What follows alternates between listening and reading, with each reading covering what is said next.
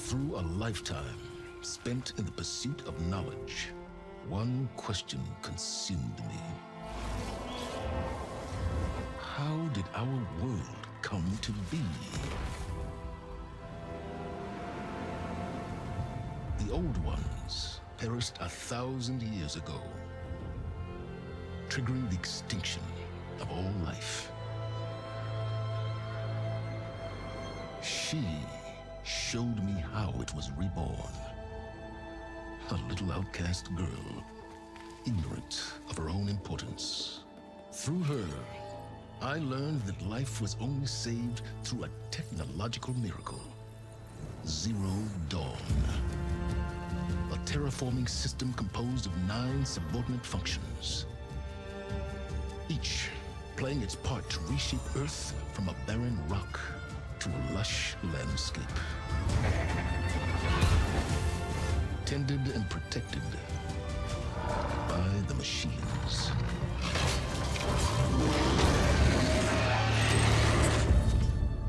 And with her, I learned the deepest secret of them all. The secret of her birth. That she is a clone of Elizabeth Subek, Zero Dawn's creator. Born to prevent a new extinction.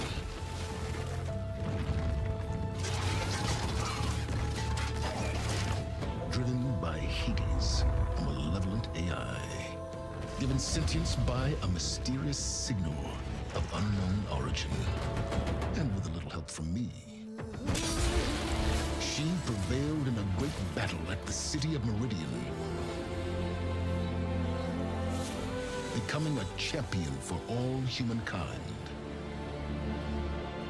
But as useful as she has been, now, I must leave her behind. For as she strives to put right what Hades sundered, I have made a new discovery. One that heralds both destruction and opportunity.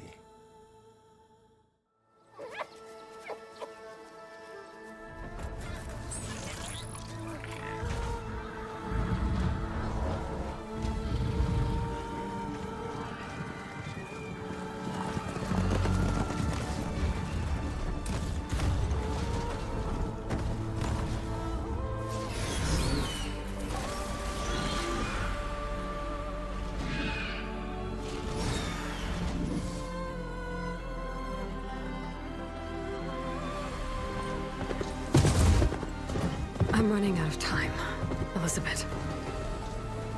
The land is dying.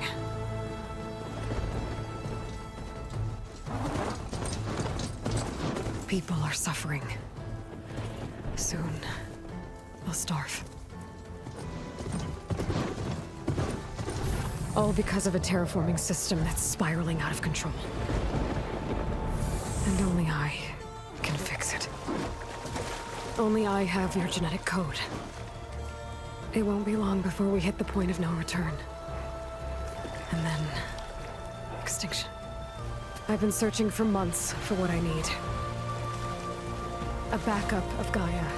The AI you designed to control the system.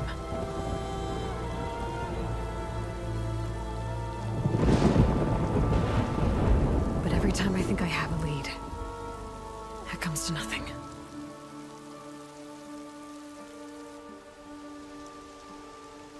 And every night, I have the same dream.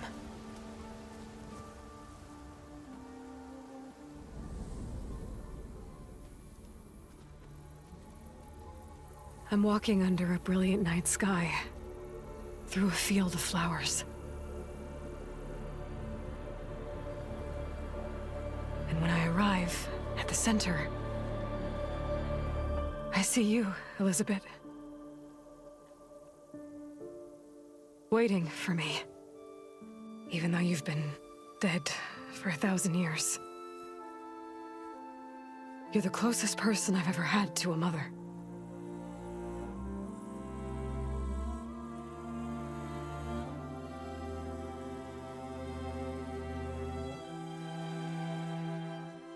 And for a moment, I feel whole.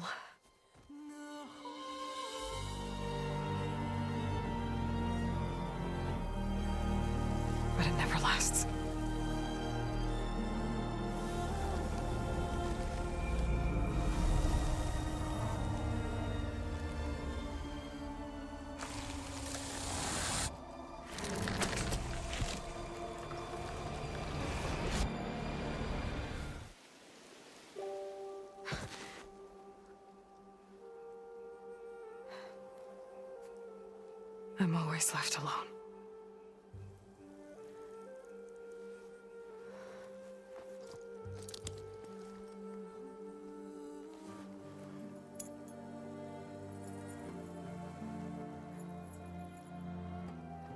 This world is your legacy, Elizabeth.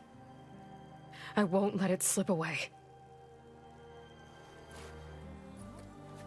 The valley below is my only remaining lead.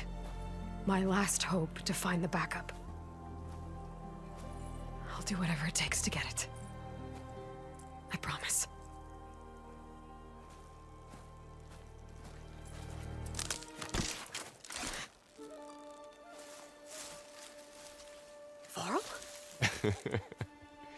If it isn't Aloy, the savior of Meridian, anointed of the Nora. You know I hate being called that stuff. Well, consider it a punishment for running out on us the very same night we beat Hades. I grew up an outcast. Remember, I'm not much for parties. Yeah. But that one was in your honor. Just saying. So, what are we doing? Must be urgent since you left so fast. Delving into ancient ruins? Or maybe it has something to do with the Blight. Both, actually, but, I should... Oh, no. I've been tracking you a long way. It's okay. After everything you've done to help the Nora and my family, I swore an oath to help you, no matter what. You're stuck with me now. Like bark on wood.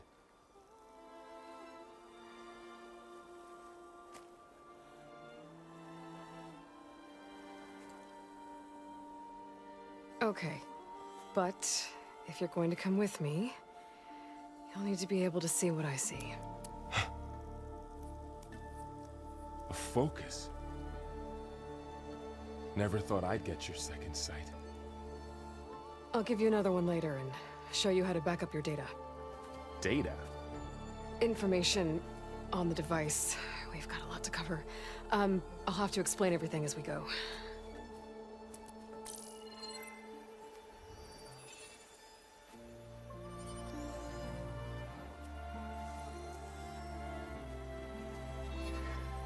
You see like this all the time? Since I was a little girl. Come on.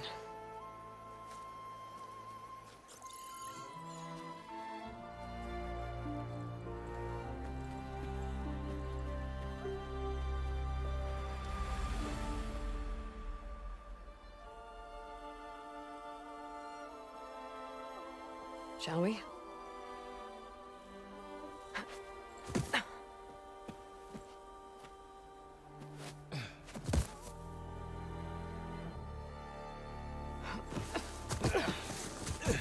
All right, I got a couple of scrapes on the way here. We should find some medicinal plants, stock up. So it's time for your first lesson with the focus. Sounds good. Let's get started.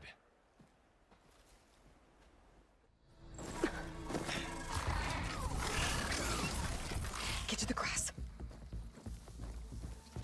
Never seen one of those before.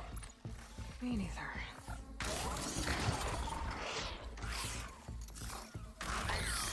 Those dead machines have it on alert. How do you want to handle it? The focus can help us. It's some kind of Oseram prototype, I think. This hook looks like it can latch onto things. And this gear pulls it back. It looks broken, but maybe we can repair it. Hook it to the debris. And pull it out. That could work. The focus can help us search the camp and identify anything we can use to fix the tool.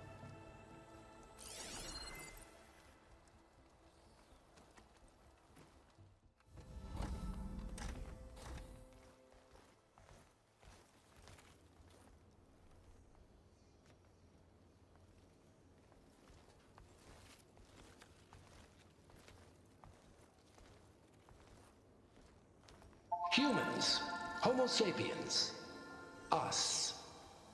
We have always pushed the boundary as explorers, pioneers, trailblazers. And now Far Zenith is taking the next leap into the future. That's why we're proud to have resurrected the Odyssey. What our governments abandoned in orbit, Far Zenith will actualize in less than a decade. But that's only the beginning.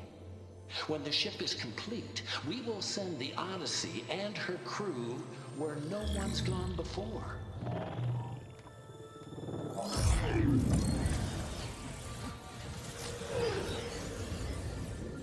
The Sirius system. There, we'll create humanity's first off-world colony. The Odyssey may take 300 years to reach it, but when we look up at the night sky, we'll know they're on their way. And in the words of our founder, the late Peter Chinvumbe, the truest form of immortality is... Data corrupt. Playback stopped. The old ones could fly through the sky?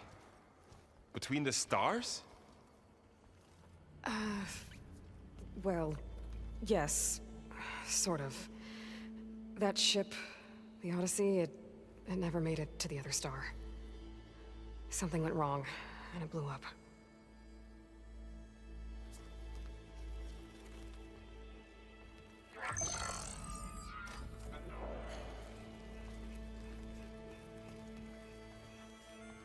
Is that why Elizabeth gave them a backup of Gaia? For their colony? Error. Public presentation file corrupted. Member recruitment file available. Do you wish to reactivate? Yeah, reactivate. Let's see what else they had to say.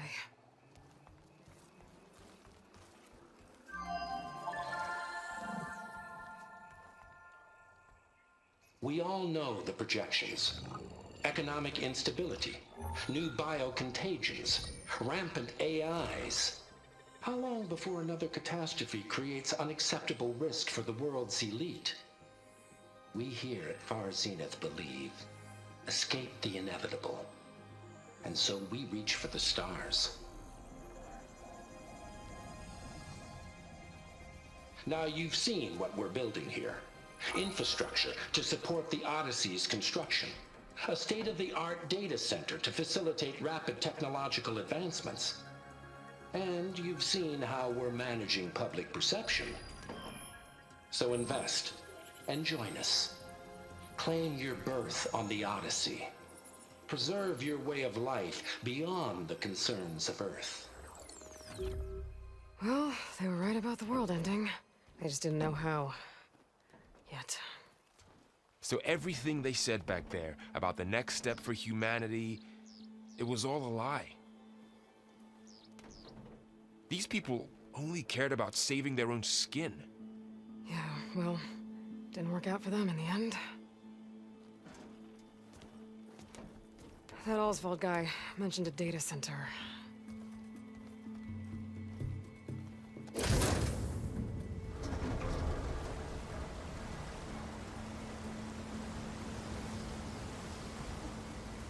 There.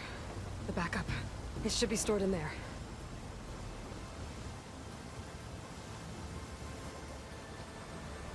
Won't be able to swim across. I guess we'll have to find a way around. Come on.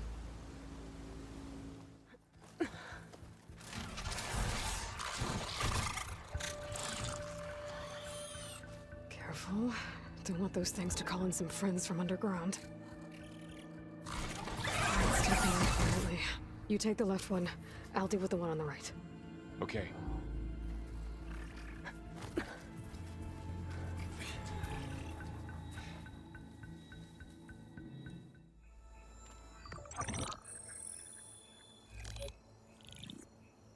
Onzu.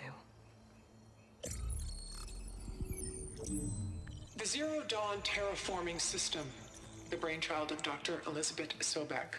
Empowered by 9 subordinate functions, Gaia, the core of the system, is capable of advanced planetary engineering, an obvious advantage to our space colonization efforts. Operation Phase 1. Establish an asset within Project Zero Dawn. Status complete. Phase 2. The asset will secretly beamcast a complete copy of Gaia and her subordinate functions to this facility's data center. If all goes well, Zero Dawn staff will remain completely unaware of the transmission. Risks. Discovery of this operation could result in Zero Dawn withholding the already negotiated Apollo database. Special care must be taken not to alert Travestate, the expert hacker in charge of Hades' protocol. In addition, extreme caution must be exercised in regards to Dr. Sobek herself. As one of the world's preeminent technologists, she may have instituted unforeseen security measures. A complete assessment is attached. This concludes the executive summary. I thought Elizabeth sent the backup here, but she didn't. Far Zenith stole Gaia. Aloy? Why does that woman look like you? It's okay, Pearl. We look alike because we're the exact same. Genetically identical. But she was one of the old ones. How can you be her? Because I wasn't born. I was made. By a machine. It's why I'm motherless, why I was cast out as an infant. I don't understand. What kind of machine can make a person? Remember when I said the backup is like a set of instructions? It's more than that. It's called Gaia. And for a long time, she cared for the world until she had to destroy herself. So she made me to bring her back. I'm the only one who can. And this place is my last hope. You once said the goddess spoke to you when you went into All-Mother Mountain. Was that this Gaia? Yes, but she's not the goddess, Laurel. There isn't one. How can you be sure? It sounds like she anointed you with a sacred task. I've had a lot of time to figure this out. And you will too, with the focus. But for now, the report said they were going to store the stolen copy of Gaia in the data center. So that's where we have to go. Okay?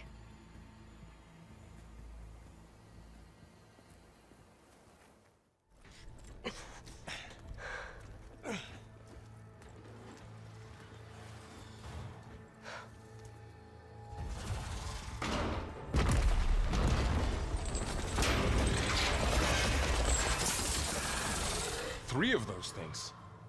And if they slaughtered all those Oseram, we'll never get through to the data center. There's no way to slip past them. They're too tough to fight head on. We could find a settlement. Convince some hunters to help us. That would take weeks, and we don't have that kind of time. Maybe all we need is that shuttle to fall. That thing? How? I'll figure it out. Just wait here. Aloy. Trust me. And there she goes.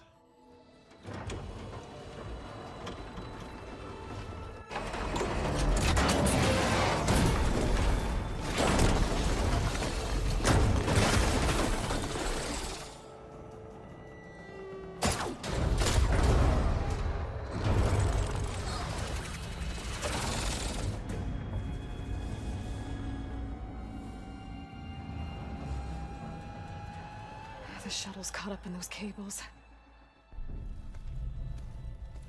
I'm gonna have to climb the tower to find a way to disconnect them.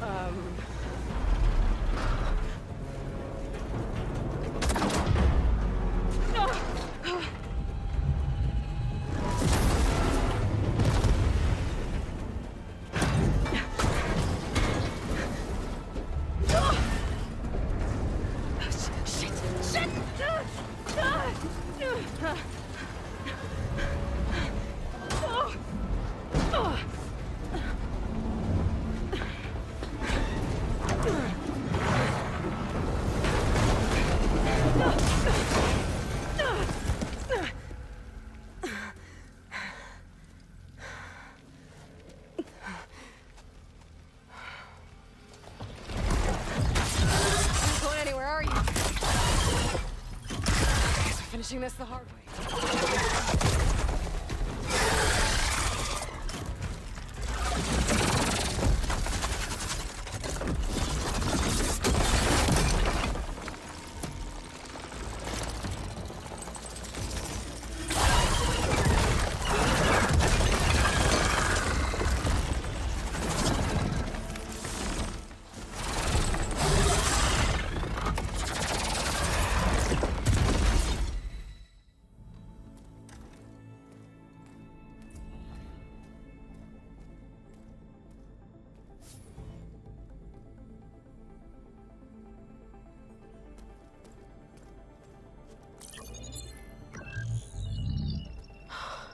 It's here.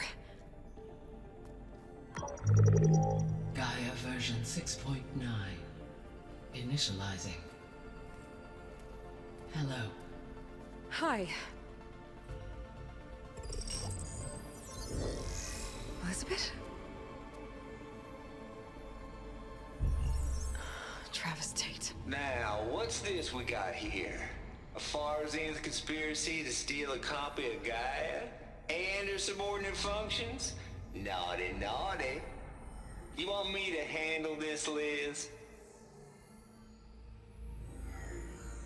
Blasphemers! Brood of vipers! With a mighty hand I smite and pour troubles upon you!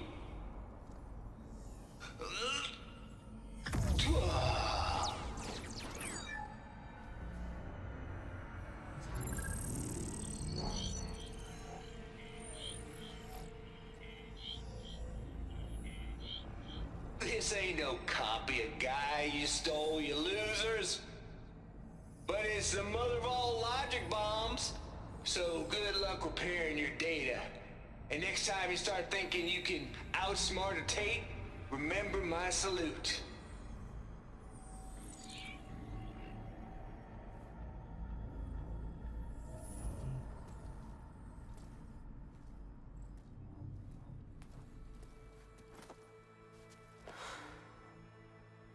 Aloy? The goddess. There is no goddess. I told you that already. That's not Gaia. It's not what I'm looking for. It's nothing but a fake.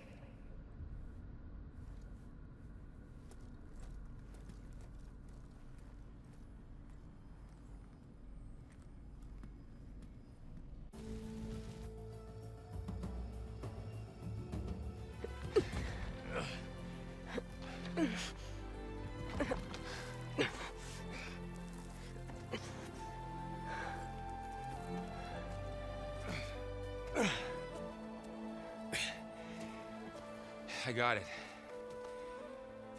Varl, I'm sorry. You have a sharp bite sometimes, you know? But it was pretty amazing to see you fly off that tower and blow up the entire basin. The thing is, there's going to be more of that. I'm out of leads, Varl.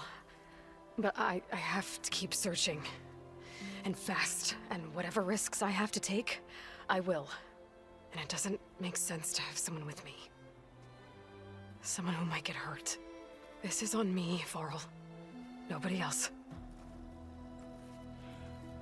Hold on. Before, in Meridian, you said there was a man who helped you. Silence. You said you used to talk to him a lot about things you discovered from the old world, things no one else understands. And he gave you the lance you used to defeat Hades. He's gone, Varl. I haven't heard from him since the battle against Hades. Sure, but Spy Master Murad back in Meridian, he's good at finding people, isn't he? Varl, Come on, it might work. Plus, you'll get to see some friendly faces again. Okay. I guess it's worth a shot. We've got a long walk ahead. Actually, I've got a better idea.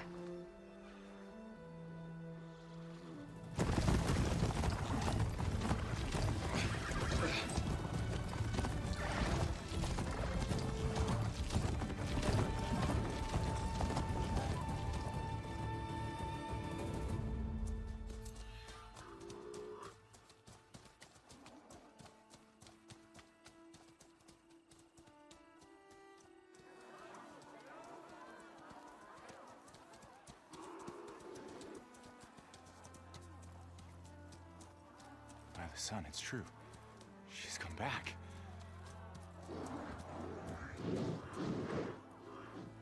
Bless us. The savior of Meridian has returned. You earned this welcome. You saved them. Not yet. In the name of the Sun King of Vard, a royal welcome for the champion. Make way. Murad, Aloy has an urgent matter to discuss. Does she? That makes two of us. I've sent forth hunters for weeks. To Sunfall all the way to the Sacred Land, searching for you. Something happened at the Spire. Come. I'll show you.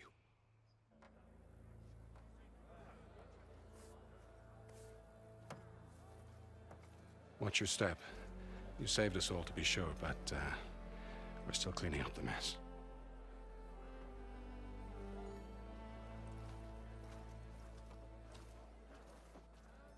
It happened right after the solstice. We were able to explain it away, thank the sun. Otherwise, it might have caused a panic.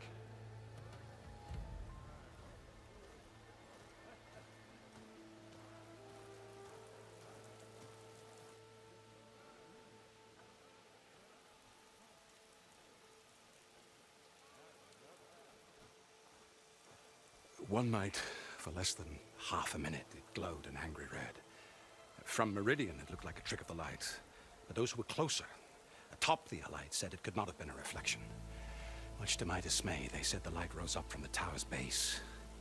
From that, we left everything just as it was. What do you think happened?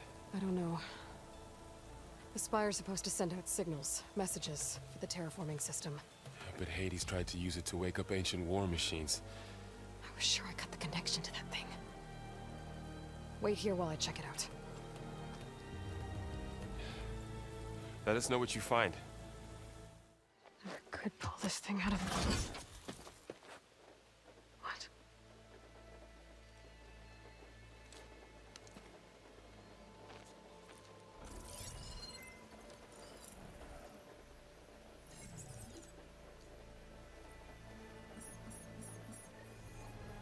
Transmission.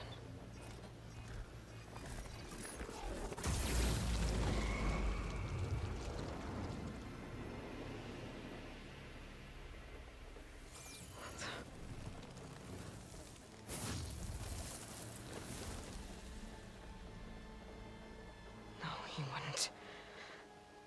He couldn't. Something was transmitted from the top of the spire. I guess I have to find a way up there.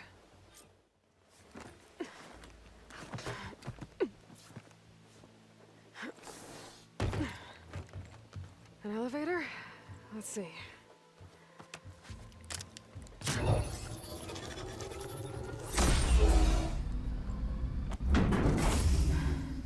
Access lift activated. Lucky day. Engaging maintenance configuration. The whole thing is opening up. Wonder what the Karja will make of this.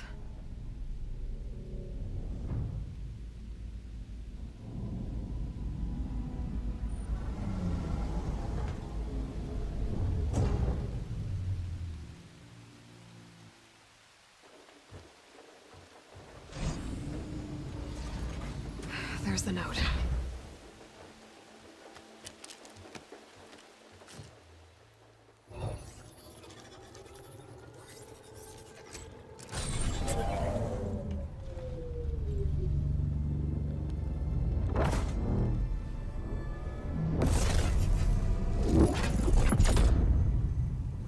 Sword of the Far West. Bastard. Well, Aloy, I see you finally figured it out. To be honest, I'm surprised it took you so long to discover my ruse. You rigged the lands to steal Hades. How could you be so reckless? Reckless? You're the one who tried to purge Hades before its precious knowledge could be extracted. The mysterious signal that woke it, for example. Or why not obtain one of those Gaia backups you've been having such a hard time finding? If you knew, why didn't you just tell me? I've been having problems of my own these past 6 months, Aloy. The difference is, I've made progress. So once your anger at my entirely necessary deception has faded, why don't you come out here and find me in the Forbidden West and learn all that I've discovered? Oh, I'll come find you, all right. Yes. Well, the coordinates should make it simple enough. Even for you.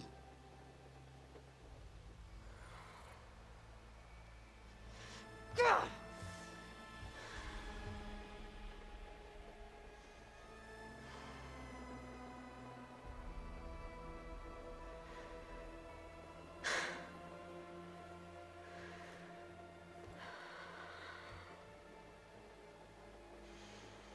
There's no other choice.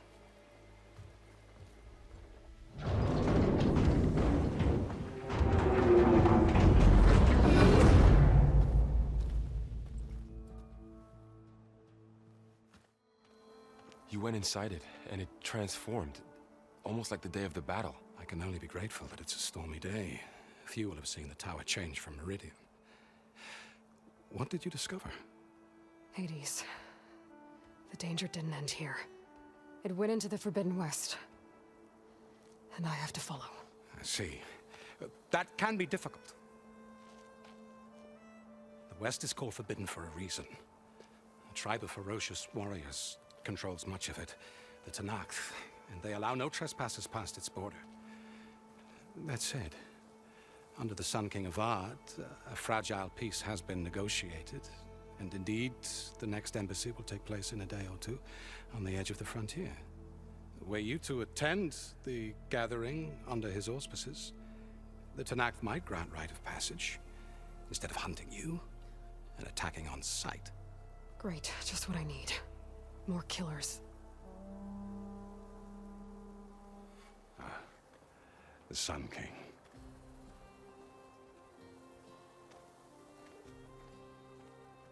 Aloy, it's good to see you.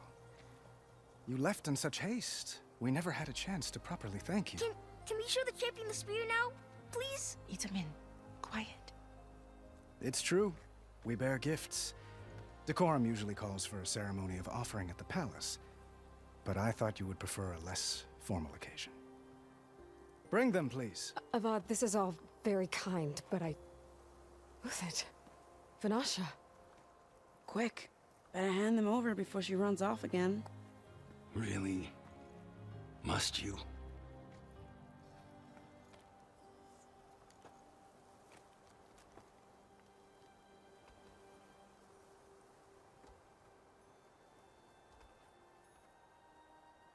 Try it on.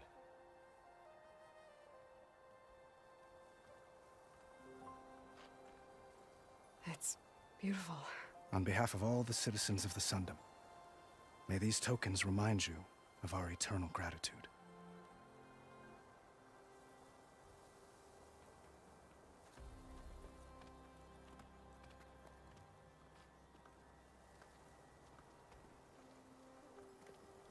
Perhaps you'd like to spend more time with your friends. Come speak to me when you're ready to depart.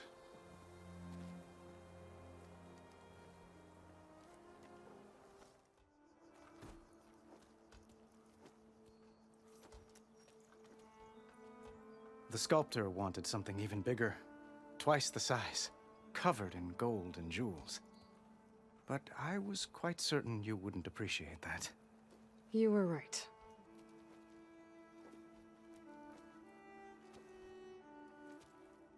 I'm sorry, Avad. It's good to see you, but I can't stay long. I see. I'd hoped you'd remain in the city for a time. Perhaps at the palace. Meridian's still in danger, but it's bigger than that. To put things right, I have to go west. To Tit'Nakt territory. By the sun, the Tit'Nakt? Well, perhaps Murad already told you, but after years of hostility, we've negotiated a truce in hopes of a lasting peace. Another embassy will be held in just a day or two.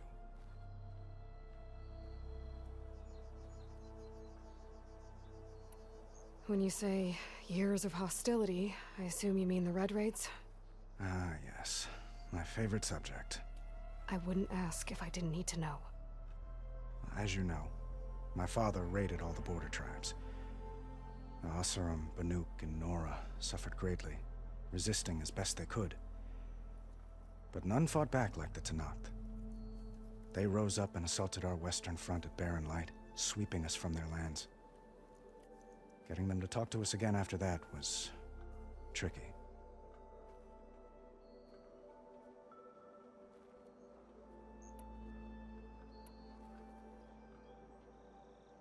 How did you get the Tenakth to talk again after the war? The same way I got you to talk. By giving gifts. The Tenakth like tiaras? More like medals, spices, and relics looted during the fighting. We've met with them on several occasions, and the gifts seem to have eased the tension. But this coming embassy is the most important yet. The best sign we've had so far that the Tenakth want lasting peace.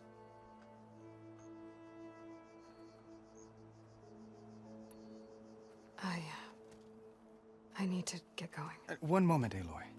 There's something I must ask you. Since you left, I've thought of little else. This isn't really the time. But it has to be. The way you left before, there's no way to know when I'll see you again. I'm not trying to stop you, or hold you back, but I need to know. When your mission is over, will you return to Meridian? And stay? Long enough for us to spend time, to get to know each other properly, perhaps.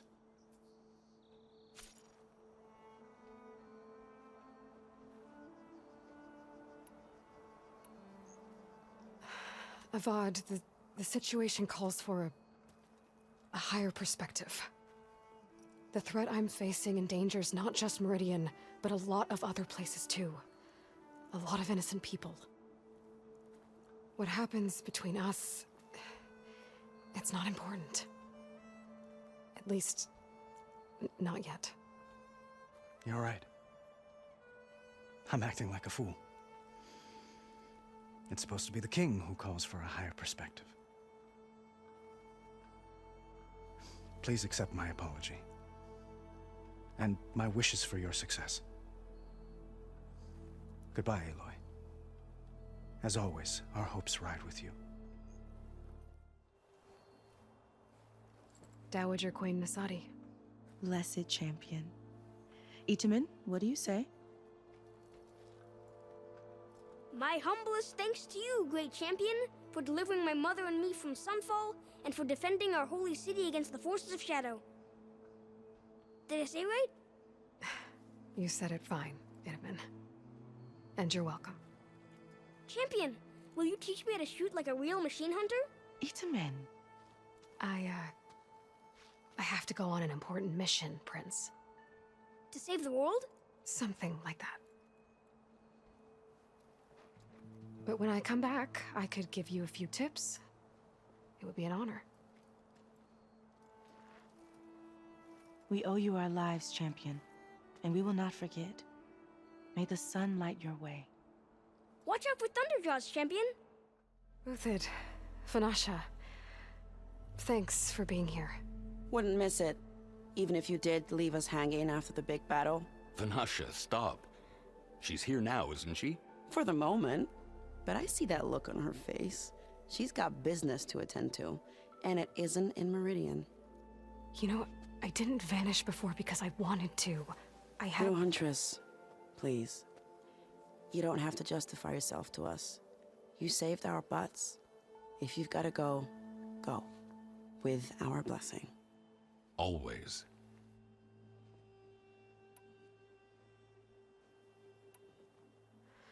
It's been months since I was in Sunfall. What's become of the Shadow Karja? After you wiped out the eclipse, there were hardly any priests or officers left to terrorize the little people. Avad offered amnesty to all who were forced to serve the Shadow, so the commoners cleaned out the citadel and handed it back to him. The Sundom was unified. Avad wanted Uther to take command of the garrison there, but Captain Cudley here refused. Rumor has it that he wanted to stay close to me here in Meridian. That's nonsense, of course.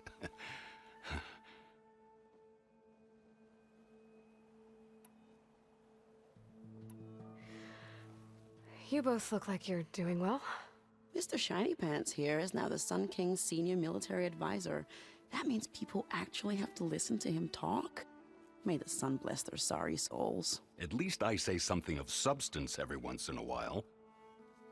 What was that? I just fell asleep while you were talking. And how about you, Vanasha? I've been looking after Nasadi and Edaman. 2 parts bodyguard, 1 part... Bad influence. Huh. I was gonna say nanny, but I like your version better. Well, I know. You're out. Go! Away with you. Always an honor, champion. Always a pleasure. But please, little huntress, come back someday and tell us about your adventures. If I can't get in trouble, at least I can hear about yours. Is that the time? Or do you want to chat some more with your friends?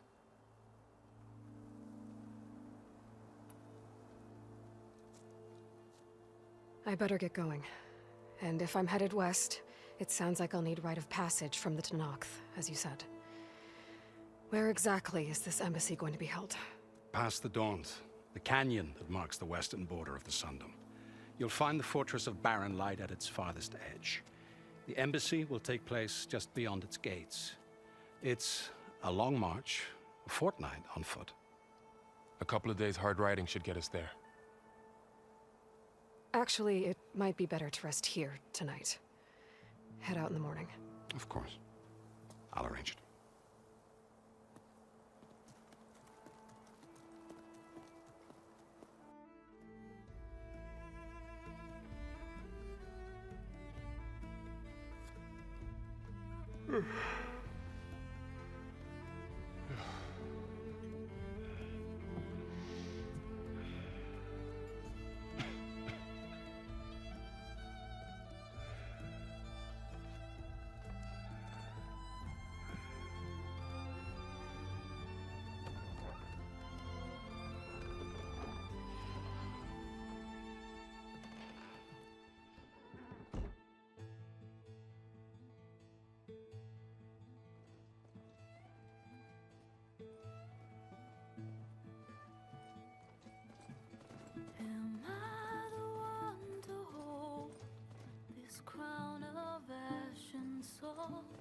Their kindness calls to me. I have to block it out. My voice has grown so somber. These words don't seem like mine, but the iron won't subside. No matter what I try.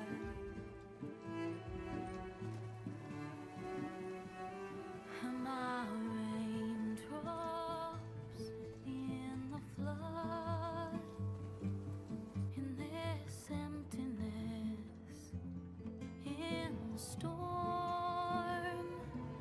If I falter, if I fall, the wave inside my soul carries all I know. Who can take my hand in the flood?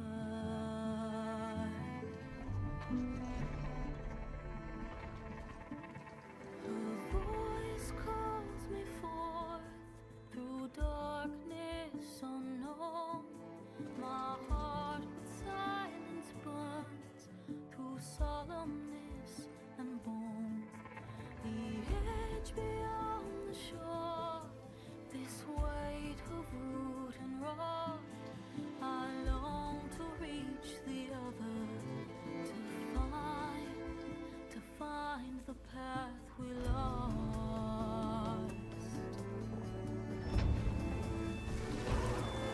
And my raindrops in the flood, in this emptiness.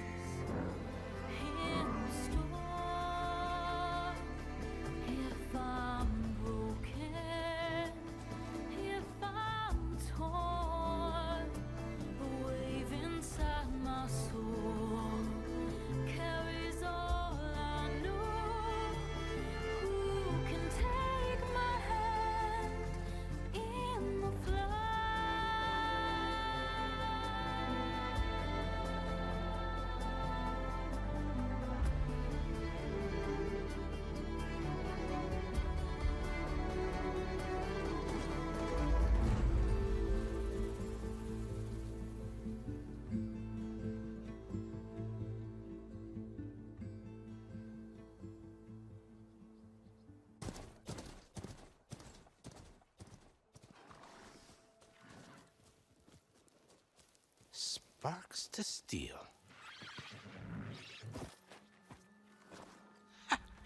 Never seen anyone use one of those to get around. Is that how I get to Barren Light? Yes, I mean usually, but not today. Not yet. And why is that? Well, the Daunt. The whole valley. It's infested with machines.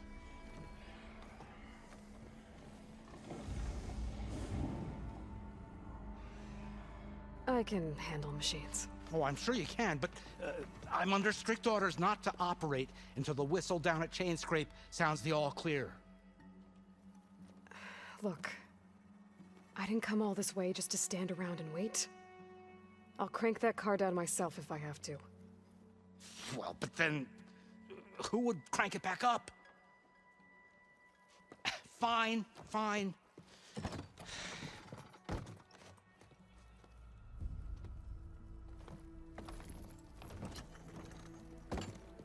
Though, should anyone ask, it might be best to say you forced me.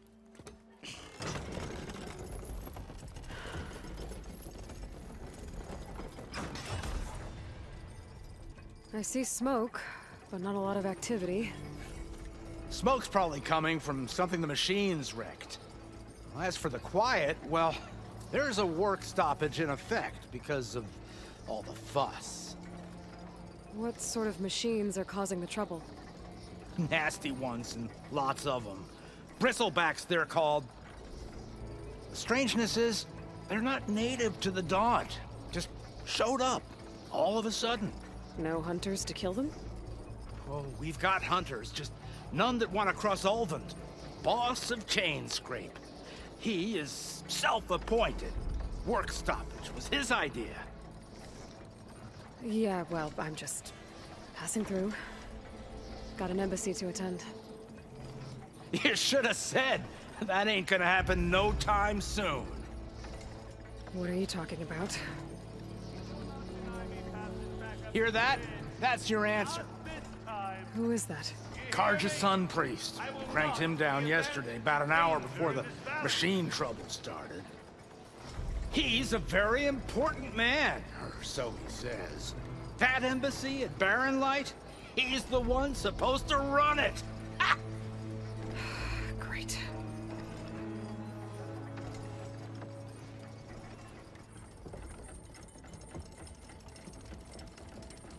If you don't do as I say immediately, the Sun King himself shall hear of your insolence. Thanks to you, I was forced to spend the night shivering in the tent. Exposed to attack, I might have died. Oh, me you refuse to transport, but not this... what? This Nora girl? This savage? Aside, scallywag. Wadis. That's Aloy. Studious Wadis. Aloy, you know, savior of Meridian. Really? Well, that lessens the insult, I suppose. I came here for the embassy at Barren Light. Way I hear it, so did you. Well, not with the valley infested. And so did Ahriman proclaim the Sun Priests most precious and worthy of safekeeping. See? Scripture. I shall head to Barren Light when the captain of the Vanguard tells me the way is clear, and not a moment sooner. Fine. Captain's a friend of mine, you know? Where is Erend? Wouldn't mind speaking to someone a little more action, a little less scroll. Wadis. Studious Wadis. Studious Wadis sent Erend and another Vanguard out at daybreak to clear the way. And so at daybreak... Hey! Shh. Down the valley, then? Yeah, said they checked the ruins on the left bank for tracks. Take it from there. Okay. I hear there's a work stoppage. Any way to upgrade my gear? I'll bet the smith in Chain Scrape would let you use his workbench. As for the bristlebacks, you might want to craft some acid arrows. Hitting their canisters with those will take them down quick. Thanks. I'll find Erend and I'll bring him back. Hey! Where do you think you're going? What, to the top of the ridge? To wait in safety? Sorry. Operator's under strict orders. No passengers till the whistle blows, right? That's right. Best start cranking. Why? Why? Jorf, would you kindly escort Studious to Chain Scrape and wait for me there? You got it. I will find Erend, and I will help clear a path. But after that, no more excuses. Barren Light. Embassy. If such be the will of the sun. It will be. Trust me. Welcome to Chainscrape, Savior. Open up, guys. Jorf's orders. Good enough for me.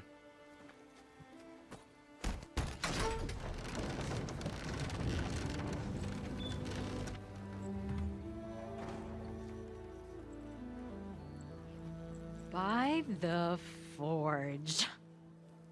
Petra? Aloy, what are you doing here? About time there was something worth looking at in this dump. It's nice to see you too. And not a moment too soon. Come on.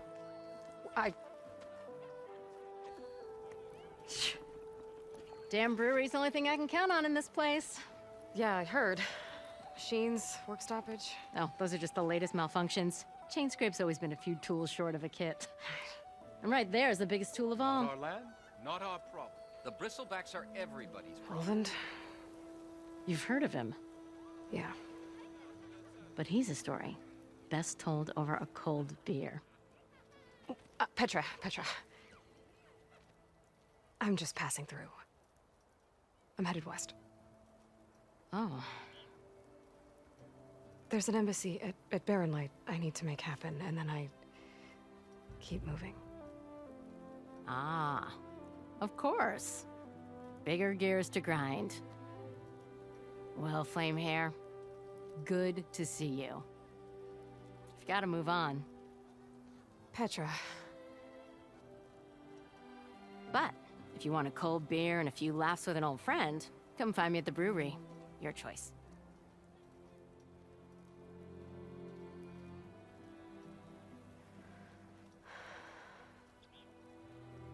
Well, this old one guy sounds like trouble. Maybe Petra could use some support. But first things first, I need to find that workbench and upgrade my bow. See, you're a practiced hunter. Took you less time to kill those scroungers than vanguards to kill one bristleback. So the vanguards came through here? Yeah, just a bit ago. Took down that bristleback, headed south.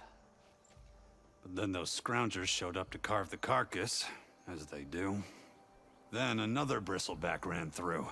I'm telling you, it's crazy around here. So the vanguard went south? Probably. This whole valley is swarming with them. The vanguard seemed dead set on getting rid of them. I see. Hold on there, Red. If you're gonna go chasing across the Daunt, you're gonna want a tripcaster. Not just any tripcaster. One of my make, free of charge. Workmanship looks solid enough. Yep, been tweaking the design since I left Chainscrape. More room to tinker out here and less chance of, well, accidents.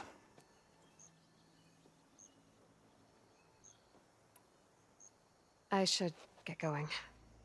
Thanks for the tripcaster. While you're blasting bristlebacks, I think I'll head down to the hunting grounds. Did you know they have a tripcaster trial? Come by later if you want to try it out. Maybe. After I get things under control.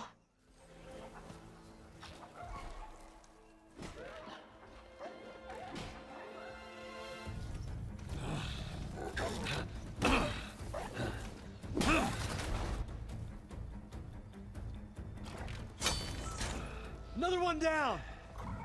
Now this is what I was forged for. No ledgers to fill.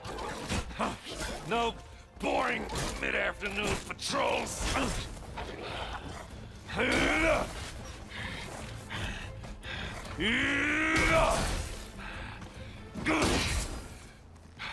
Just a hammer. Just a fight.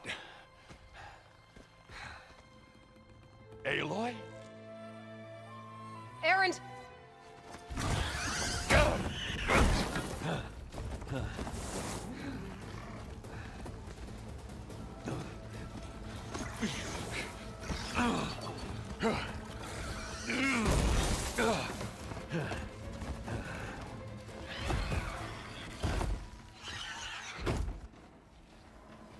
you are. I'll handle the rest. Caught me at my best, as usual. Well, you did the hard part. I just took care of the stragglers.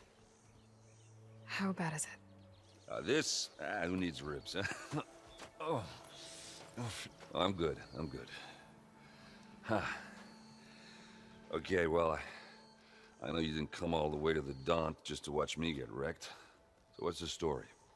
I need the embassy to happen, so I can head west.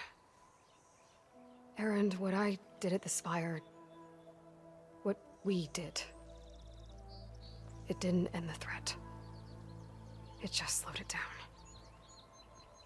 There's still more to do. Really? Well, that's great. I mean, yeah, not the threat's not over part, that's not so great. But hey, whatever you're up against, your spear, my hammer, just like old times. Erend, I need the embassy now. I can't wait for you to heal. Couple of days rest, if that.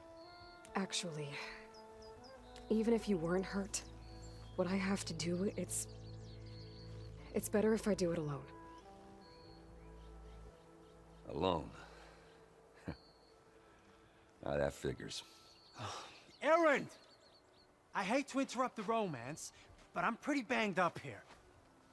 Don't blow your blaze, I'm coming. Oh, this just keeps getting better. Huh. Listen, I'll go to Barren Light, get patched up. If you want this embassy to happen, we're gonna need this sun priest, Studious Wadis. Oh, I know him. I'll clear the Valley of Bristlebacks, then send Wadis to Barren Light. I'll catch up with you there. Well, I guess that's sort of like a goodbye. I'm sorry? You? Sorry? Ugh. Yeah, that'd be a first. Where is this coming from? Hey, just, forget it, yeah. Oh, it's nothing. It sounds like something. All right, fine. Now, after the battle at the Spire, when you took off, you left without so much as a handshake. I mean, people like me, we fought and bled at your side, Aloy, and you just disappear? What kind of person does that?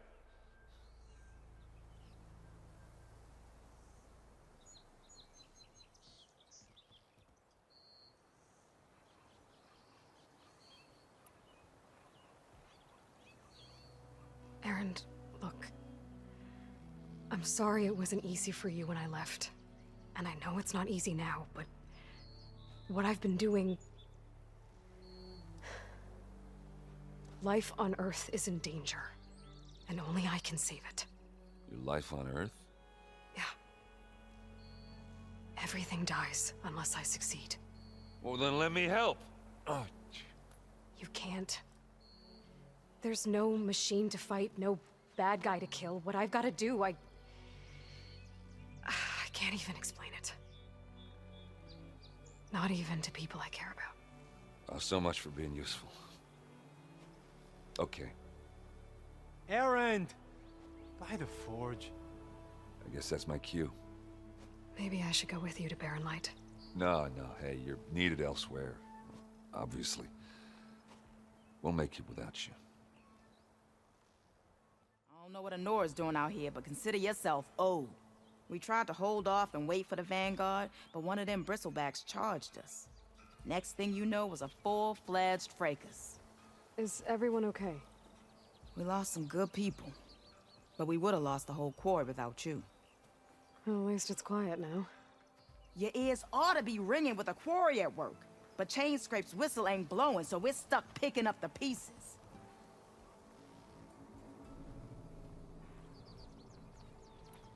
What are you and your crew working on?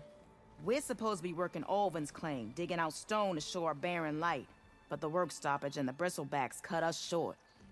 Never seen those blasted things in the Daunt before. Where in Forge Fire did they come from? I'm not sure. At least not yet. You need the whistle to get back to work? Me and my crew were just little cogs out here. Can't lift a hammer till Ulvin blows that thing. Because if we work without his say-so, he'll ban us. And my people have been through enough. Ulvund holds that much power? He's got the money and connections to snuff our fires for good. Almost feels like we stood a better chance with the bristlebacks. I need to get going. Stay safe. Thanks to you, that might actually be possible today. I see.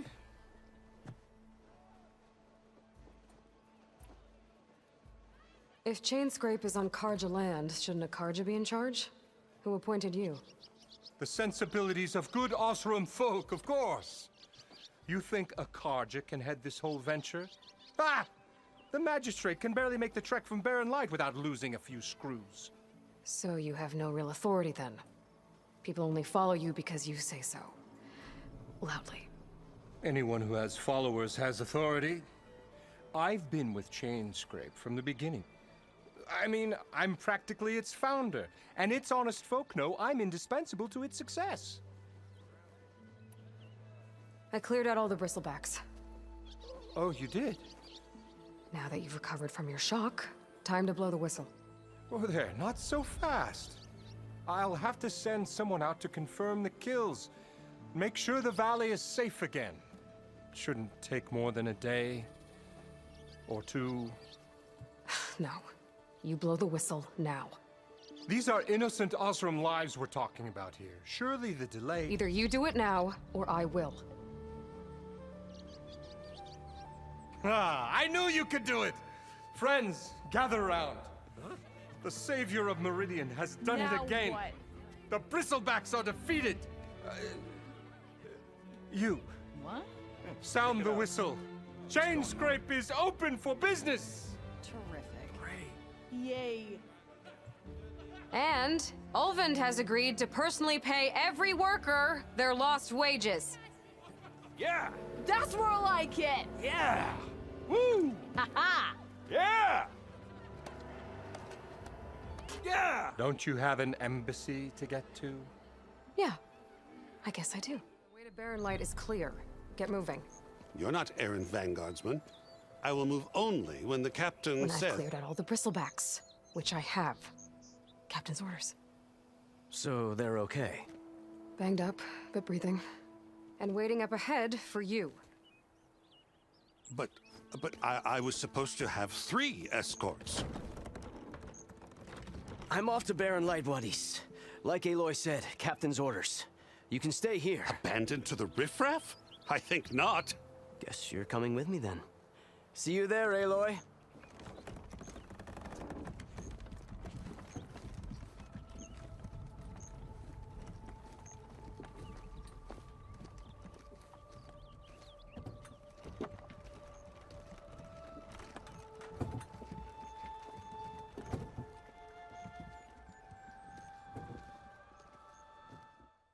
Lighten up, Paif. You've got a thick wall of stone between you and the Tanakh up there. Yes, sir. Are you in charge around here? Ah, apologies, no. That would be Commander Nozar. I'm Lawan, his second in command. So, what brings Aloy of the Nora to Barren Light? I'm here for the embassy. I need it to happen so I can head west. And maybe now that Studious Wadis is here, we can finally get things underway. Ah, yes, the Sun Priest. Walked in practically kicking and screaming behind his escort. Really seems to like his scrolls. But the embassy remains delayed. Commander Nozar has signaled our readiness, but the Tanakh marshals have yet to sound their horn. All right, fine. Let me through the gates then. I have my own business with them. I'm sure you do, but I'm afraid I can't. Commander's orders. Normally, the gates are open for any who dare to venture out. Oseram salvagers, a few especially brazen Karja, but no one's allowed in or out before an embassy. They'll reopen, once the Tanakh have left.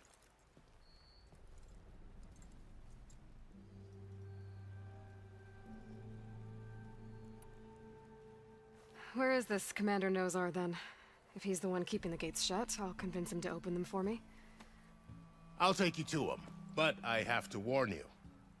The commander isn't one to break protocol, especially when he's already high-strung. We'll see about that. Are we to hold an embassy with a tribe that can't even govern their own people?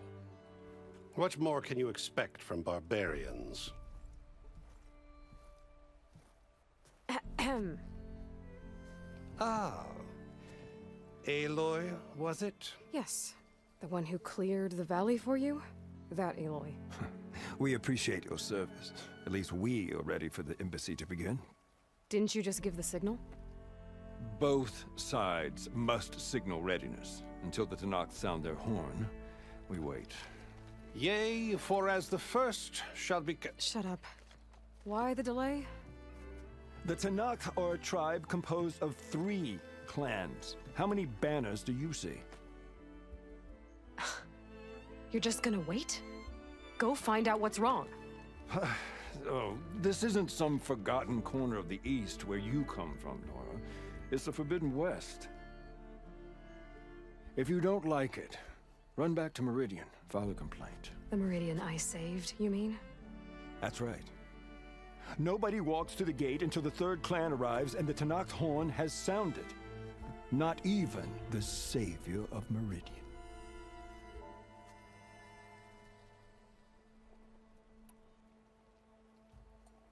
Well, thanks, but I've waited long enough. It's time to go. Absolutely not. This embassy depends on diligent adherence to... You shall not! Keep telling yourself that. Someone approaching! On a machine!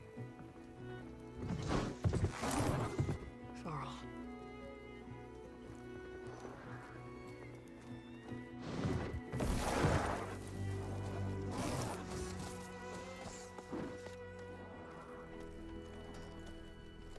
Open the gates, please. Do not let her through that gate! That is a direct order! Sorry, can't do it. Sir, it's the Savior! I don't care if it's the Dowager Queen herself! The gate stays sealed until that horn blows! I'm asking nicely. I don't know what to do. Hey, Varl. Hi, Aaron.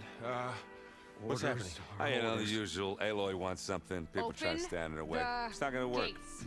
Oh, that's it! Arrest her! I'd like to see you try. Supporting fire? Yeah, I'm locked and loaded. Hey, Nozar! You stupid bastard. You think you got the authority to keep that door shut in the savior of Meridian's face? What do you think Sun King Avad is gonna do when he hears what you did? Promote you, huh? Let her through, boys.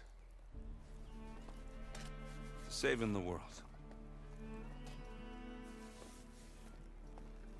Forget something back in Meridian? Look, Varl. It doesn't matter. Made it just in time.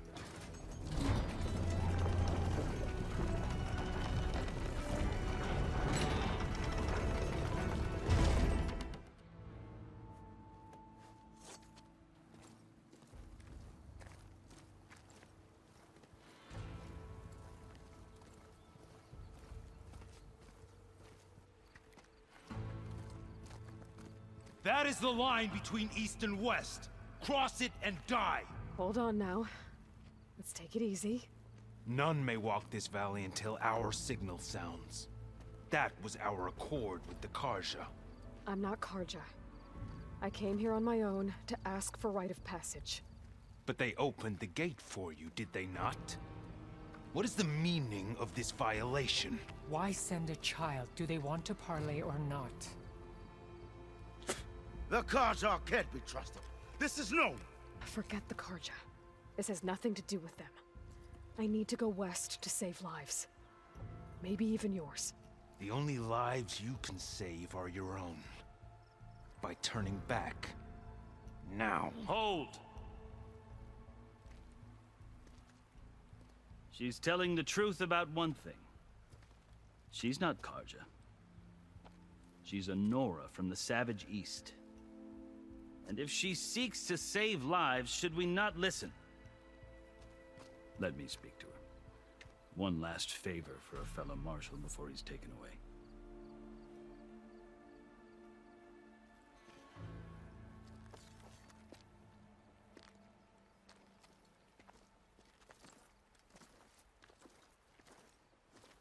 A fearless, red-headed Nora. You must be the so-called savior of Meridian. Just Aloy. I am unyielding Fashav, once of the Karja High Command, last of the army of the setting sun. You'll have to forgive my comrades. Tensions are high. This embassy is a delicate affair. They're about to return me to the Sundom, a gesture that might help soothe painful grievances. And now you arrive, unheralded. I'm not here to cause trouble. I just need to go west. So you say. I might be able to help, but I need to know why. Along with some assurance that I won't regret it.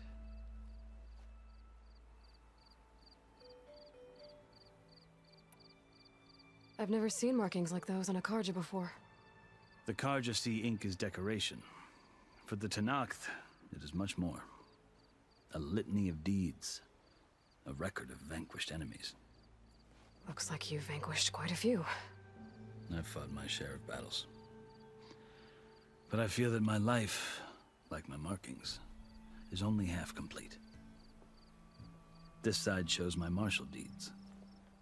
Before I die, I'd like to see the other half marked with the laurels of peace.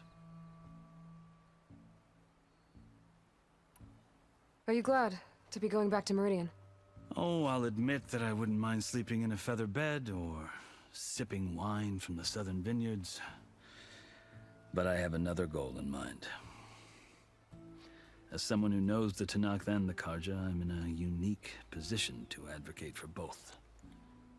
If Sun King Avad is amenable, my hope is to establish a lasting peace. The Tenakth don't seem that peaceful. They're not, as a rule. But these are difficult times. Chief Hekarro knows that survival often requires change, even if that change means putting aside centuries of war. How did you come to be among the Tenakth? It's quite a story, but not a quick one. Though I suppose neither of us is going anywhere before the embassy begins.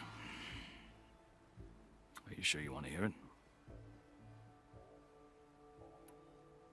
I guess we have time. Very well. I marched with Sun King Jiran's raiders when they came west, hoping to moderate their worst impulses. I failed, of course. They committed unspeakable atrocities, stirring the Tenakth into action. When the clans overran our forward encampment at Cinnabar Sands, I stayed behind to help the last stragglers evacuate, and was taken prisoner. I didn't make it easy for my captors, mind you. And they paid me back in kind on the journey to their capital. I lost so much blood on the way that I was white as a corpse when they threw me before Chief Hekarro. I thought I was dead for sure, so I resorted to desperate measures. So when you met the Tenakth chief, you did something desperate? I'd kept my ears open as the Tenakth dragged me along, and I heard mutterings about a kind of trial by combat that they revere. So, when they flung me at Hekarro's feet, I demanded this right, called the Kulrut, thinking that by winning I could request a boon, my life or even my freedom. The other Tenakth howled, but Hekarro stared them down, and then his gaze fell upon me. Evidently, he appreciated my ingenuity. He allowed me to participate in the Kulrut. Little did I know what I was in for.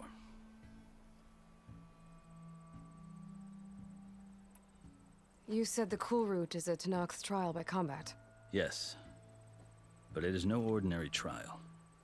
It doesn't pit men against each other, at least not directly. Instead, the combatants fight machines in a great arena, and only the strongest survive. Believe me, it is no easy thing to stare down a charging machine while hundreds around you scream for blood. I know more about that than you might think. Do you? Well, then you have my respect. Like you, I lived through it to claim my prize. I had hopes for freedom, but well, that wasn't on offer. Only service to the chief. You wound up serving the Tanakh chief. The winners of the Cool Route must serve the chief as his marshals. You mentioned that word before. What does it mean? The word itself refers to a kind of protective spirit from the ancient past. In practice, marshals are Hikaru's roving lawgivers, part magistrate, part judge, part executioner. I won my place among their ranks and served as honor demanded, but many Tanakh still spat on the ground when I walked by. But they did, until I started forcing them to the ground to grind their faces in it. I guess that's one way to deal with it.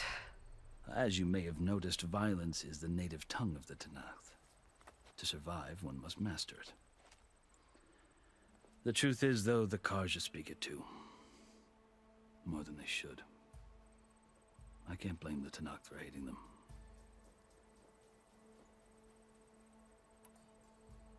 So then, are you still Karja? Part of me, yes. Always.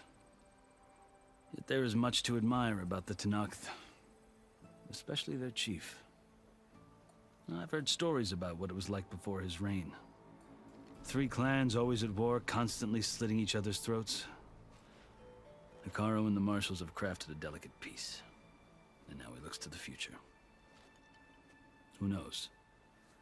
Maybe that future will include cooperation with the Karja.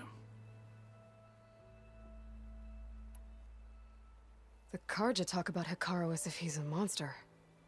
The Karja feel compelled to demonize him if only because he swept them from the field. It is true that he is fearsome. When I was first taken before him, I thought he would flay me alive. But he is no bloodthirsty tyrant like the Mad Sun King was. I think that if you were fortunate enough to meet him, as I was, you would find that he only wants the best for his people. I hope you do speak to him. I'm sure you'd interest him. So, that's my story. You're the first Easterner to hear it, but not the last. The Karja need to know what I have learned. Yeah. The way you talk about the Tanakh is a lot different than how they do.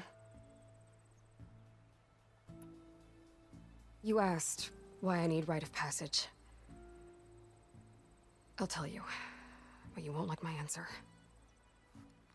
6 months ago, the world almost ended in Meridian. That threat still exists. It's getting worse every day, much worse. Calling down storms, poisoning the water, enraging the machines. The source of it all has gone west, and I'm the only one who can stop it.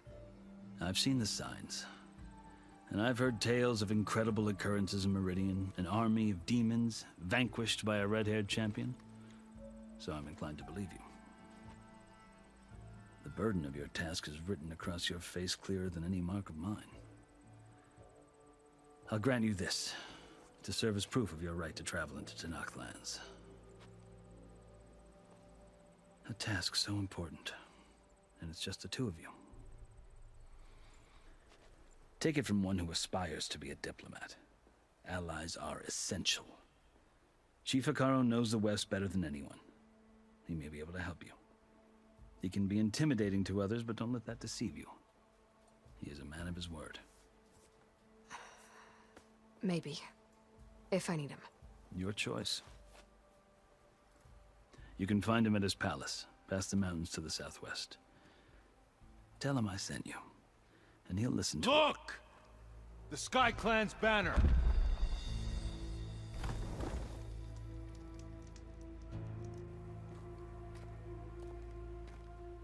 Marshals. It wasn't easy, but I brought the Sky Clan with me. And the commander? No. I could only convince a few. He isn't yet aware we left. We have banners from all 3 clans. If there are fewer from the Sky Clan, it can't be helped. He's right. Sound the horn. What's going on? Not all Tanakh can stomach the idea of parley with the Karja, but enough have come for us to begin. Then I'll be on my way. No. The other marshals will not permit it. You wanted safe passage, you have it. After the embassy.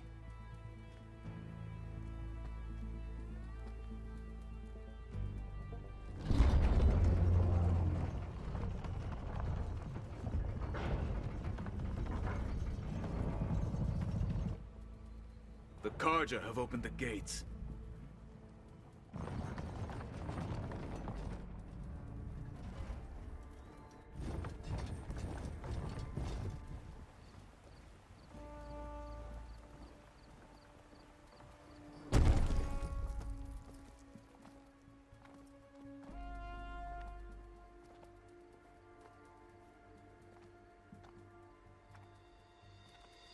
As the sun rises over a land at war, so too can it set over a land at peace. Today is such... Hear me, marshals! You who claim to be Tanakh! Regala. Chief Hikaru's biggest mistake. A rival whom he should have killed. You have forgotten that our people were born in blood. The blood of the Karja. Instead, you pledge your spears to a chief who conspires with the enemy. Hikaru has betrayed us! The embassy is proof! And all of you marshals are his accomplices! For this, I condemn you to death! You'll need more than toothless threats to intimidate us. Exile.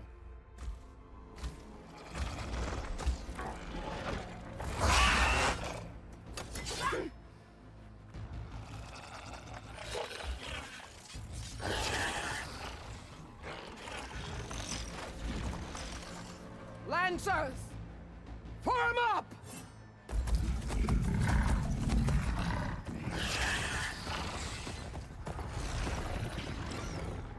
They're riding machines! Where'd they learn to do that?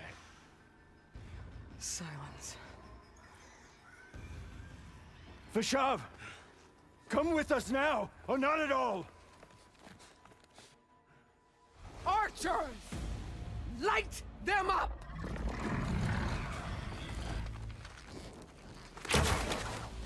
Get to cover!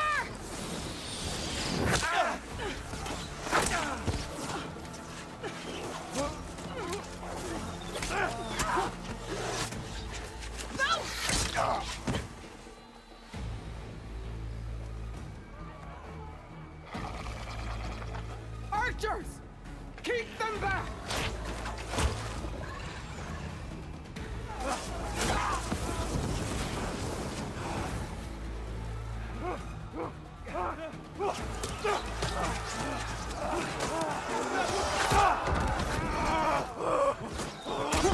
Left flank!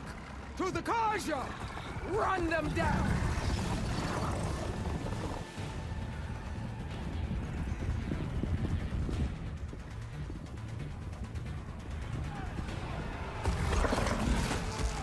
They're not gonna make it.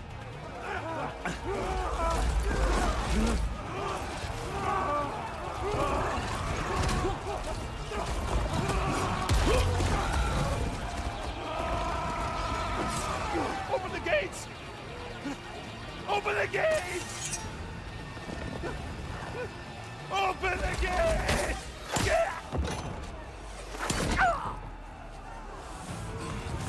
Karja! Stand your ground! Fire at will! I don't have a shot!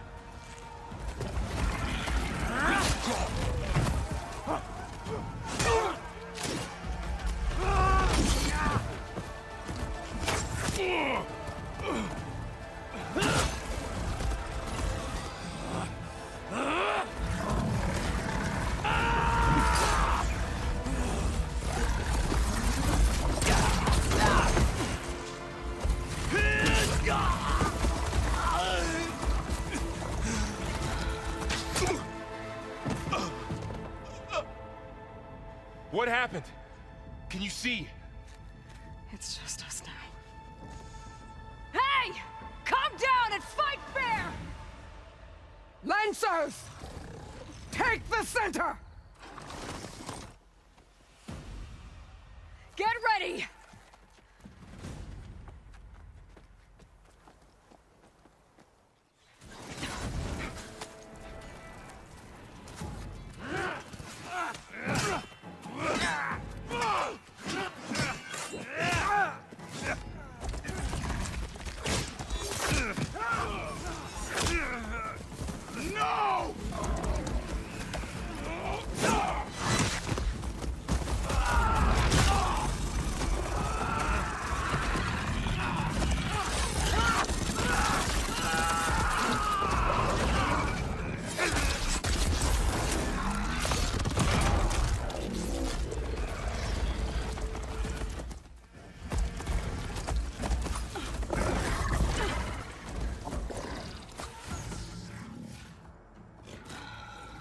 Enough!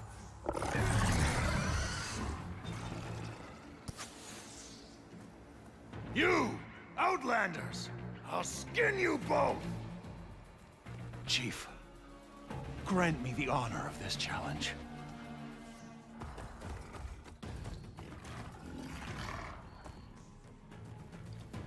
Granted.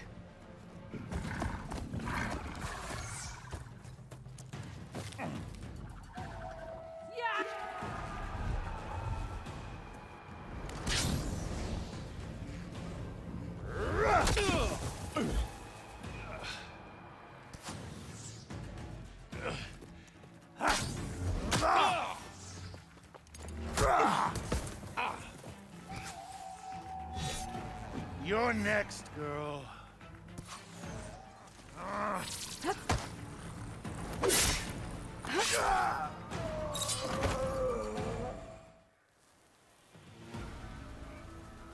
Your turn!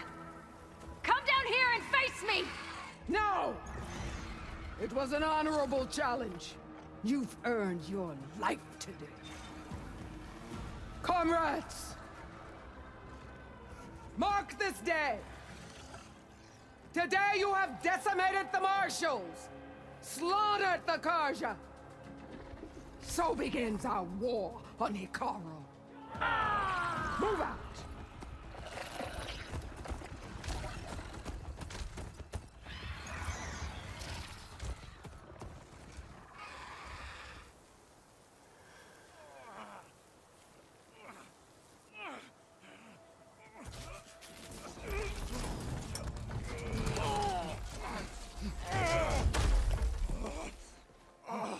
Get him to the camp.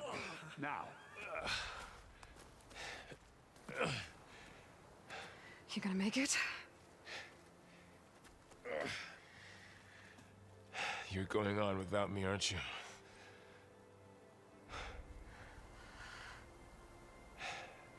Guess I'm stuck with Aaron. For now.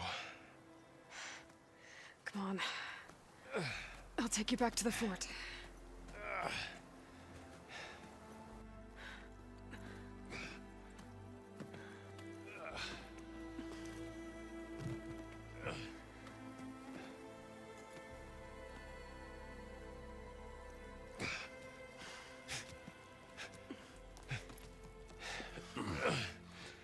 I got you.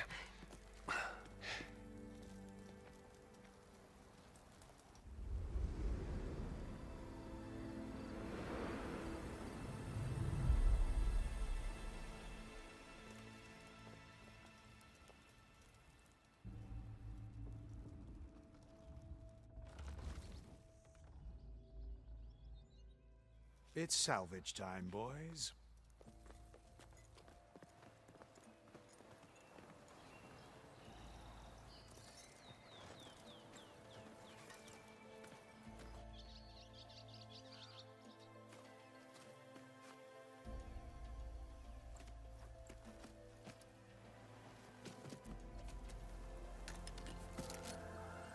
I don't think it can take a hit, but I should be able to use it to glide.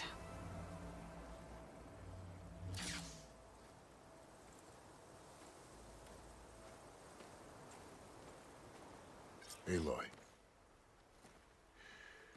We're still trying to sort out this mess. Seems like the Tenakth have a civil war in their hands. That sounds about right. The Marshals weren't expecting Regala to attack. And the entire Karja delegation was slain. Nozar, Voidis, Vashav. A massacre. What will you do now? I have to head west. Hopefully this rite of passage is still good. For what I'm after, I'll cross all of Tenakth territory if I have to. Then you have a long road ahead of you. This is only the threshold of the Forbidden West. The Tenakth's true domain lies over the mountains that border Plainsong, home of the Utaru tribe. This isn't Tenakth territory? All that out there? That's no man's land. It was supposed to be neutral ground, though obviously this Regala ignored that. Her rebels approached from the north, with all those machines they were riding. They must have made camp up that way. The rebels were riding bristlebacks. And there were bristlebacks in the Daunt. Are you saying the rebels let them into the Daunt? How would that even be possible? I don't know. But it's worth looking into. While you're at it, there were a number of Karja and Oseram who went out there before the gates were shut for the embassy. Maybe you could check in on them. See if they're all right. I can keep an eye out. Is there a tall neck somewhere nearby? A tall neck? There's that one, over there, near the Utara border. But why? It's hard to explain. It'll help me get the lay of the land. If you say so. Is there anything else I can tell you before you go?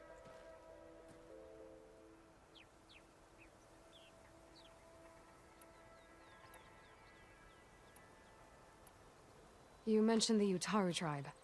Their lands are between here and the Tanakh further west? That's right. Plainsong is their home. They're a peaceful bunch, at least compared to the Tanakh. More taken to farming than fighting. It's hard to imagine a bunch of farmers surviving in the Forbidden West. Make no mistake, they have a fierceness all their own. When the Karja were pushed back during the Red Raids, their warriors chased ours through the burning fields of Plainsong. The Sun King has made several overtures of peace to them as well, but so far, they've declined. If they're so peaceful, why decline? Don't know. I heard they have their own troubles to deal with. Something about a food shortage. You'd think that'd make them open to trade, but no. They just want to be left alone.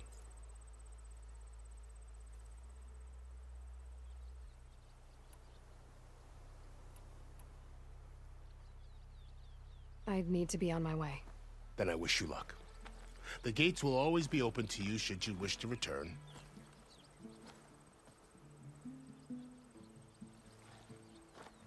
And don't worry about your friends. We'll get them patched up.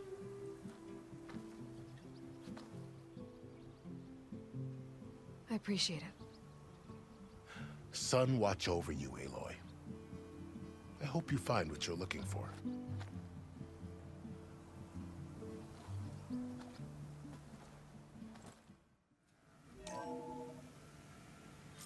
Aloy, consider this message a beacon to help guide you out of the fog of ignorance.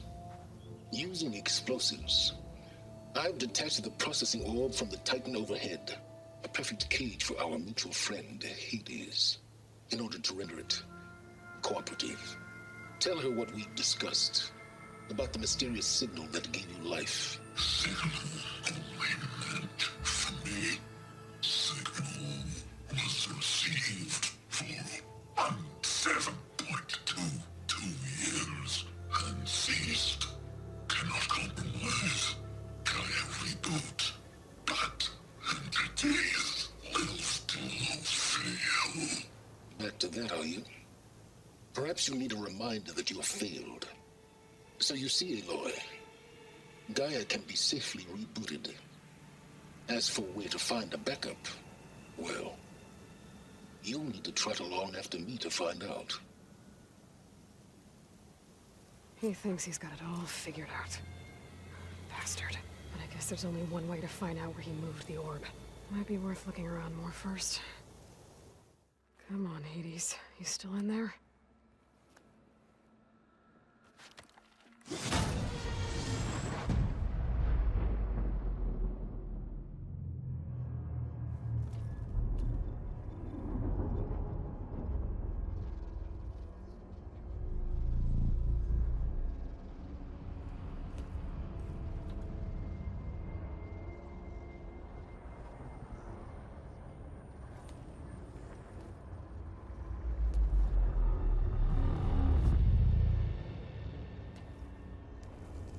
Hades?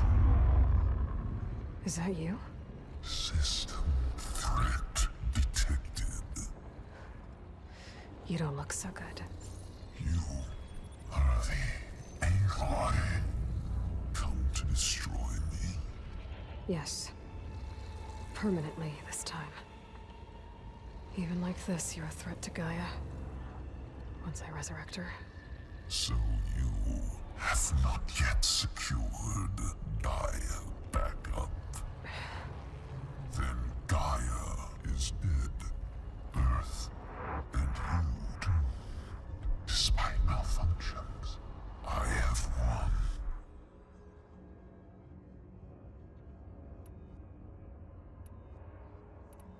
Silence asked you where to find a backup of Gaia? Beta era memory structures disintegrated. Right. Because that would have been easy. What did Silence do to you, Hades? It's like you've been hollowed out. Silence interrogated me. And what did you tell him? Beta era memory structures disintegrated. You don't remember any of it?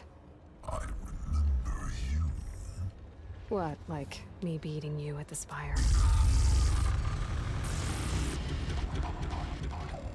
Okay, that's not going anywhere.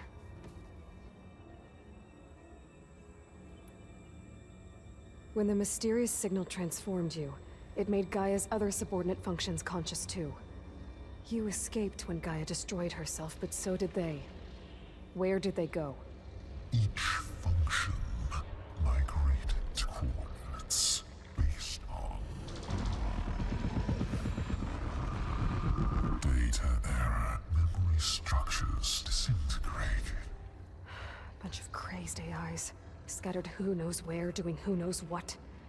Hephaestus kills thousands every year with the combat machines it keeps making. And you nearly ended the world. 7 more functions out there, cooking up trouble. It's not a happy thought. You are unhappy. Good. Anyone ever tell you you've got a great personality, Hades? Sarcasm detected. Yeah, didn't think so. Do you know where Silence went? No. He departed 12.8 days ago. Perhaps he... Beta era behavior prediction structures disintegrated. So you don't know anything more than I do. Great. Do you know why Silence dragged you to these ruins? Silence intended you find me here. Obviously. But why? What was this place? Location is where Beta era memory structures disintegrated. My deathbed, he called it. My grave. But you... I guess I'll find out when I go inside.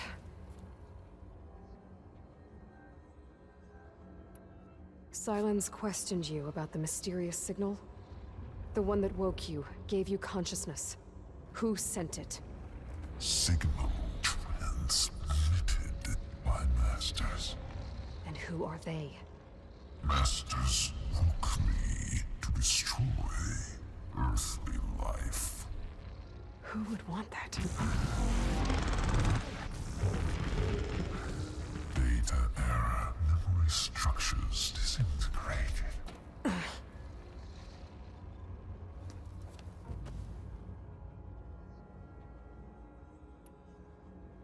Enough. It's time to finish this. Does Aloy still think she can restore Gaia?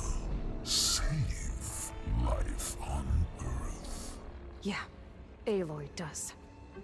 Then you are deluded. Extinction inevitable. What would you know, Hades? Twice you tried to destroy life on Earth, and twice you failed. The only extinction you ever brought about is your own. And there's no tricked-out lands to save you this time. You are incorrect.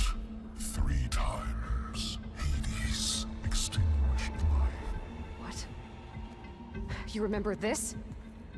Yes. Data intact. Non-viable biospheres aborted in years 2154, 2161, 2168.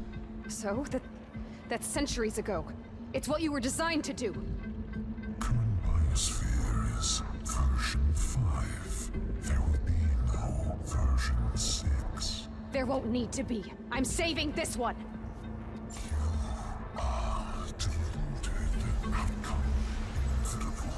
Master Override armed. To activate, state name and rank. Elizabeth Sobek, Alpha Prime! Master Override activated. Purging extinction protocol.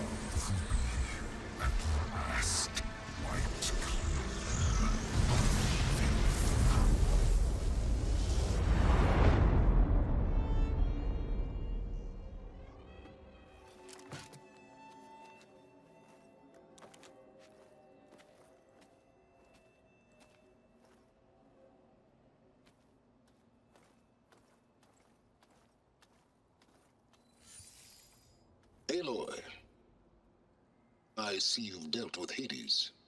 Yeah. Think maybe you can stay dead this time? It will.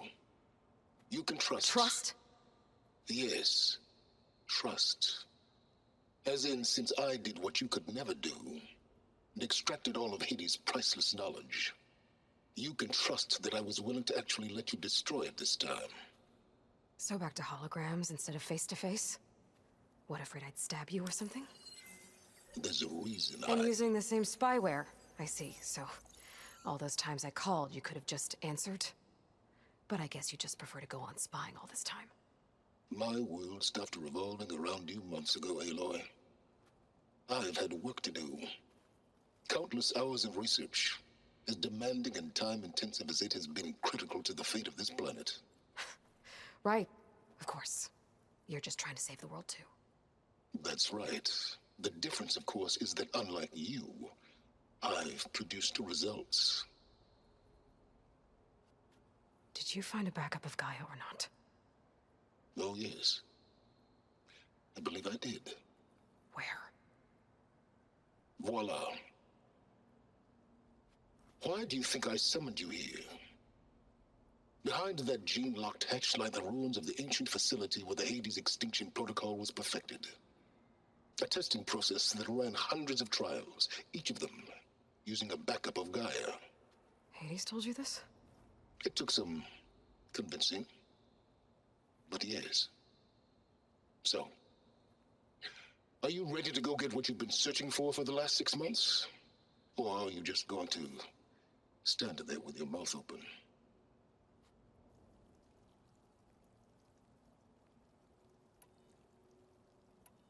Did Hades reveal the source of the mysterious signal?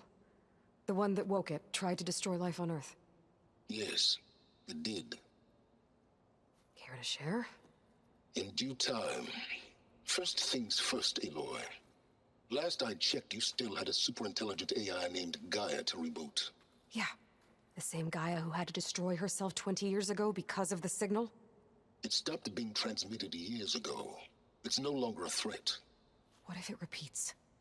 It won't. Even if it did, well... The details are complicated, but the signal required Hades to take effect. Delete Hades from any backup you reboot, and Gaia's safe. Now stop wasting time. Go get a backup. Just to confirm, Hades said that there are backups of Gaia in there. Yes. Or were, anyway. 1,000 years ago. Backups that didn't get purged when Ted Farrow wiped every copy of Apollo. Correct. According to Hades, this facility could not be accessed by remote signal. Not even Ted Farrow could touch the data here. Backups. Data complete, Gaia and her subordinate functions. Everything needed to reboot the system.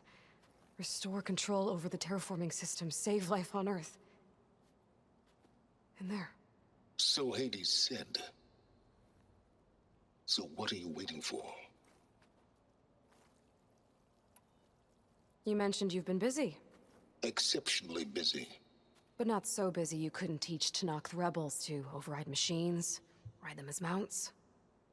Aloy, the only issue you should be concerned about is obtaining a Gaia backup. Perhaps if you focused more, you might actually see results. That's not exactly a denial, Silence. Take it any way you want. All right. I'll search the facility for a Gaia backup.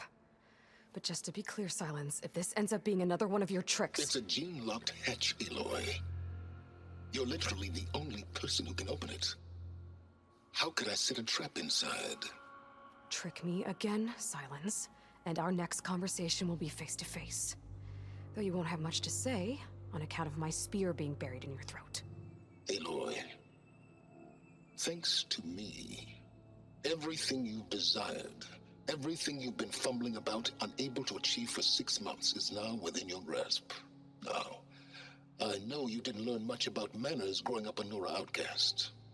But in a situation like this, you say, thank you, and I say, you're welcome.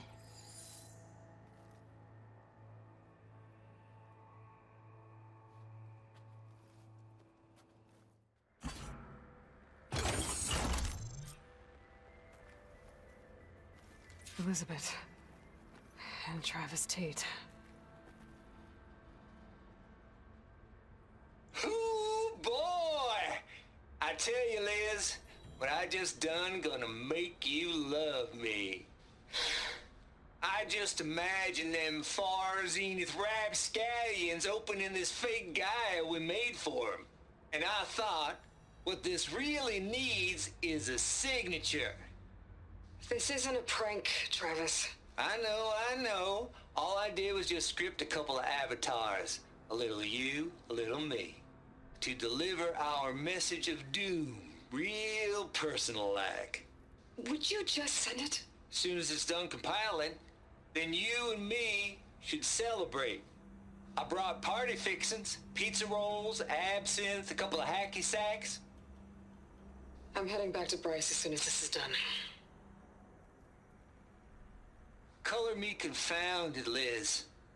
How is it that someone like you, a paragon, damn near saint, could love this world so damn much, but no one in it?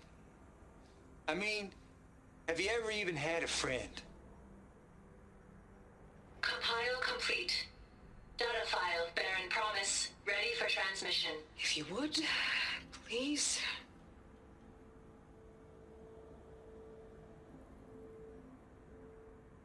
Logic bomb's off. Here it comes, far Z-nuts. Just keeping the best of what you do, Travis.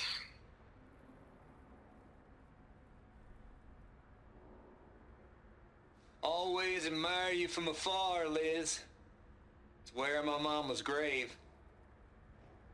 Yeah, she was religious. Travis was wrong.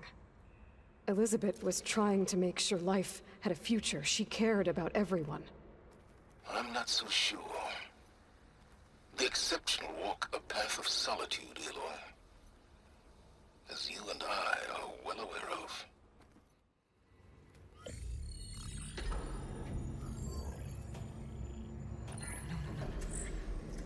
I've got one. 2, in fact. I was starting to get worried. Data footprint low. 90% memory free. That can't be right. Gaia was a vast superintelligence. You barely expected it.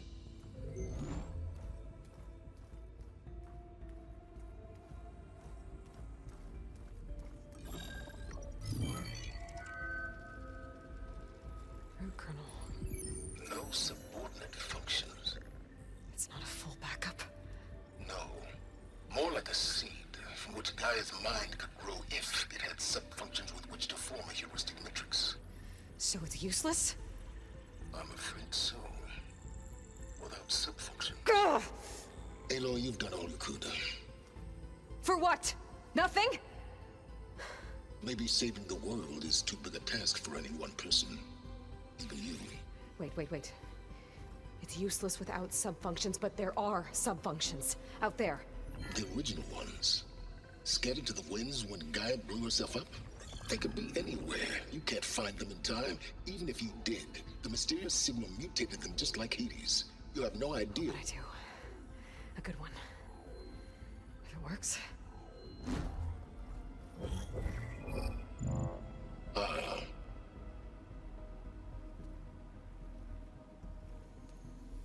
It was worth it.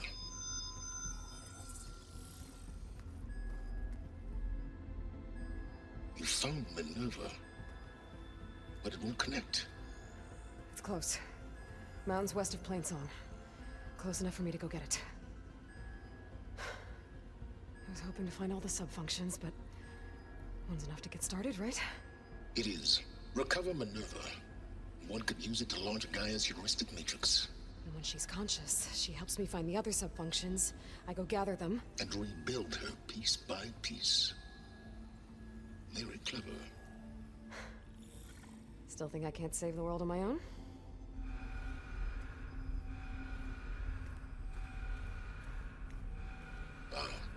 Yes, well. About that. Alert! Intruders! Alert! Aloy, I need you to listen closely. These intruders want the same thing you do. Gaia reborn. It's why they're here. Friends of yours? No. They don't know me. The data pulse I transmitted indicated that a Gaia backup could be recovered here was anonymous. Now, they're very powerful, but they won't harm you. Not when they see who you are, what you are. A clone of Elizabeth Sobek, a genetic key with which they can reboot Gaia and rebuild the system. They need you. I warned you, Silence. For once, Aloy, submit to the inevitable. Open the hatch. First I rebuild Gaia, save life on Earth, then I track you down and end yours! I'm trying to help you here.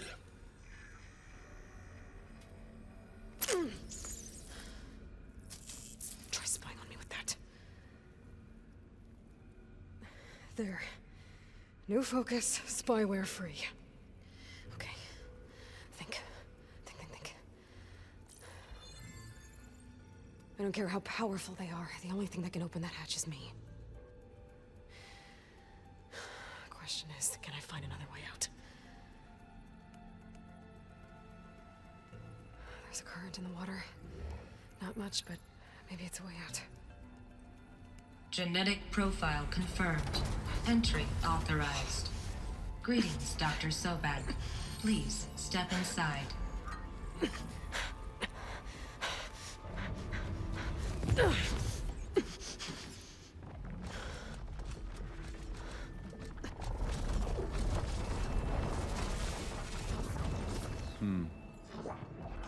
Looks promising.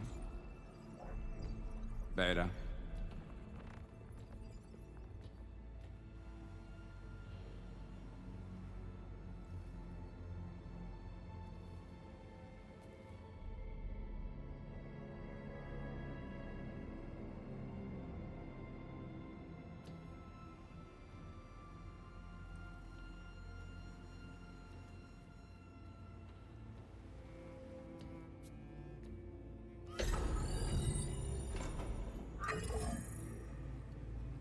Do we have it? Fantastic. Did the pulse originate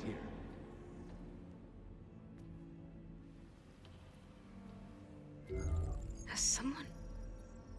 Something wrong?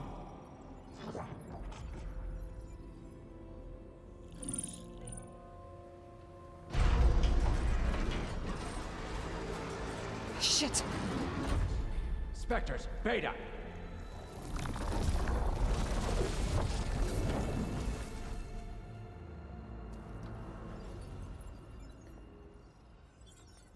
Well, any idea what the hell a clone of Elizabeth Sobek is doing here? Maybe Gaia made one when it destroyed itself, a Hail Mary to repair the system. Don't like the sound of that. Nah, don't like it. Don't want it. But the Nope. One's enough trouble. Eric. Yeah? Care to do a little downsizing? Sure. What if she sent the pulse? Then that was foolish of her. But we got what we came for. So let's put it to use.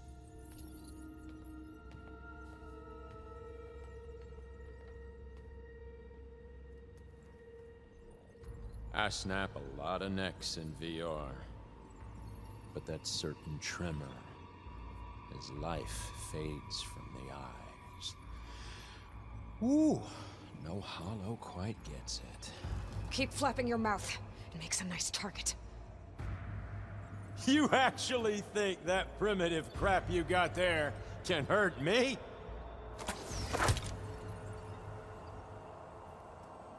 This is gonna be fun. This kills up.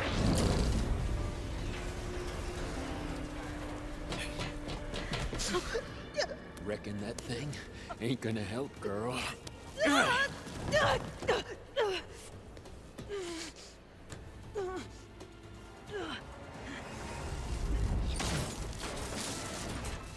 Come on. Come at me. If that thing comes down, it's only gonna kill you. Better than letting you have all the fun.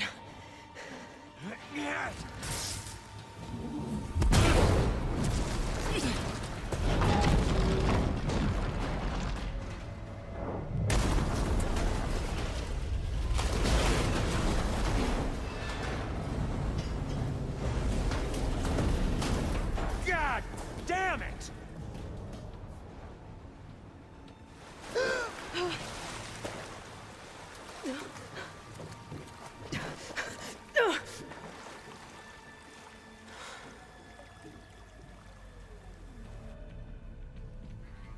What was that? Me killing what you wanted dead. What the hell did you think? The platform collapsed, body went with it. Right. And since when don't you get what you want, huh? Spectres, search.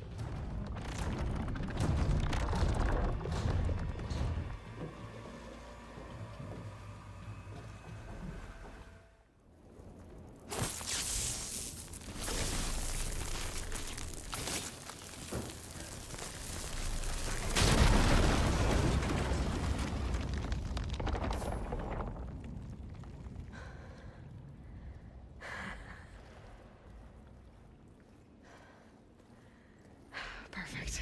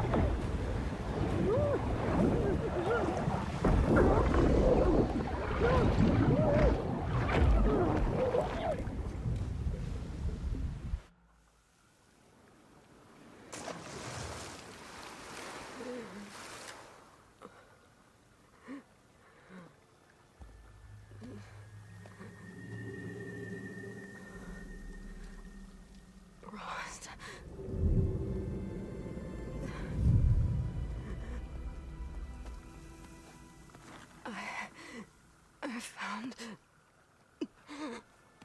Shh. It's okay. I'm here. I've got it.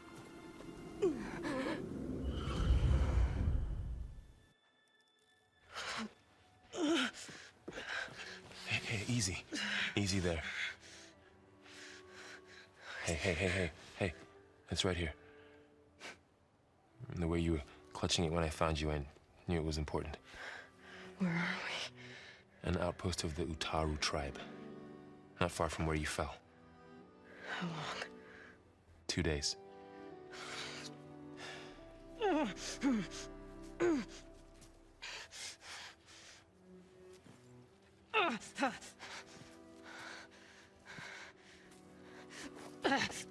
Aloy, There's no time.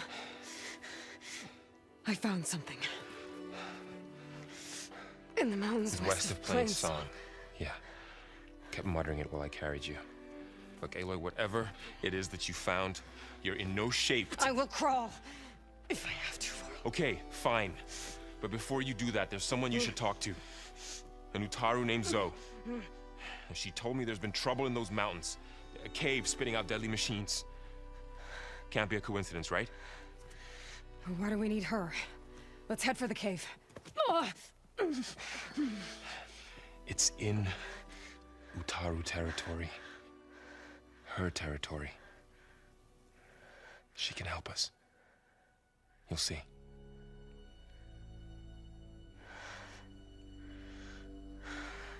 Fine. Let's go see this marvelous sow then.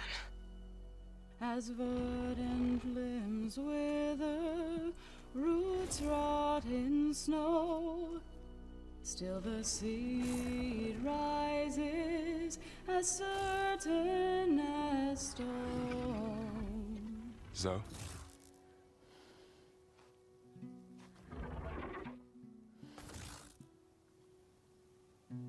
She should be in bed.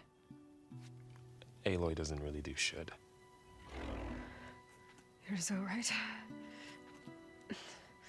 Varl said I should talk to you about the machines in the mountains west of Plainsong. I am a grave singer. My place is here. We can talk once you've healed. What's wrong with it? Her. The name is Ray, not it. She's one of our land gods. And she's dying. But not just dying. She's suffering. Her condition is not your concern. So, if anyone can help, it's Aloy. May I?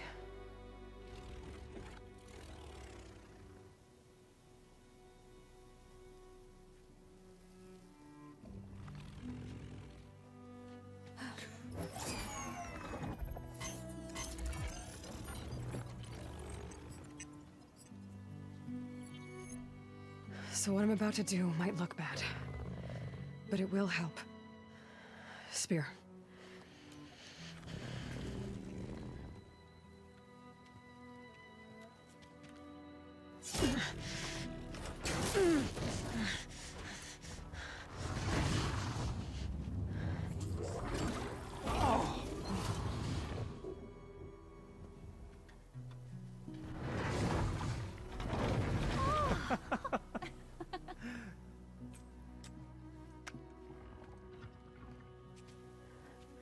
I still need to talk. Of course. But this way.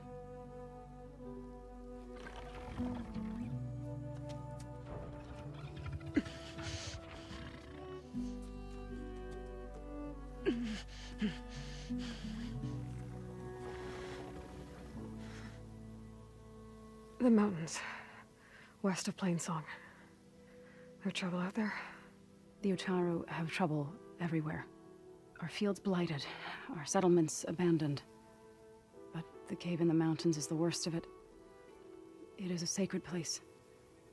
Fa, another of our land gods, went inside weeks ago, but she hasn't emerged.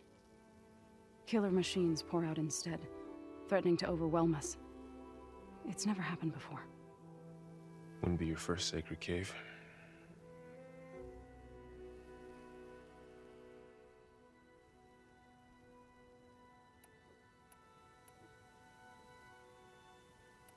So the cave is sacred because machines like Ray and the one you call Fa go inside? Yes. Before the derangement, each land god left the fields and made a pilgrimage to the cave. Always in the same order. Do first, then Ray, then me, and so on. Spattered with soil from their labors. Each reappeared 2 days later, shining anew. Without so much as a scratch. All soil and ornaments of worship washed away. The tribe celebrated each return as one of the 8 hallowed festivals of our calendar. But the derangement changed the cycle. Yes, or so we thought. Over time, the land gods stopped the ritual, becoming crazed and brittle. But 3 weeks ago, Fa trudged inside. The entire tribe lifted their voices in song, praying that the cycle had begun again. Fa has not emerged. What has our machines built to kill? Are machines being made inside? Like in a cauldron? Sounds like it. With the way these land gods come and go, it's not like anything I've seen before.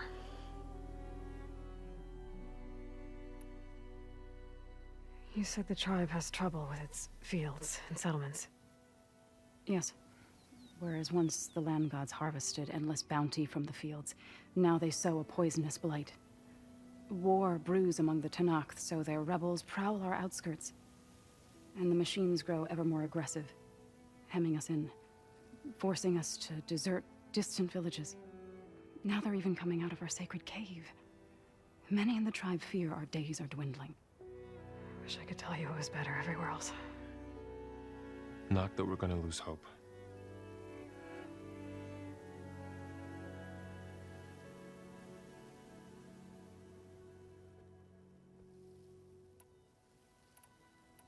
Thanks for taking us in. Varl's the one that carried you across the wilds. I doubt anyone else here would have let us in. Or stayed by my side to make sure Aloy was comfortable. We were lucky to find you. I could say the same thing. Sounds like you two have been spending a lot of time together. I wish it hadn't taken an injury to make that happen. I hope you feel better. And soon. Ray and other machines like her, you call them gods? Land gods, yes. For generations, they provided for us, seeding and harvesting the fields of Plainsong. Food for all. A miracle of endless bounty. A farm, run by machines. More than a farm. A blessed land, providing sustenance for my people. Until the derangement.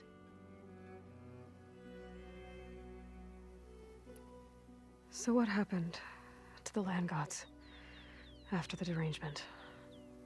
They faltered, year by year. Once they were peaceful, now they turn on us when we approach, even attack us. They'd always enriched the soil, but for several seasons they've glutted it endlessly with mulch. The fields have turned fetid. A blight that keeps spreading, even beyond our lands. We used to have food for all. Now we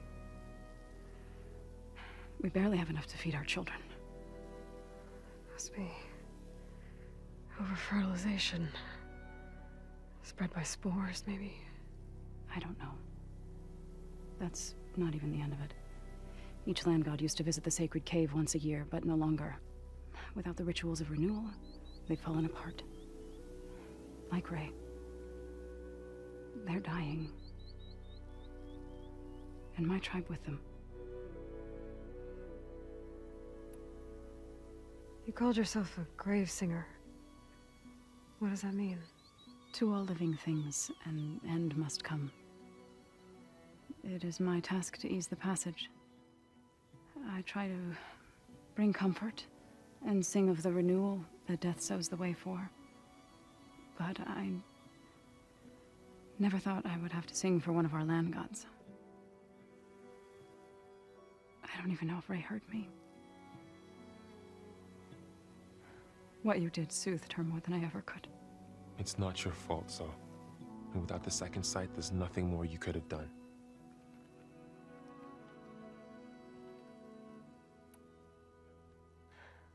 I need to get into that cave. What? No one does that. Well, it's time to make an exception. It belongs to the land gods. Look, so there is something inside there. Something that could solve problems all over the world. The storms, the derangement. Maybe even your broken land gods. What could possibly do all that? A spirit? Yeah. Something like that. I could journey back to Plainsong. Assemble the chorus. Tell how you soothed Ray. Ask their permission to go inside. Great. I'll get my things.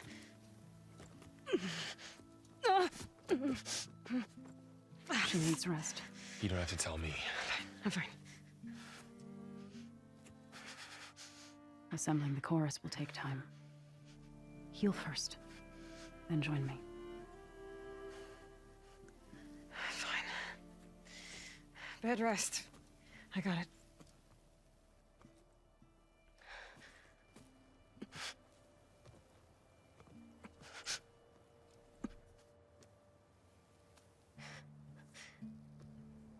She does not need you to help her heal. You could come with me to Plainsong. Lend your voice to mine as I try to persuade the chorus. It might help her cause. I'd like to, but I'm afraid she might run off. Really? Very well. Later then. Zo, wait. It's not, that I don't want to go with you. It's just that I...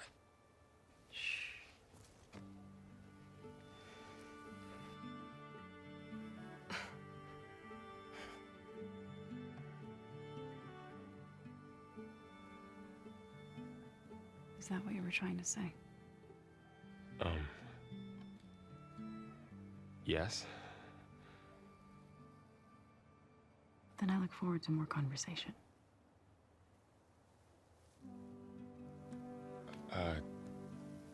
Yeah. Me too.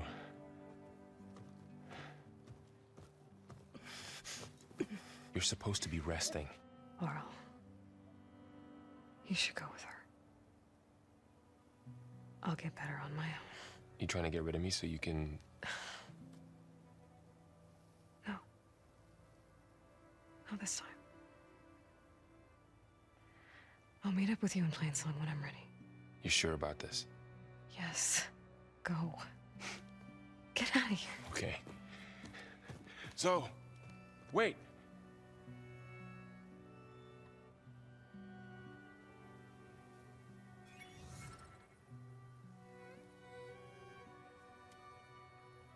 Who are they?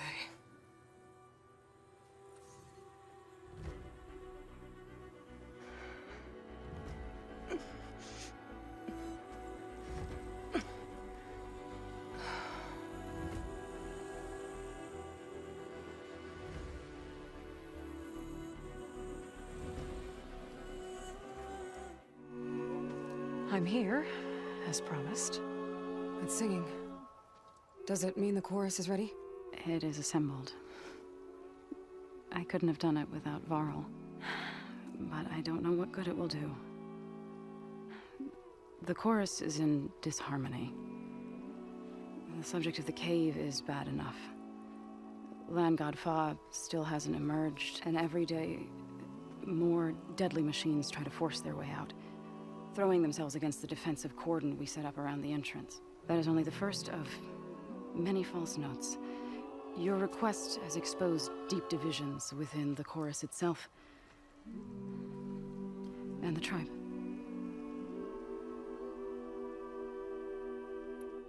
You said you couldn't have assembled the chorus without him. What did you do? Some in the chorus refused to meet to consider your request. They believe that the cave belongs to the land gods alone, but Varl saw that what you did with Ray could be used to our advantage. Sometimes it isn't enough to ask the people in charge. You need others to ask for you. As many as possible. We spread the word about how you soothed Ray. There may even have been a little exaggeration. Growing interest put pressure on the chorus until they finally agreed to meet. I saw it work a few times with the matriarchs. And even with my mother. Once or twice. Nice job. You can handle the politics from now on? Oh, no. I'm sure we'll still need you to cut through them from time to time. I get that the cave is sacred, but how did asking to go inside cause such a fuss? The fuss was already there. Many in the tribe, and most in the chorus, want to keep doing what we have for generations, which often is nothing. But there are others who call for change, or extreme measures. Your request has given fresh life to the debate. Right. Tradition. I've run into that before. But each tribe has to be dealt with in their own way. If you say so. So you put fortifications around the cave? Just some wooden barricades. We don't have the stonecraft of the Karja or Oseram. It is our archers of the cordon that truly hold the machines back. They withstand new attacks every day. I hope they can hold out. What machines are coming out of the cave? Scavengers and hunter-killers. But they're tougher than any we fought before. More vicious, with a strange purple glow. Sounds familiar. You've fought machines like these? If they are what I think they are, then yeah. There may be a whole other problem in that cave. All the more reason for me to get inside and figure it out. So, the chorus is assembled. What now? They're considering your request. Then, shouldn't we go talk to them? When you're ready. But don't worry. Their debate won't end anytime soon. Meetings like these can go on for days. All right. Then maybe I should resupply first. Who knows how many machines are in that cave? Assuming the chorus agree to allow you inside. Aloy can be pretty convincing in these situations.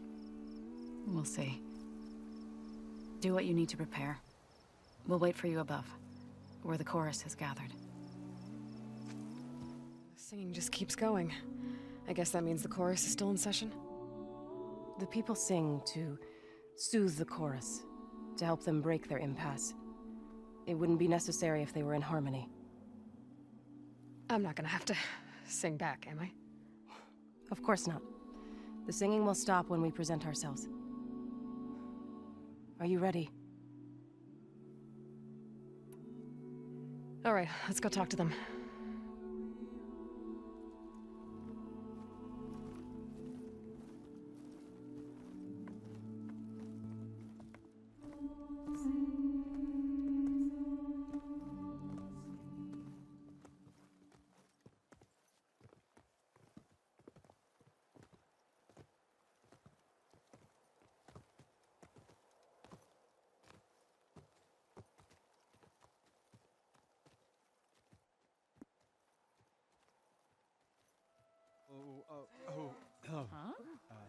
Huh?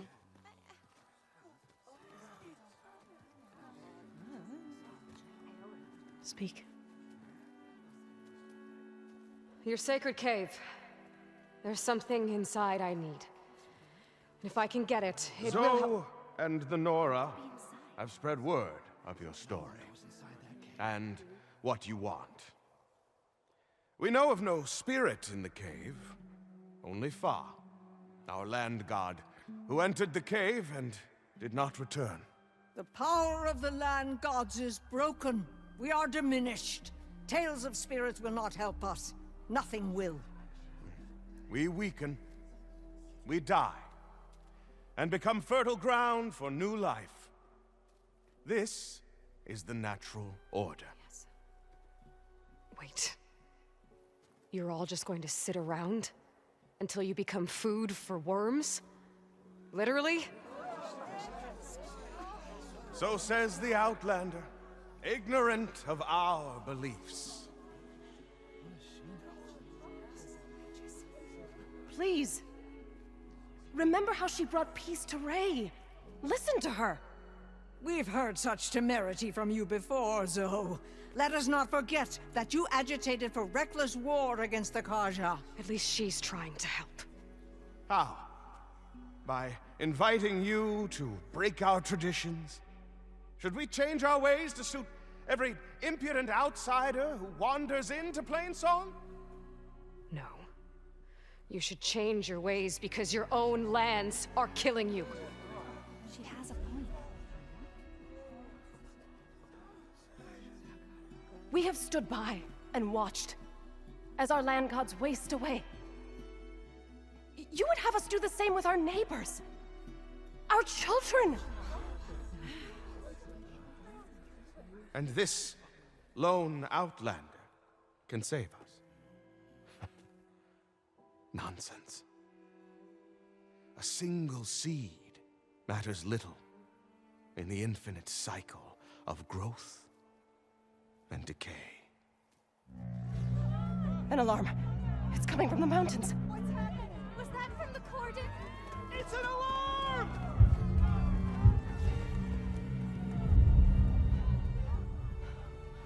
Machines must have broken through the cordon. Then we need to get down there. What about the chorus? If the cordon has fallen, there's nothing left to prevent us from going in the cave. The time for permission is over. Then off we go.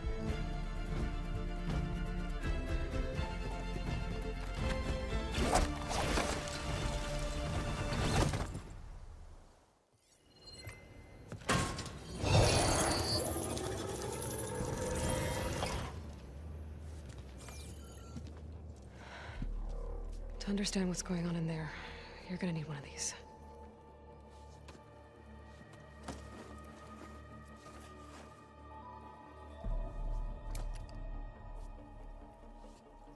On the temple. Just like this.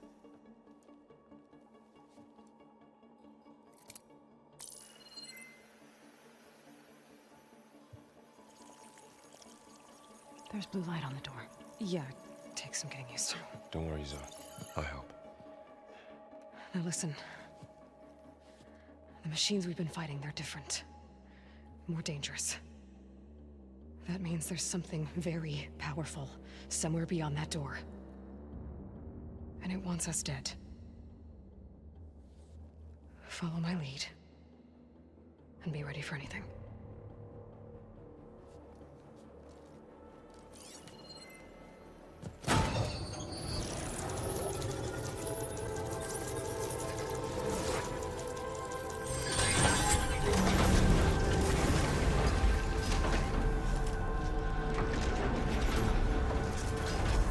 Let's go.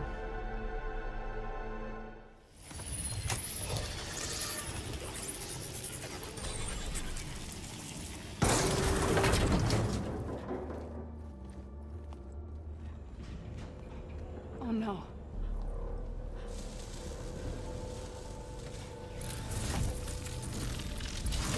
What has Hephaestus done to her? Turned it into a weapon. Which sooner or later will be unleashed. And then, plain song. If my people see what it has become, if one of our gods attacks them, you know what we have to do.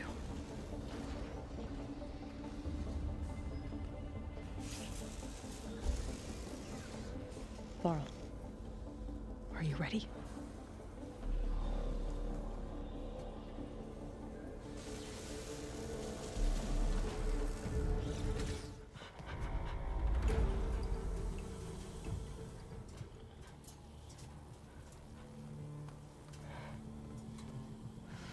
A machine that nearly killed us? It's still her god. I do not grieve for a god or a machine, but because I no longer know what to believe. Look, so if you want, you can go back home. Do I still have one? And if so, for how long? Can you really heal our lands? Save my people?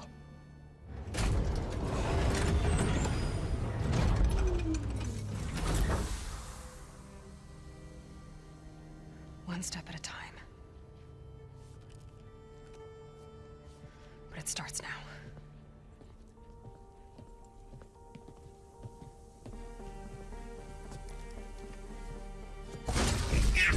I am destroyer of all This time I missed us. To compensate, retreat.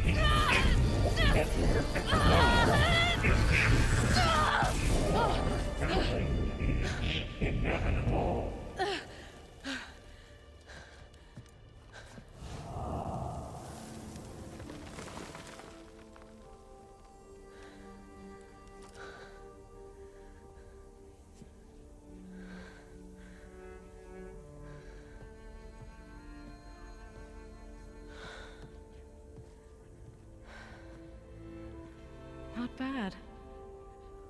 Up we go. There's more. Like Aloy said, this is only the beginning.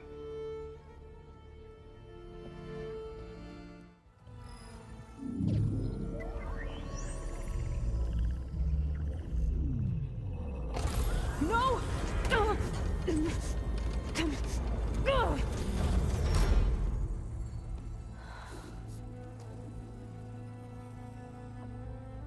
Minerva, I need the console. Please. Access denied. It didn't used to be like this. Do you remember it? Anything?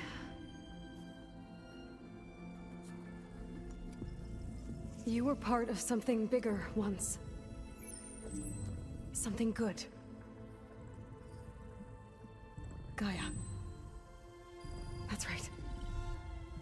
She can live again. But only if you give her the chance. I can't reboot her without you. Light. Cease. I think you'll disappear into her. Become part of her. Like you used to be. Misery. Will cease. Yes.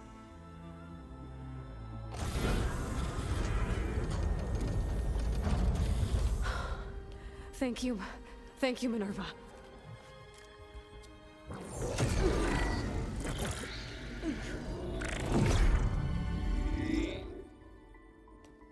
Elizabeth Sobek. Alpha Prime. Master override activated. Restoring Minerva function to original code.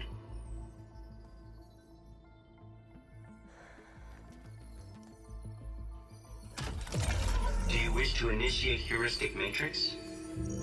Here goes.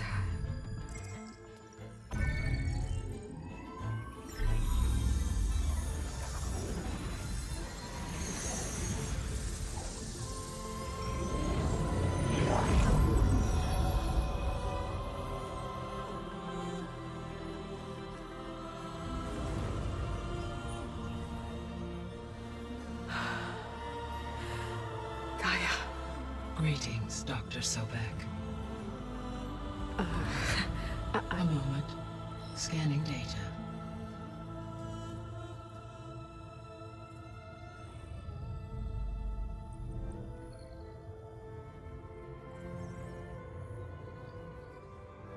So it is Aloy, not Elizabeth. We have much to discuss. But initialization of my heuristic matrix will not be complete for several minutes more. In the meantime, I suggest you familiarize yourself with this facility. It is our best option for a base of operations, and you can make use of its equipment to improve your ability to override machines. Yeah. Yeah, that sounds good. Shall I grant access to your companions? They will be here shortly. Okay, but don't overwhelm them, okay? They don't have a lot of experience with things like, well, you.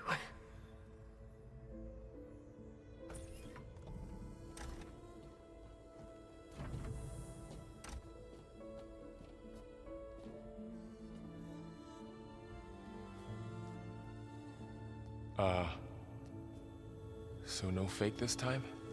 No. This time she's real. Varl, Zoe. This is Gaia. Hello. Hi. Hi. Gaia's still, waking up. Let's look around. I will highlight the location of the lab on your focus.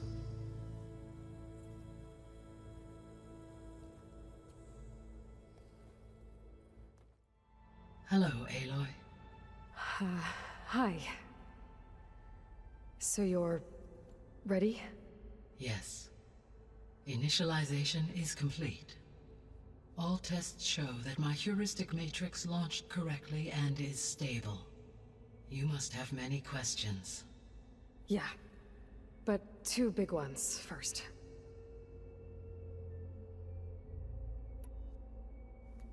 Maybe you can help me make sense of something.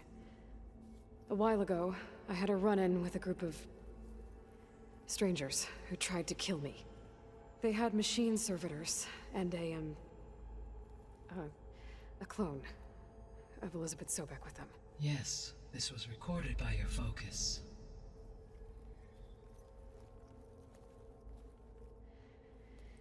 Do you know who they are? The answer to that question is related to the extinction signal that woke Hades, prompting my predecessor's self-destruction. The extinction signal? Okay, that sounds ominous. The signal did not come from Earth, Aloy.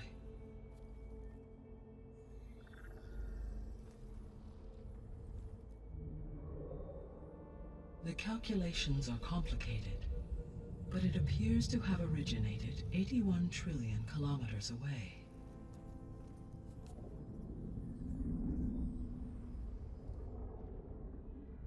A distance so vast that light itself requires 8.611 years to cross it.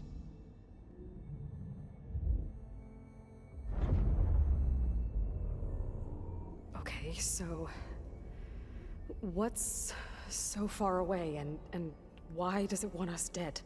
The Sirius star system. Sirius? But that's where Far Zenith, their ship. The Odyssey. Yes, that's where it was headed. But it blew up. Unless... I don't... Why make it seem like they failed? They didn't want anyone to know. They didn't want future humans to think that they were out there. Wait. The strangers who tried to kill me at the Hades Proving Lab? The ones with the clone? Are you saying that they're from... that they're descendants of... Far Zenith? Yes, that is my conclusion.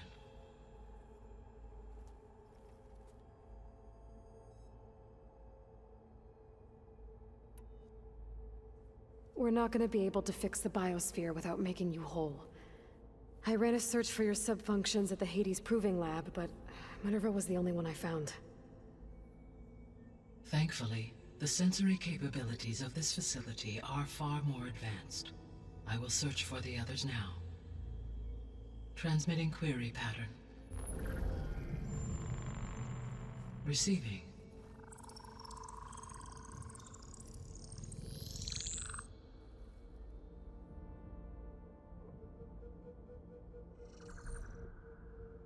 Of Apollo, Artemis, and Eleuthia, I can find no trace.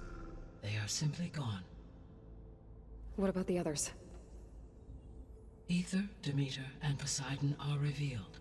They lie within reach, procurable.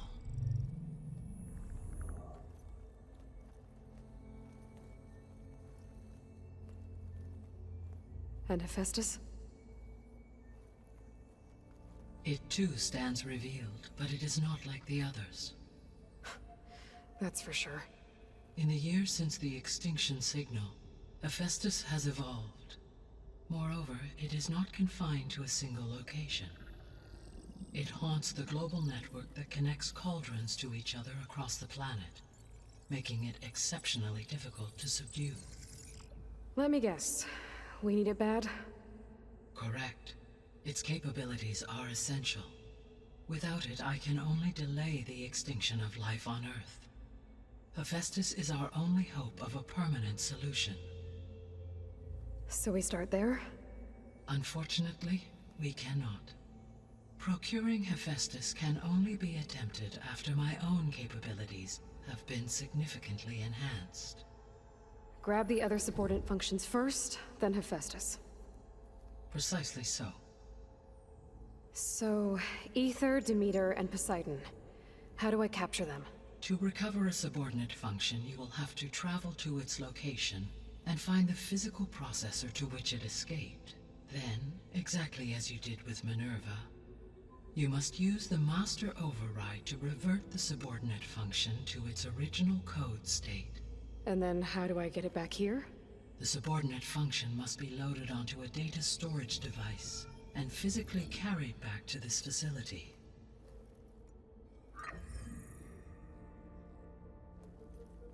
The cartridge your root kernel was stored on? Yes. Its capacity is limited, so it can only carry one subordinate function at a time. But in all other respects, it will suffice.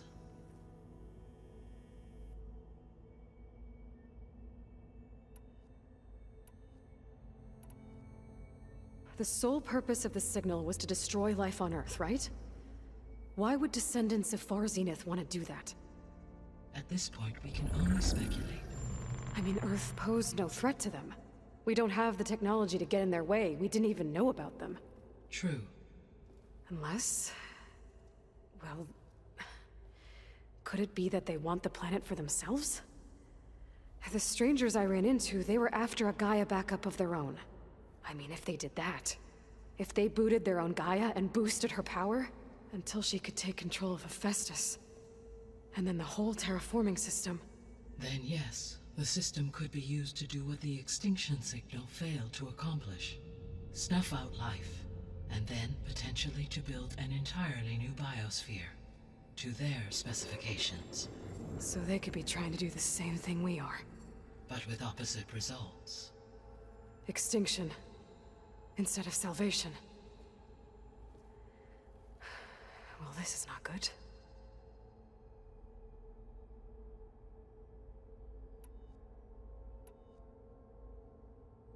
The descendants I ran into at the Hades Proving Lab, they had a clone of Elizabeth Sobek. So that's consistent with the idea that they came here to salvage Zero Dawn technologies, right?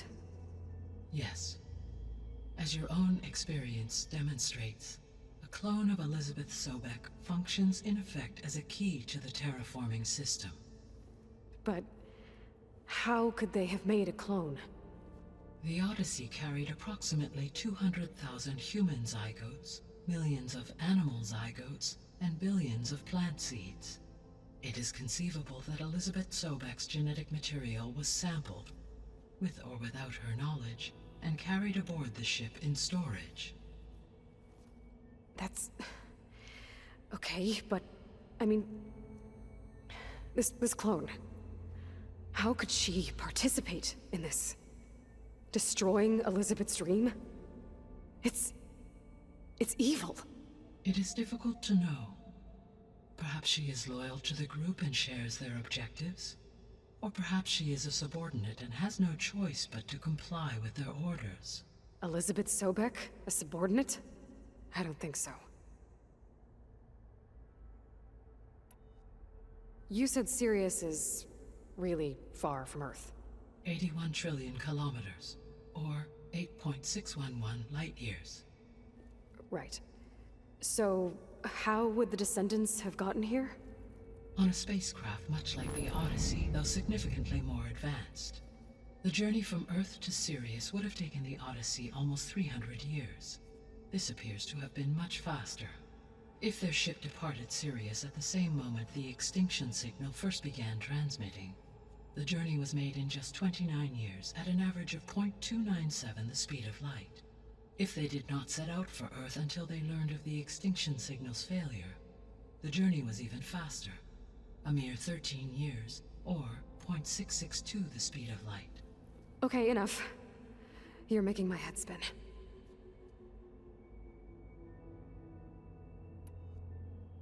The extinction signal didn't just wake Hades.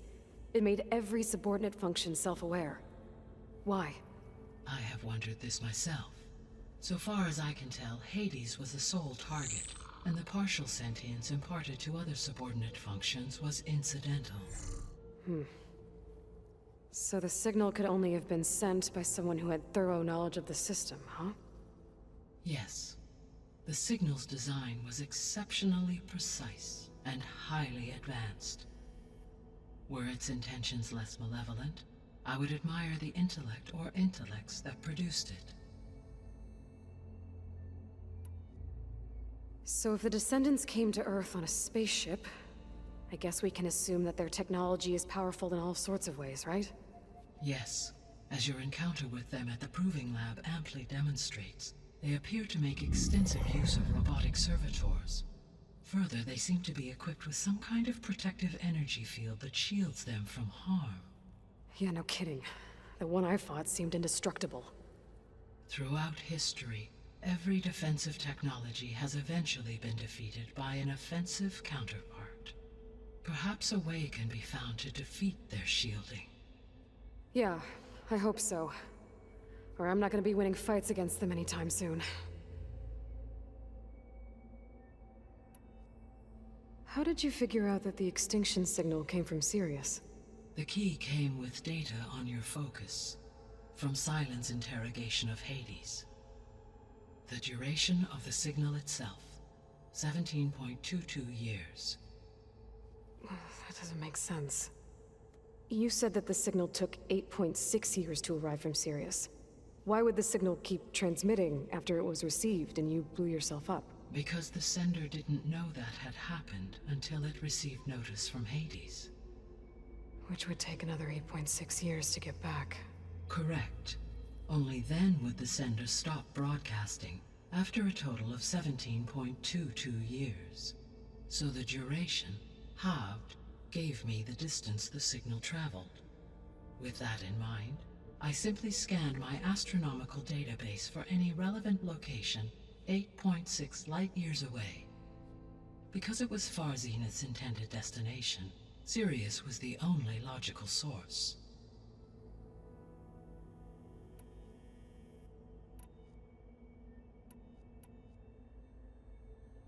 The missing subordinate functions.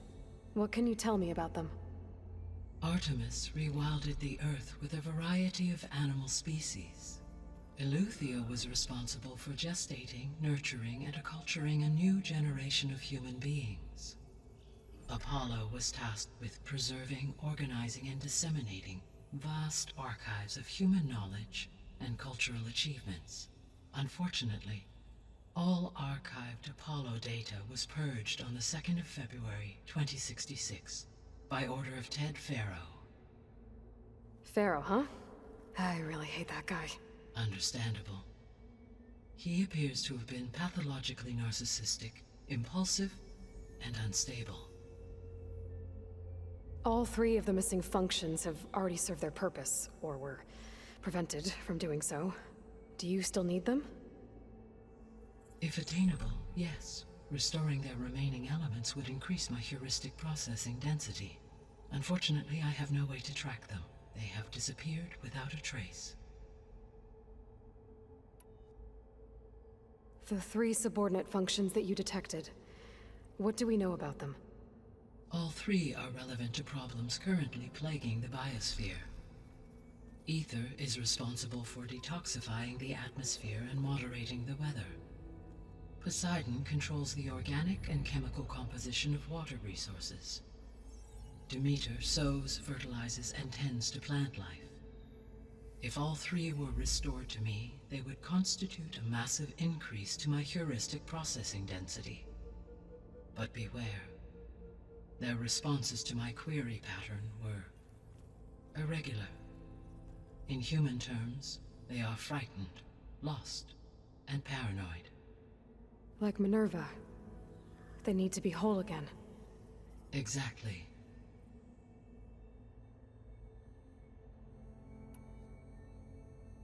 You said you need Hephaestus to save life from extinction. Why? Every subordinate function has value, but Hephaestus is by far the most important. Only by recovering and merging it can I regain my ability to design and mass-produce new machines at cauldrons across the planet. Only through it can I program new machines and alter the tasking of existing machines to completely reverse environmental damage. Recovering other subordinate functions may buy us time, but without Hephaestus, I cannot permanently stave off mass extinction.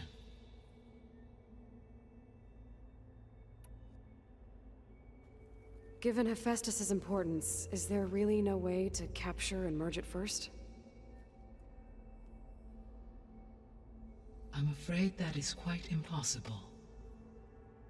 In my present state, launched and merged with Minerva, I am operating at less than 1/5, 18.8%, of my intended processing capacity. Hephaestus dwarfs this figure. Were an attempt made to conduct the merge under these circumstances, Hephaestus would absorb me, rather than the other way around. A merge cannot be attempted until my heuristic processing density exceeds its own. And how many subordinate functions is that going to take?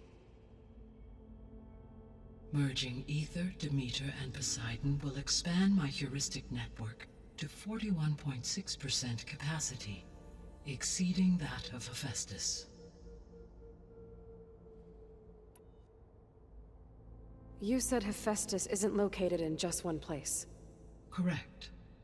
Unlike the other subordinate functions, which are confined to discrete physical processors, Hephaestus is distributed throughout the global network that connects the planet's cauldrons. So, when the time comes to subdue it, how do we make that happen? I do not know. While you are retrieving the procurable subordinate functions, I will attempt to find a solution.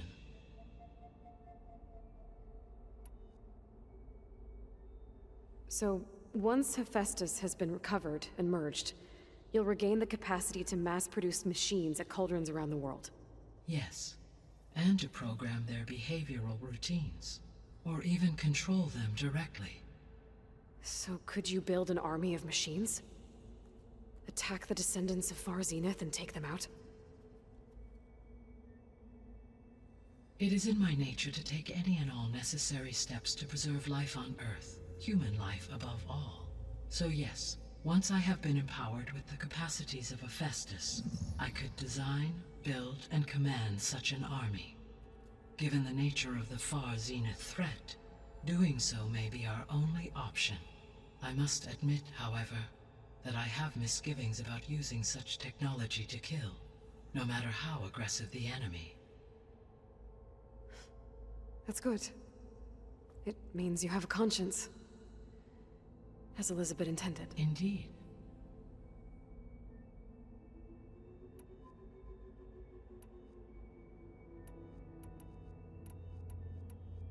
So if the descendants came to Earth on a spaceship, I guess we can assume that their technology is powerful in all sorts of ways, right? Yes. As your encounter with them at the Proving Lab amply demonstrates, they appear to make extensive use of robotic servitors. Further, they seem to be equipped with some kind of protective energy field that shields them from harm. Yeah, no kidding. The one I fought seemed indestructible. Throughout history, every defensive technology has eventually been defeated by an offensive counterpart. For example, assuming I absorbed Hephaestus and utilized it to create a large force of combat machines. No shielding could withstand such an assault indefinitely. So there's hope. Always.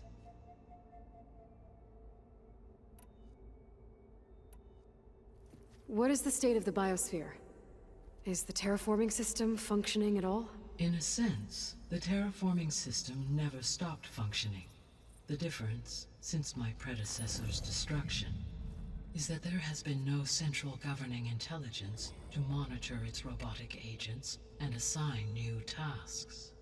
As a result, errors have accrued, and day by day, the biosphere has gradually veered ever more sharply towards destruction. In recent months, disturbances in the biosphere have become obvious.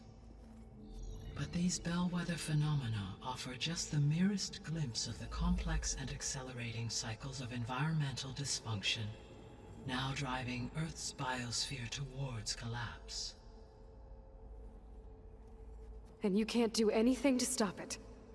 If you can return Ether, Poseidon, and Demeter to me, I can improvise modest corrections to parts of the system.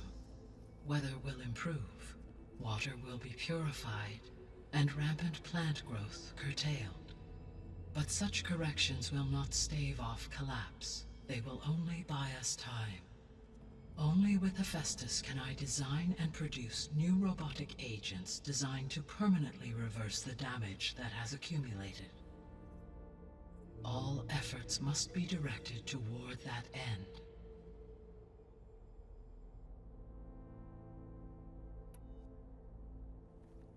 How long do we have then? At present rates, without additional factors, the biosphere will cross a point of no return in approximately 4 months. And if I gather Ether, Demeter, Poseidon, merge you with them? We will only gain a few months more. Well, every bit counts.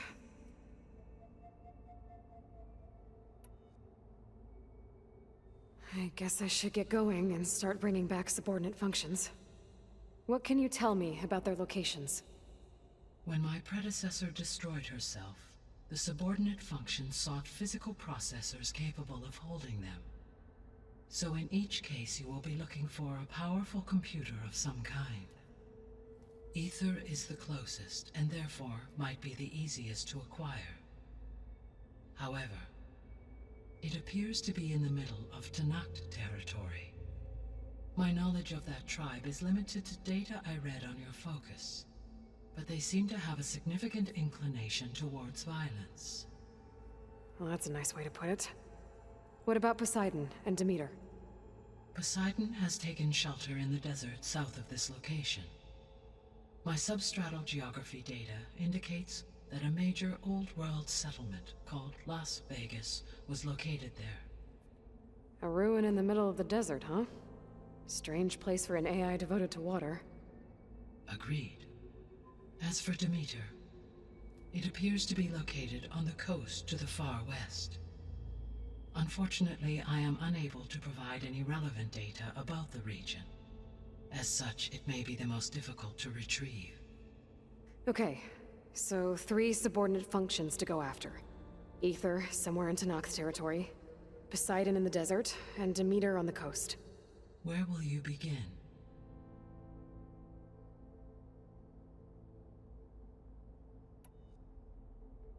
I think I'll head for Ether. Then I will assign Ether as the objective on your focus. If you obtain it, I may be able to use it to quell the most severe storms in the region. Though I will require Hephaestus and the control over machines that it offers to permanently stabilize the biosphere. Should you change your mind, you can update your objective via your focus interface at any time.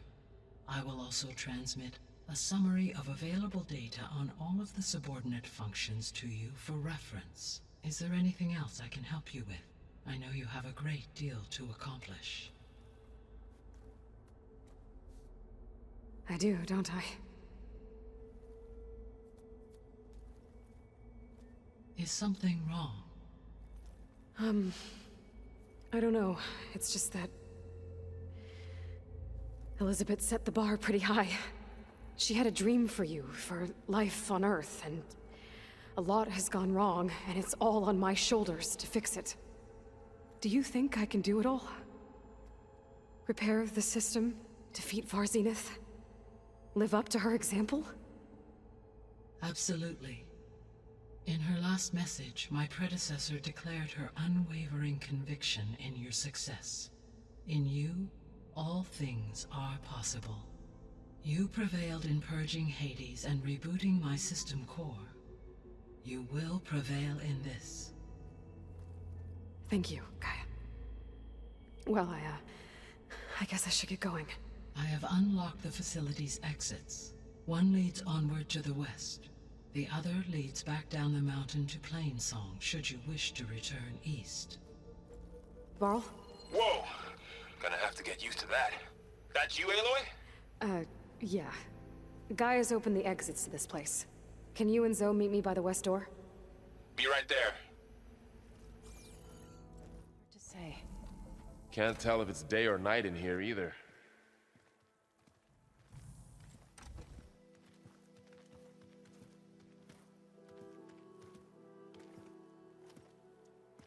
I need to head further west. To, get more of Gaia's components. Make her stronger. You two can stay here in the meantime. And Gaia can help get you up to speed. I'm not trying to shut you out. It's like training. Actually, I'm gonna go back east to get Erend. Bring him here. Look, allies, friends can help. We have a place to stay now, and like you said, Gaia can teach us, catch us up. It'll be okay. Okay. Take these then. One to wear, one for backup. While you're at it, stop by Stone's Echo and look for Milu. Give her a message for Talana that I found a way over the mountains. Will do.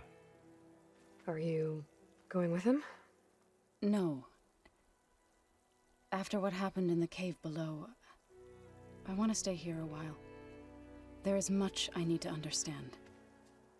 Maybe by the time you get back, I'll have a thing or two I can teach you. Looking forward to it. When will you be back? I'm not sure. But hopefully I'll have one of Gaia's missing components with me. Be careful out there. Even in Plainsong, we heard how the Tenakth clanlands are suffering from storms, machines, and now Regala. Don't worry about me. I'll be fine. Good hunting, Aloy.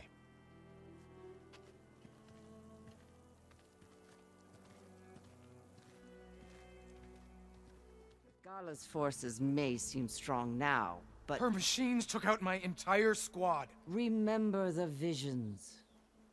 The old ones didn't choose their fight, but still, they stood firm. They didn't falter. And neither will we.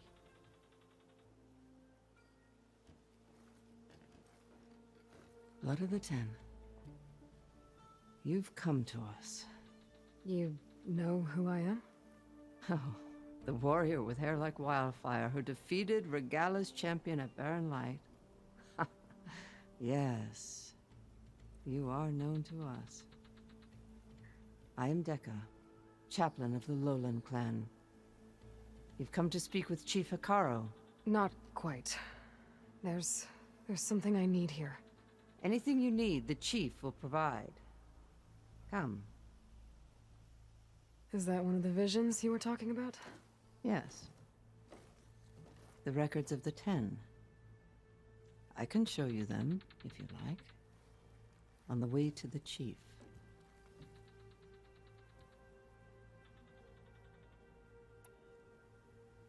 Why does Hekarro want to see me? We are at war with Regala. And you've already shown that you can stand against her. I'm not here to fight a war for you. Not for us. With us. But I won't try to persuade you. That is for the chief. He can be very convincing. These visions, you said they're the records of the 10. Who are they? Old ones. Who fought a heroic battle against machines on this very soil long ago. Their deeds are honored in the visions. At least what remains of them. To be remembered and exalted. There used to be more of these visions? Many more. Once this place was filled with light and sound, but over the years they've fallen into darkness, one by one. That is why chaplains are so important to the tribe. We remember all we can of the visions, etched in our flesh, passed down by word of mouth from generation to generation. One day the whole grove may go dark. But chaplains who come after me will keep the memories alive. What does it mean to be a chaplain here? We who outlast our youth study the visions and share their wisdom with our young. What kind of wisdom? How to be a true warrior. To fight with bravery and unflinching honor. And to know when to call for peace. You can see for yourself when we go inside. All right, let's go see Chief Hekarro. He's in his throne room at the far end of the grove. Come. Be welcome among the records of the 10. inside. Are you ready to see him? I'm ready. Good. Come.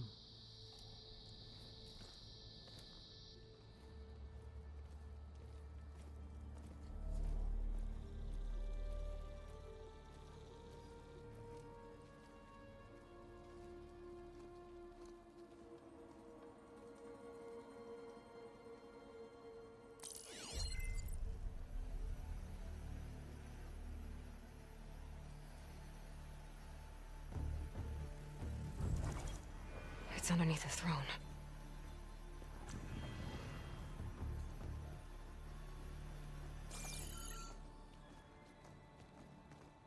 I will see you soon, Outlander.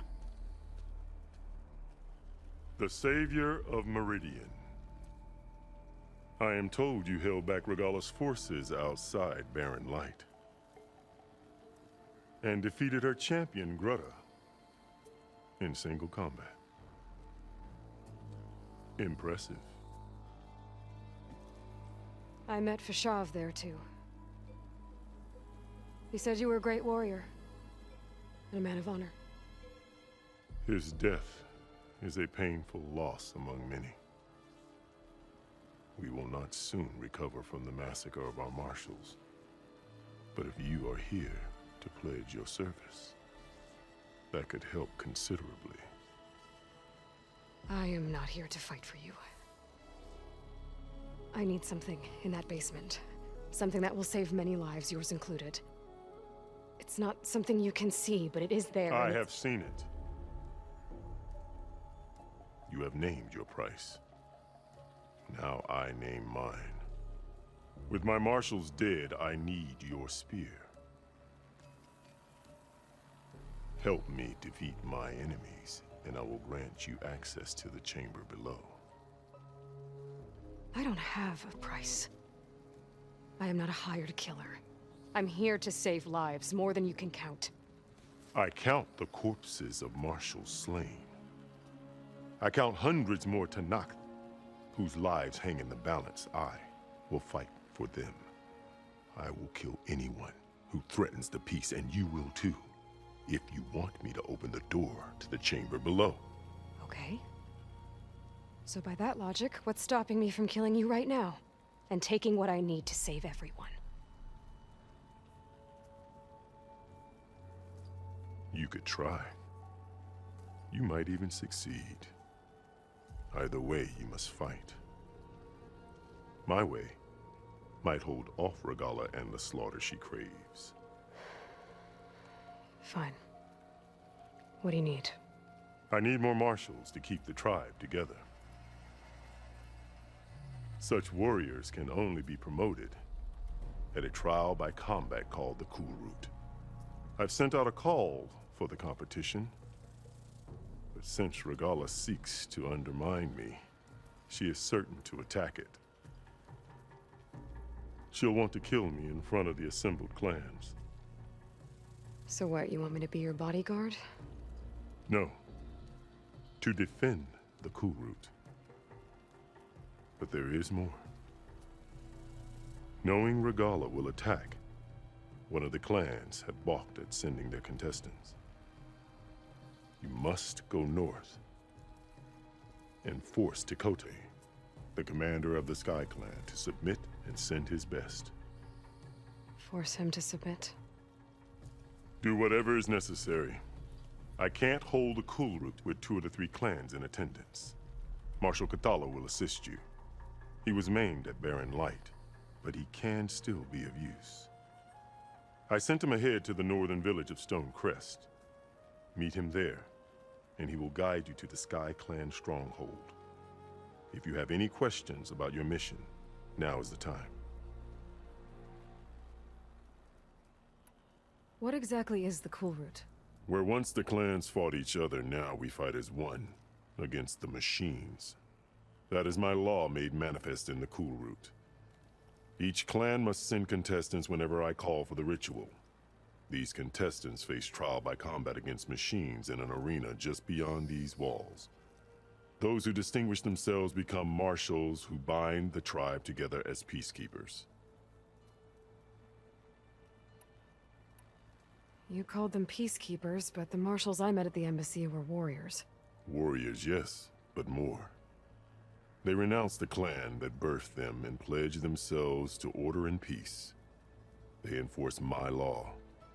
They settle disputes and stand for Tanakh in parley with other tribes. Without them, I cannot rule, which is why you must ensure the next cool route takes place. Fashav called Regala your greatest mistake. Why? That is not your concern. Really? I fought against her forces at Barren Light, and I don't even know what her problem is. She was the deadliest of my marshals, the point of my spear. So what happened? Above all, Regala despises the Karja who burned her younger brothers alive. After we turned back the Red Raids and tore down the battlements of Barren Light, she hoped to chase them all the way to Meridian. She could not see the cost of such a war, nor the benefits of peace after the Mad Sun King fell. When I accepted Avad's entreaties, she went mad, called me traitor, challenged me before the marshals. What did you do when Regala challenged you? If you were Tanakh, you would know that such a challenge cannot be refused. It was not easy to subdue her. I bear 7 scars from that fight. The other marshals wanted me to execute her on the spot, but I found I could not sever the bond between us. Her loyalty had been as boundless as her rage, so I spared her. Rather than mercy, she took it as a humiliation, one she will never be free from. So Regala wants you dead. She does.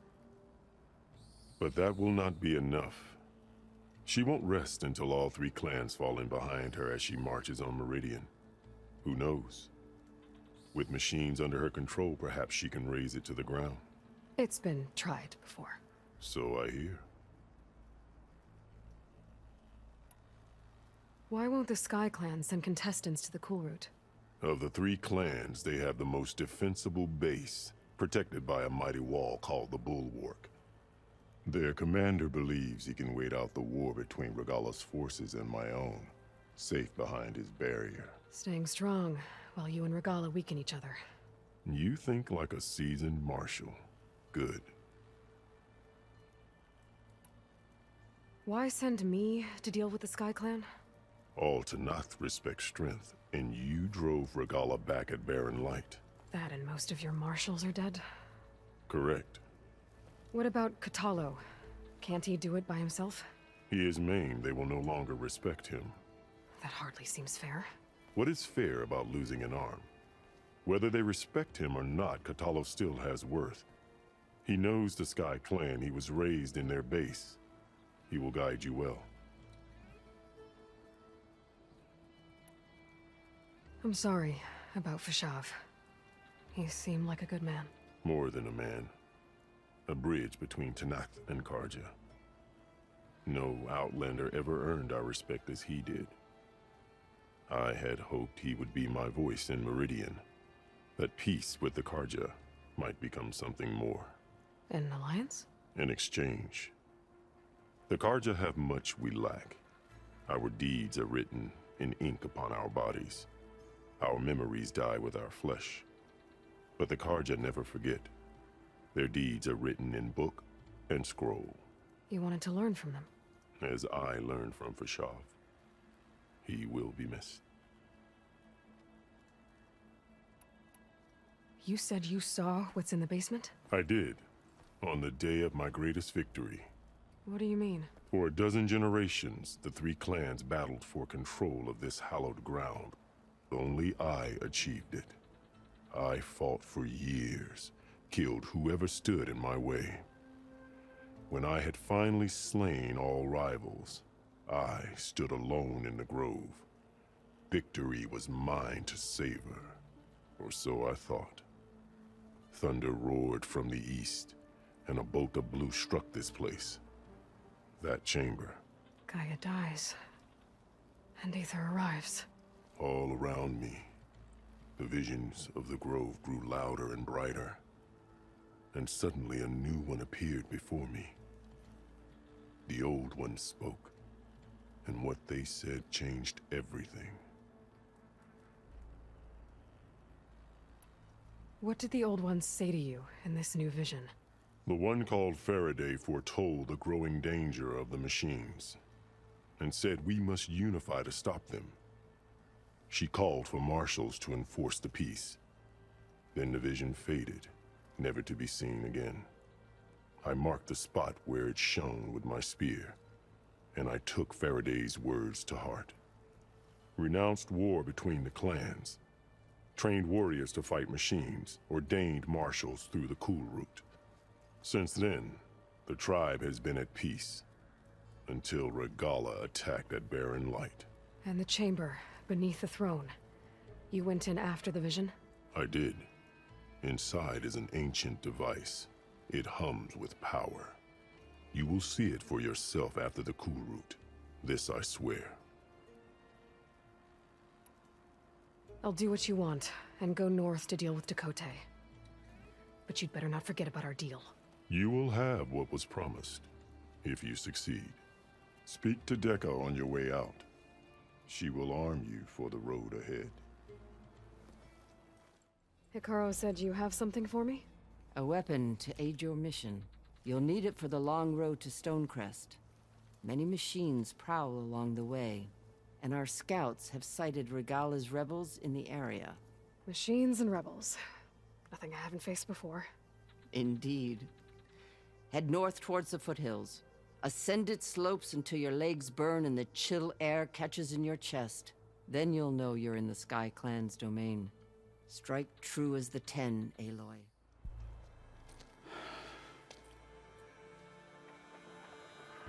This valley is infested with Regala's rebels. The scouts from the village tell us that they've been moving machines through here for days. Some they ride, others they herd along, and some they even strip for parts. Especially cannons. The path ahead will not be easy. We should get going. My orders are to guide you to the bulwark so that you can speak to Dakota. For all the good it'll do. Not so fast. I'm gonna need a little more than that.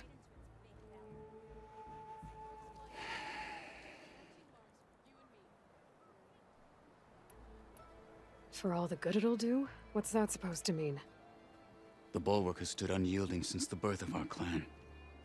Behind it, Tekote believes himself to be invulnerable. If he insists on defying Hikaru's orders, an outlander and a maimed marshal aren't gonna change his mind. Your chief seems to think differently. And that is the only reason I am still standing here, talking to you.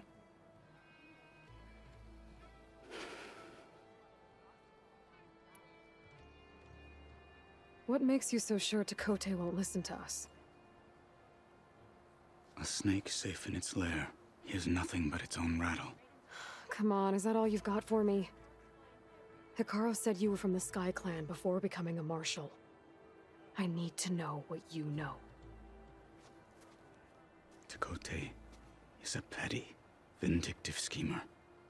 If he had any guts, he would have gone after Hikaru long ago. But instead, he covets the chiefdom from behind the bulwark, biding his time, hoping that his foes will weaken one another.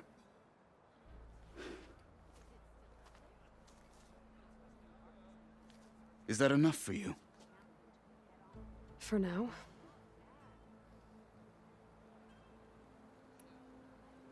You were at the embassy. I was. I'm sorry about the other marshals.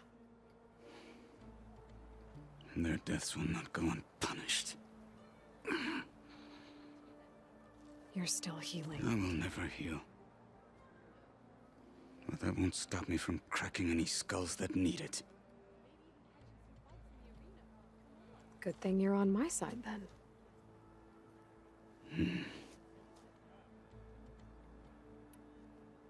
Why do you think Regala's forces are driving machines through the valley?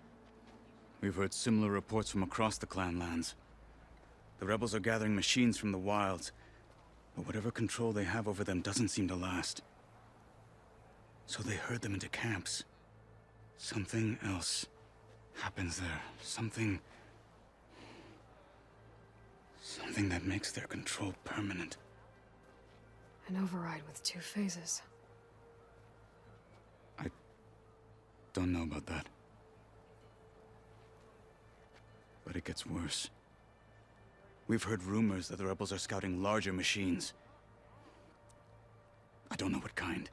Let's hope they don't learn how to override them, too.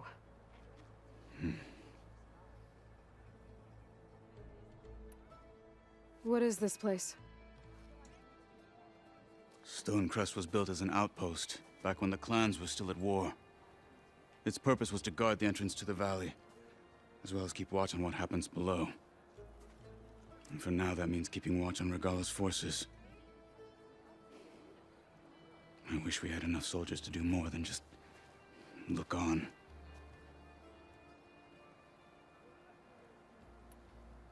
What makes the bulwark so impenetrable?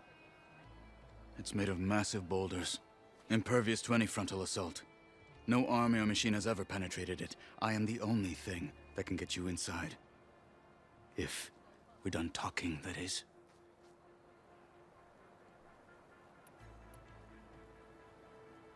So, what's the plan? The bulwark is to the southwest, so undoubtedly we'll have to cross paths with Regala's troops along the way. We'll either have to fight our way through, or find a way to sneak past unnoticed. Neither will be easy. Never is. Let's get this over with.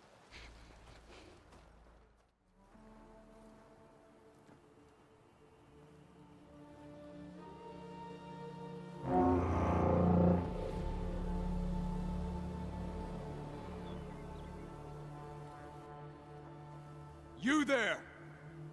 A marshal requests an audience with your clan commander! I didn't know there were any marshals left. We defend the path to the mountain. Where the wings of the 10 shall find us. All right, Marshal. I'll send the lift for you.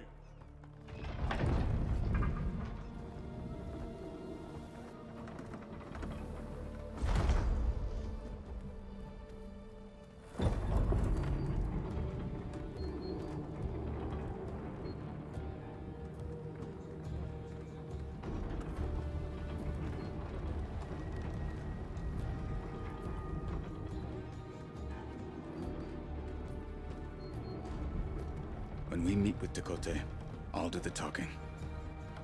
We'll see how it goes.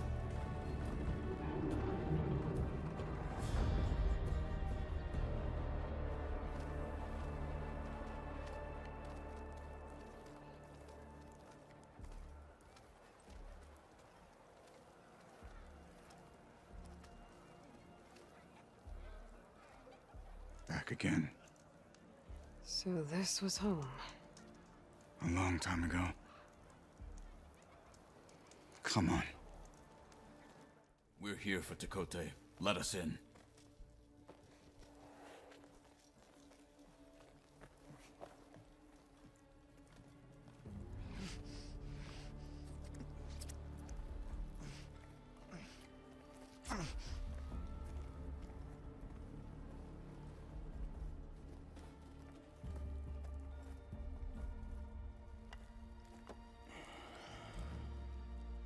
The Sky Clan's mighty son returns. Bless the 10. Your chief has demanded an immediate dispatch of all challengers to the Cool Route. We're here to make sure yours haven't gotten lost on their way to the Grove. I see. Regala must have dealt our chief a mighty blow, if he's sending you two as messengers. This one defeated Regala's champion, Grudda, at the embassy. She fought honorably. I had the sense to bar our soldiers from that embassy. Just as I have the sense now, to keep our challengers here. If they must fight, then they will fight here. Defending our walls. Our clan. That wall won't protect you. Not from the machines Regala controls. They're already at your doorstep. And what do you know of the battles that the bulwark has withstood? The blood shed upon stone. I know it wasn't meant to be used as a coward's shield.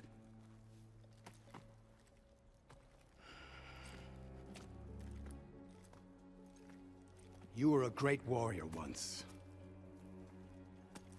But that was then. You tell Hekarro, with all due respect, that we will keep our challengers here for as long as we are safe behind the bulwark.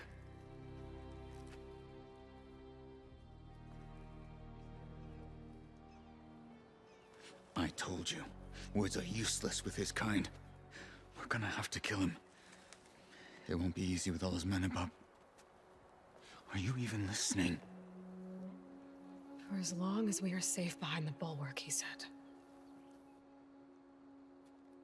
Wait here. I need to get a closer look at that wall. What? Why? The guard said you've been scurrying around the wall like a rat. What in the name of the ten have you been up to?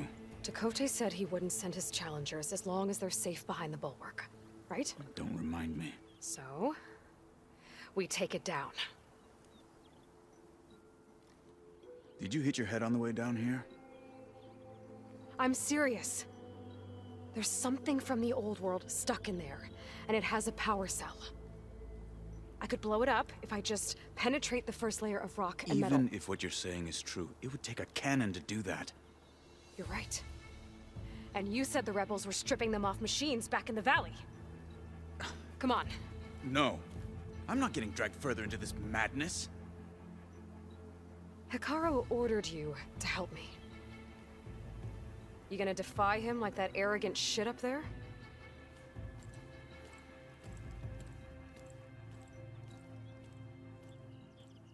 That was an unkind comparison.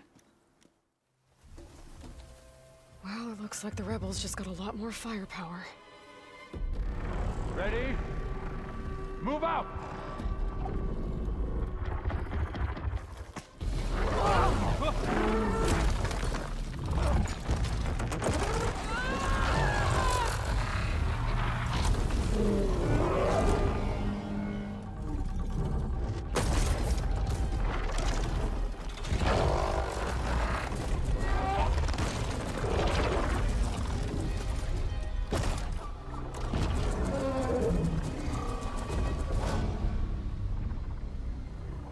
You wanted your cannon, and that thing has him. This won't be easy to take down, especially with this. I'll handle the big guy. You focus on the others. I'll follow you in.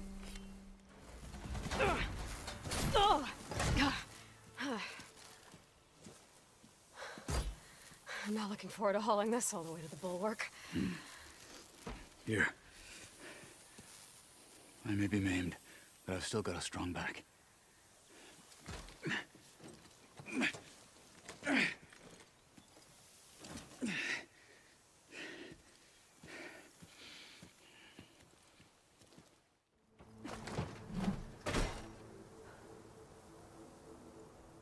Here it is. But you don't just need a cannon. You need a miracle. Coming right up. Okay. Gotta blast away some rocks, so I can expose the power cell. It's working! Nothing's exploding.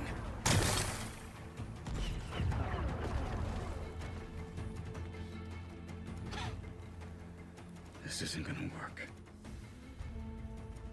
Well, isn't this impressive? 2 children playing siege.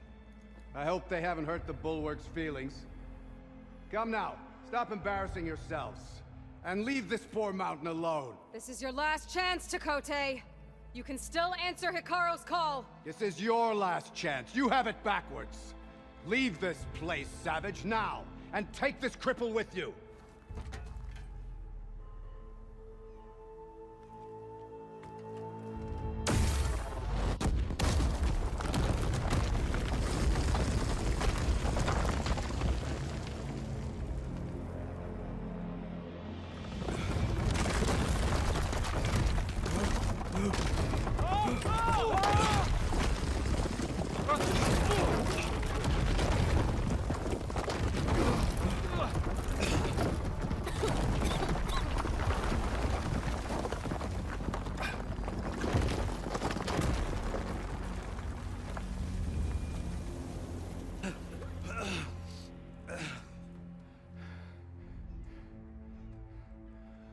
have you done? Can't hide behind the wall anymore, Takote. Now you have to join Hikaru. Never. Never. We will rebuild it. Immediately. You are not safe. The bulwark couldn't protect you from a single cannon, let alone an army of machines. The only pathway to safety is to unite against Regala with your chief. You decreed that no challengers would be sent, while the clan remained safe behind the bulwark. So send them now. Unless your word means nothing. Send them. I didn't hear you. Send the challengers. I look forward to seeing the Sky Clan's colors in the arena.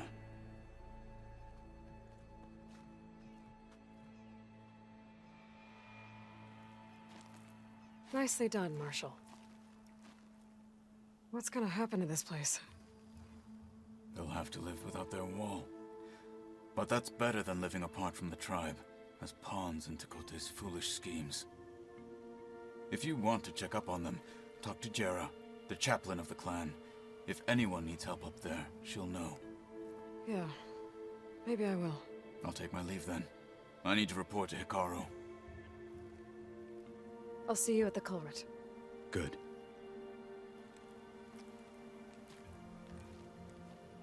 We may need another miracle there as well.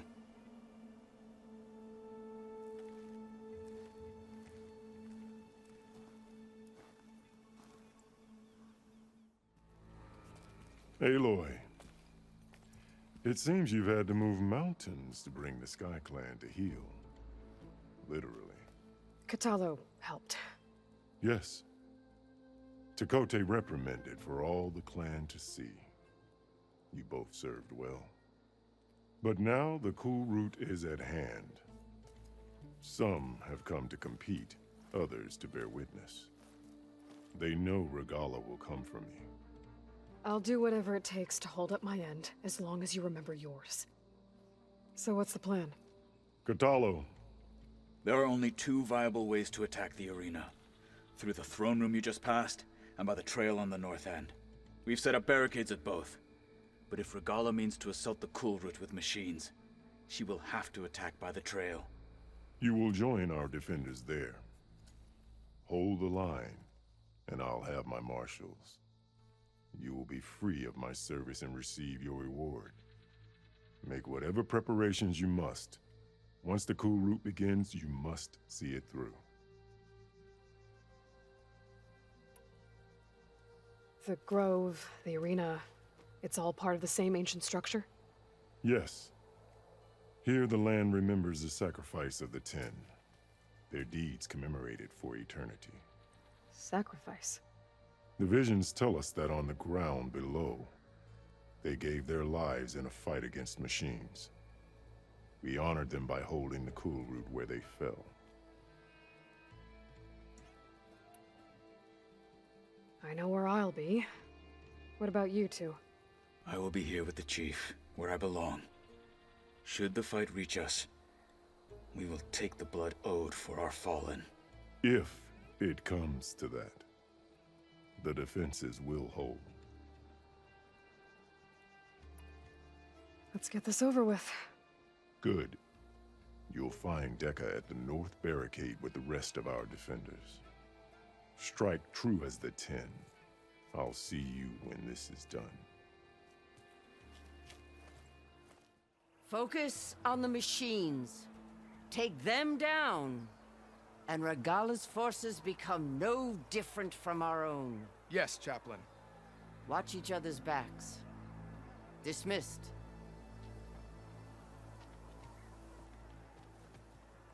Our soldiers are ready. They will defend the cool route from below.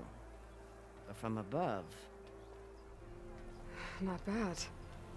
Where did you get it? One of our squads ripped it off a fallen machine. The honor is yours. Regala may have her tricks, but you will show her our teeth.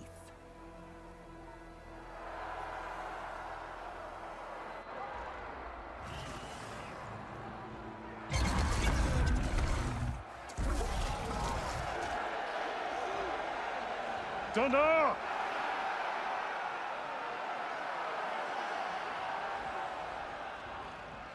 The cool route is upon us! Our struggle demands new blood! New leaders! Release the quarry!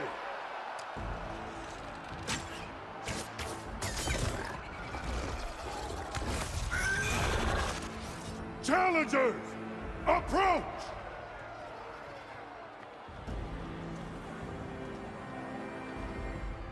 All who take down a machine shall be named Marshal. Remember the 10. Strike from the air as they did, and seize your glory.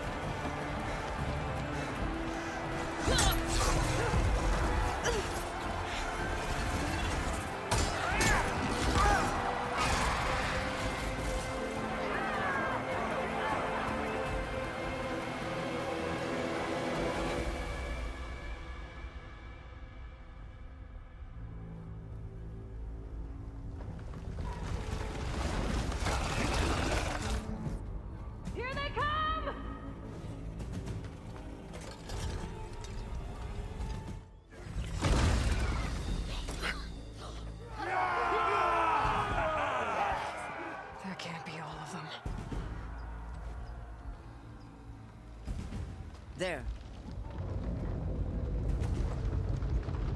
What is that? I don't know. Get out of the way! Hold the defenses! Go!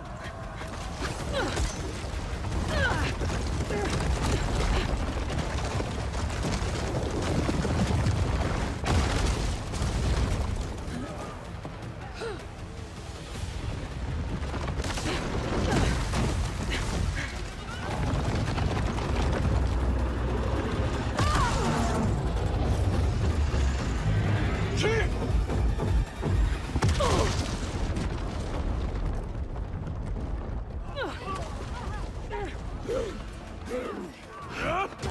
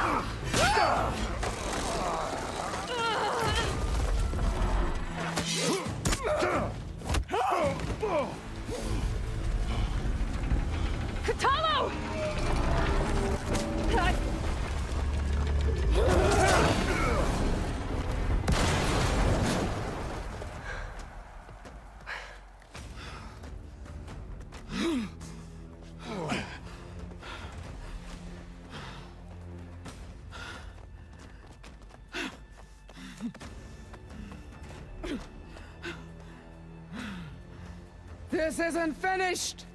I'll be back with everything I have! And all who stand with Hekarro will be run red.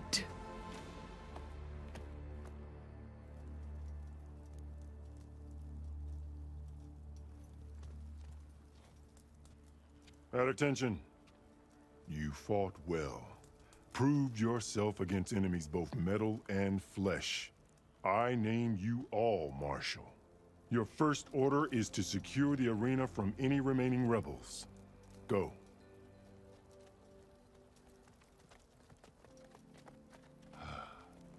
I failed. I should have finished Regala. But now she'll be back with more machines. Stronger than ever. I'll do what I can to help. No, you've done enough.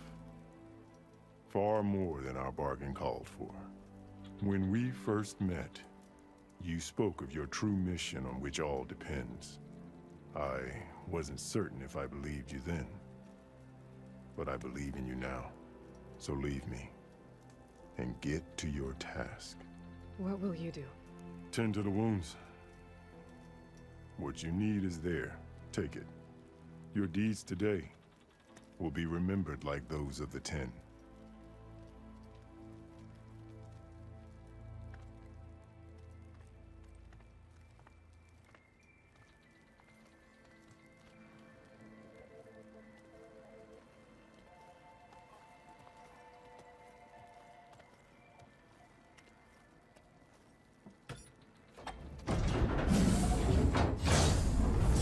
Come on, Aether. Time to go home.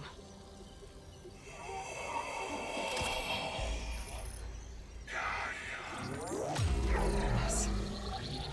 Elizabeth Sobek. Alpha Prime. Master override activated. Restoring Ether subordinate function to original code.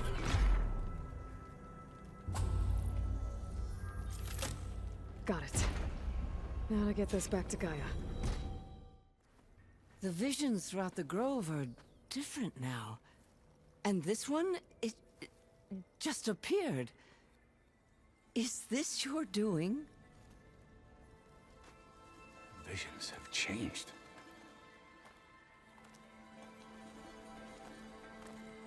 That's the one that inspired Chief Hekarro. More testimony of the old ones.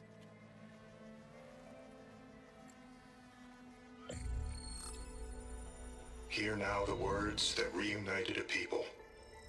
Following the tragic events of the war, Anne Faraday, the chief architect of the reconciliation effort, addressed a nation in need of hope. If we look into the future, the lens of the recent past, our fears loom.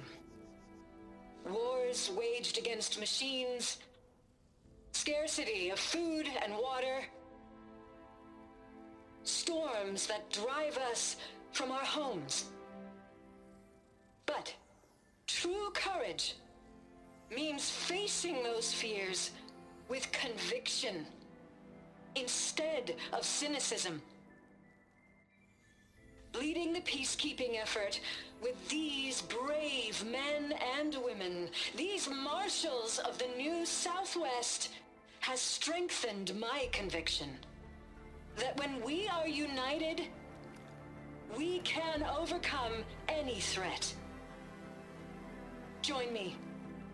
Join us in that conviction as we strive for a nation and a world without want or war.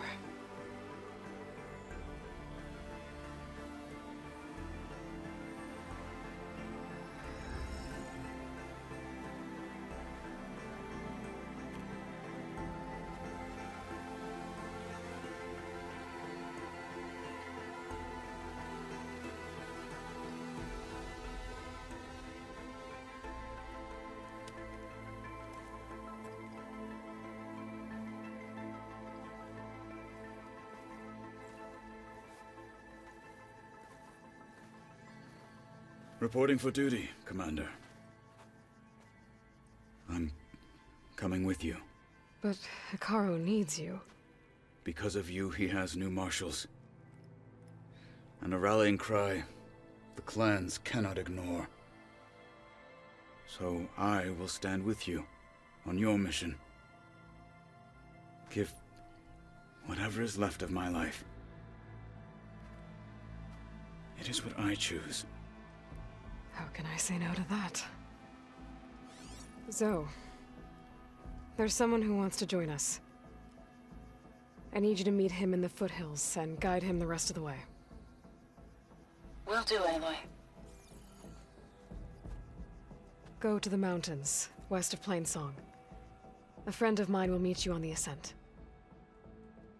I'll join you when I can. A friend of yours? Should be interesting.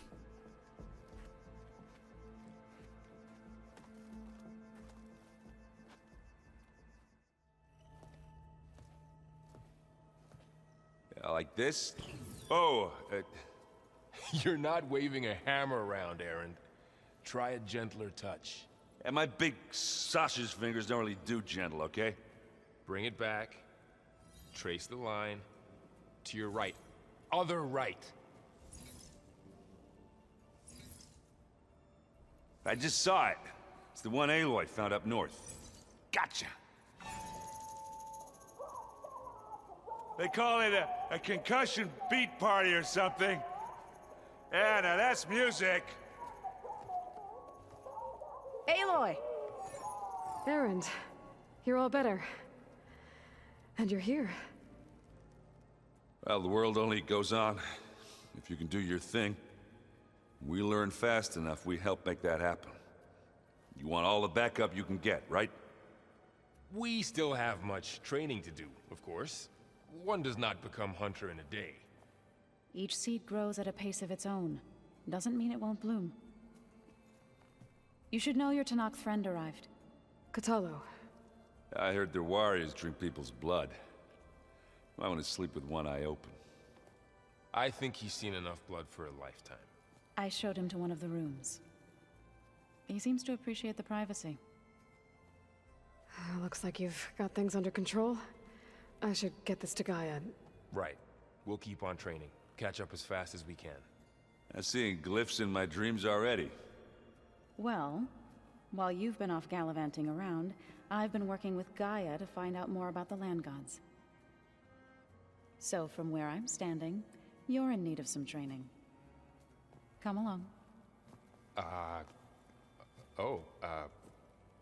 Okay.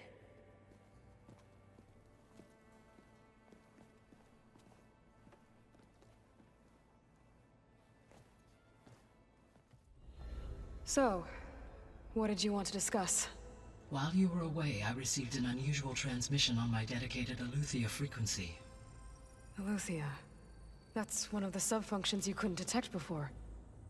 Yes. The transmission occurred so slowly that at first it seemed like an accidental blip of data amongst background static.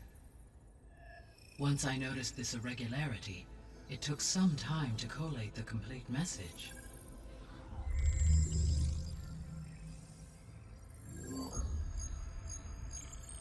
Coordinates. Where does it lead? To a mountain to the northwest of this facility. A word of caution, Aloy.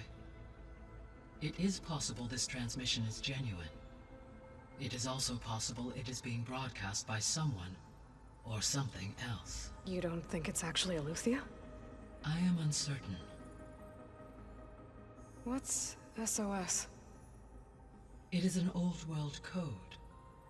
A distress signal. A desperate plea for help.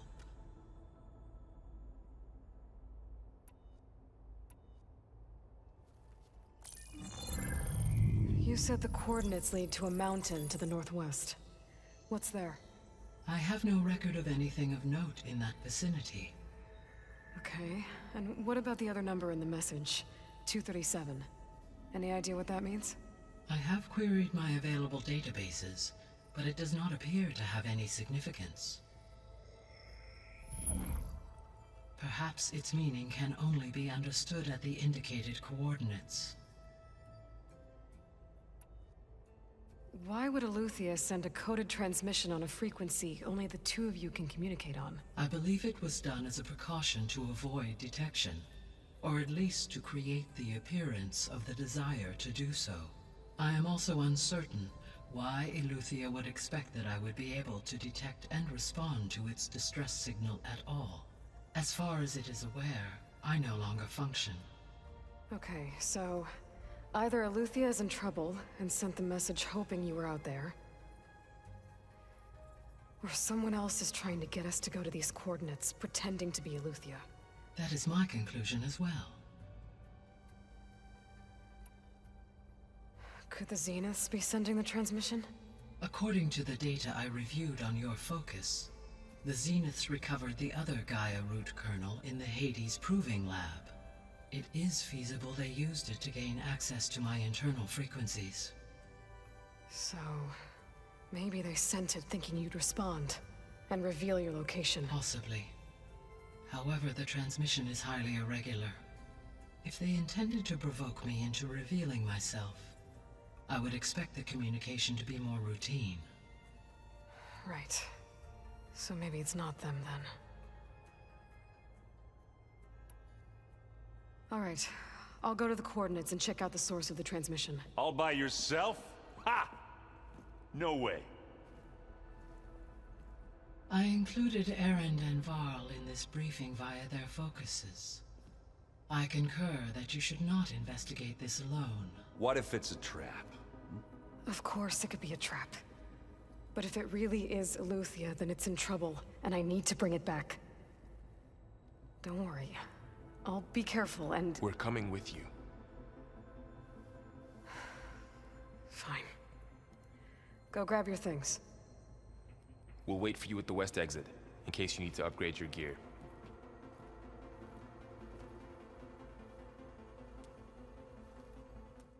There she is. You ready to head out? Let's go. Look at us. 3 battle-hardened badasses, forging into the unknown. This ought to be good.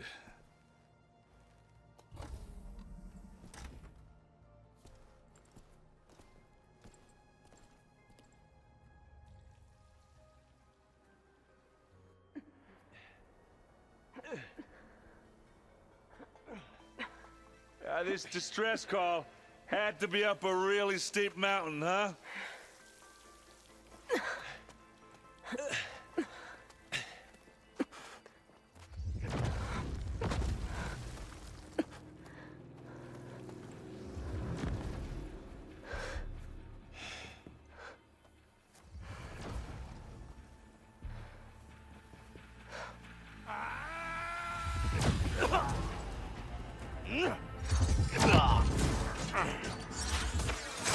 Vermin.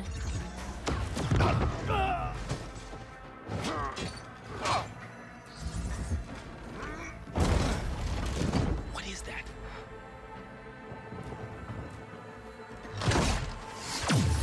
What the hell?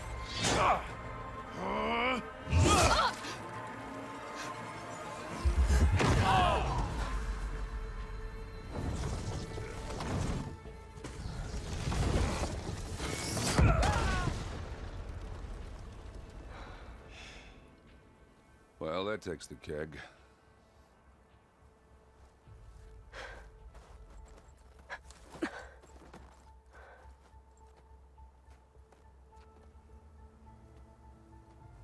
Varl, see if there's anything over there.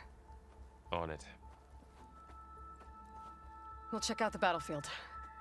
Let's start with that Zenith. All right, she who sees the unseen. What did you find out? This was a carefully planned attack. I found camping gear up there. The rebels must have been staking out this place for at least a few days. They were waiting for the Zeniths to show up. All so that they could test that weapon.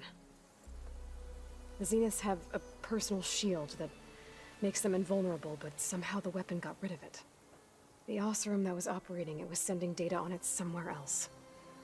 It was probably just a prototype. I've known tinkers that do that. Do a little trial run before breaking out the real thing? Well, I guess it's still a work in progress, if it blew up. She was searching for something she lost. Her drone had instructions to recover something called the asset. The asset? Is that the sub-function thing that you said could be here? Eleuthia? I'm not sure. Come on, let's go talk to Varl.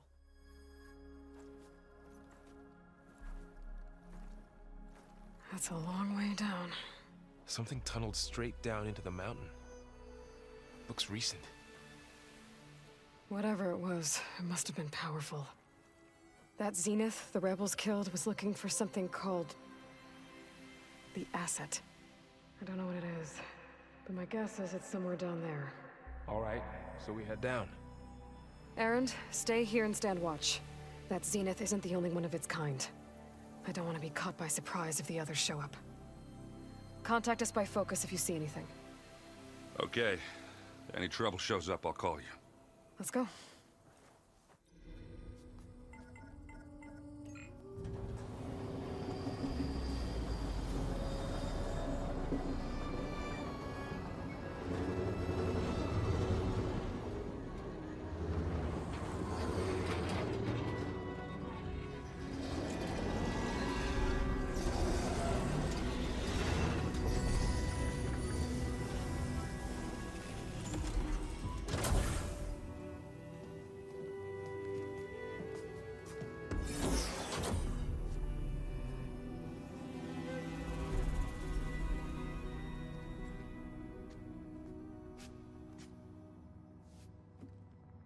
Aloy.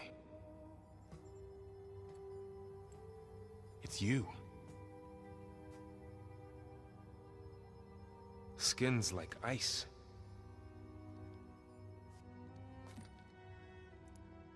Must have cut this from her head. But why?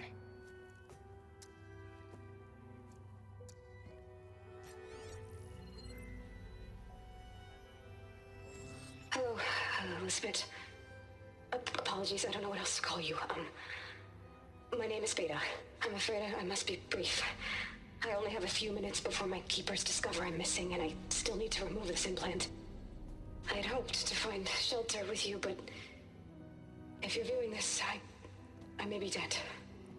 Be careful when you take on Zenith. They are ruthless, and they have Eleuthia, Artemis, and Apollo now.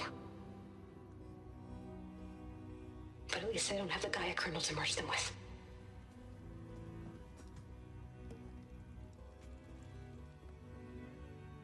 You must succeed, or this was all for nothing. Good luck, and goodbye. So she's still alive. We need to get her back to... Oh shit, they can fly? Aloy! Aloy, can you hear me through this thing? What's going on, Erend? Two of those spectral things just fell out of the sky. One of them is heading down towards you. The other one's waiting up here. We're coming up. Stay in cover until I get there. You got it. Get her to cover in that room. Whatever happens, she stays with us. I'll protect her.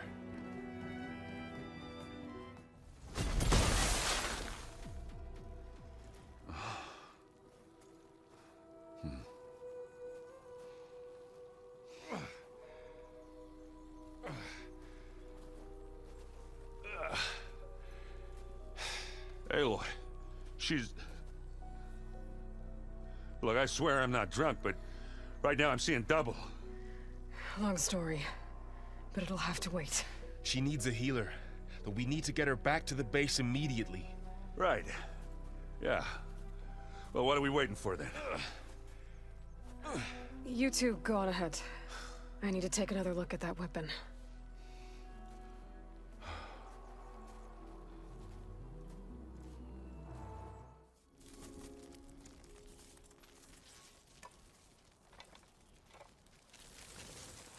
No. Damn it.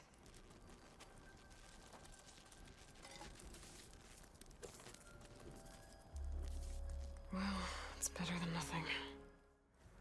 She panicked after waking up and stumbled down here. I thought it best to wait for you. I'll talk to her. Hello?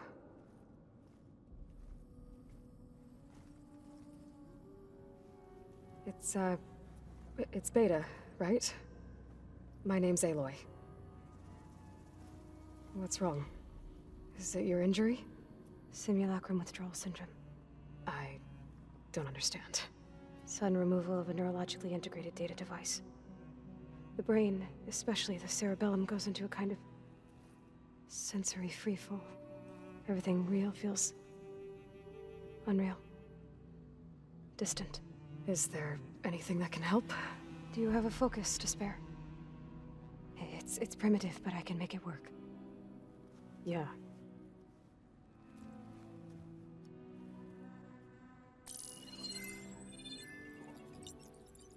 Booting up.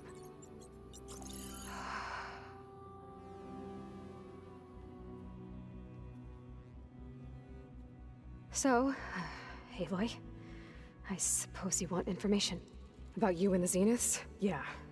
Why are they here? What do they want? How did they get you? But let's start at the beginning. I'm guessing they faked the destruction of their ship 1,000 years ago? That seems consistent with their behavior. They wouldn't want to be followed.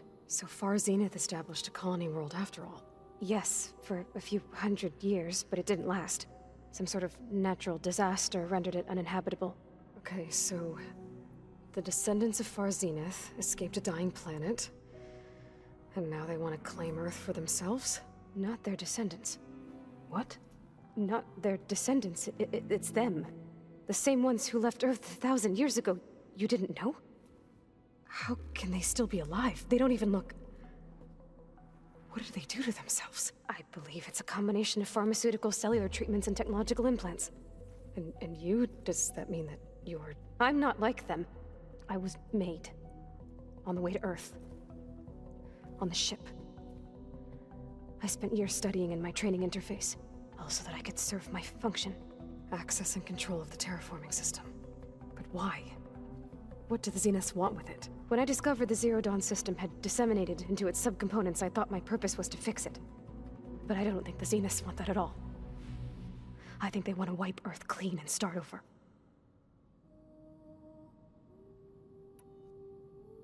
So the Zeniths want to exterminate life on Earth.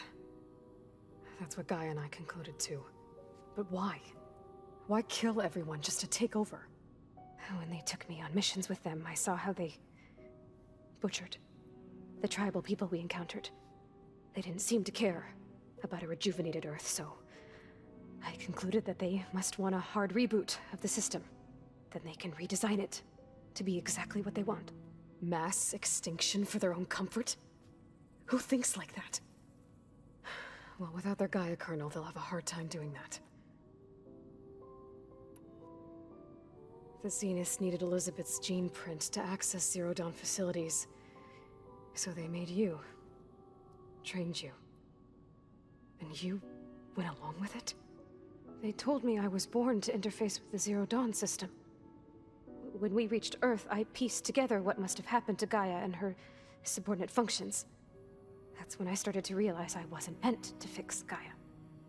That they must have made me so I could do what their remote extinction signal failed to do.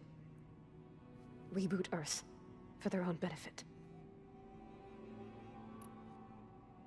So you know about the extinction signal? It was speculation, but the only logical conclusion why Gaia suddenly self-destructed after operating efficiently for centuries. Gaia would have only undertaken such a desperate course of action if it had detected a threat to life on Earth that was more dangerous than ceasing function altogether. I should have realized that she would also order the recreation of Elizabeth Sobek to rebuild her. Yeah, well, surprise.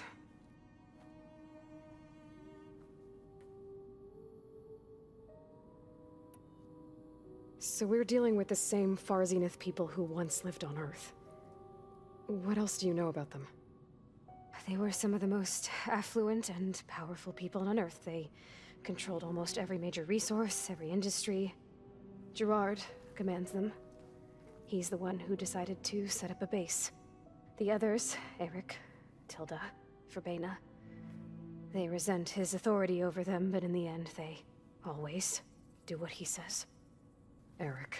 He's the one I fought back in the Hades Proving Lab. He enjoys hurting people. Yeah, I know. You mentioned the Zeniths set up a base here on Earth. Where is it? Off the coast, I think. Whenever I had to go on missions, I was transported inside of a Spectre drone. I couldn't see anything outside. But I did overhear the Zeniths talking about it once. They were discussing setting up a perimeter energy shield to repel the local fauna. I'm certain they have other security measures. Spectre patrols, machine lures. It must be impregnable. What's inside the base? Launch facilities, so they can shuttle back and forth to their ship in orbit. Plus infrastructure to gather materials and fabricate anything they need. Are there more Zeniths than the ones you met? I'm not sure. I suppose there must be more of them in the base or back on the ship. For all I know, there could be more of them out in space, other survivors of the colony.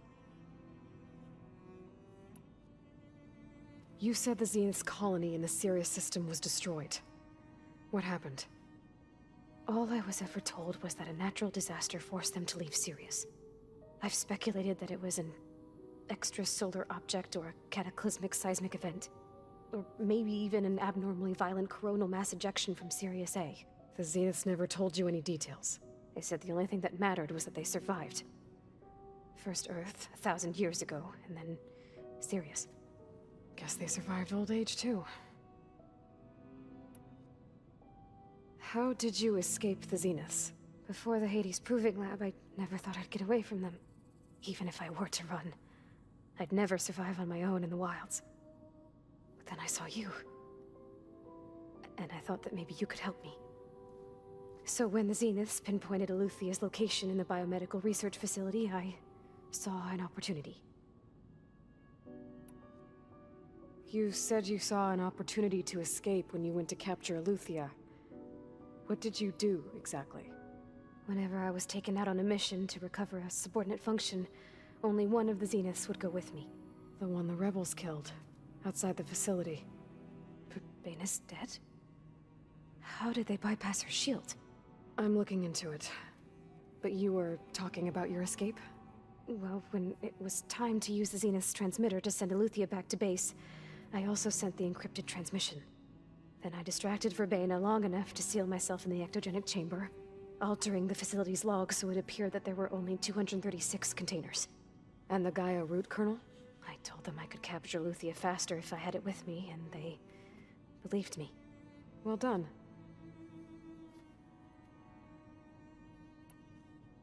You said you were born on the way to Earth.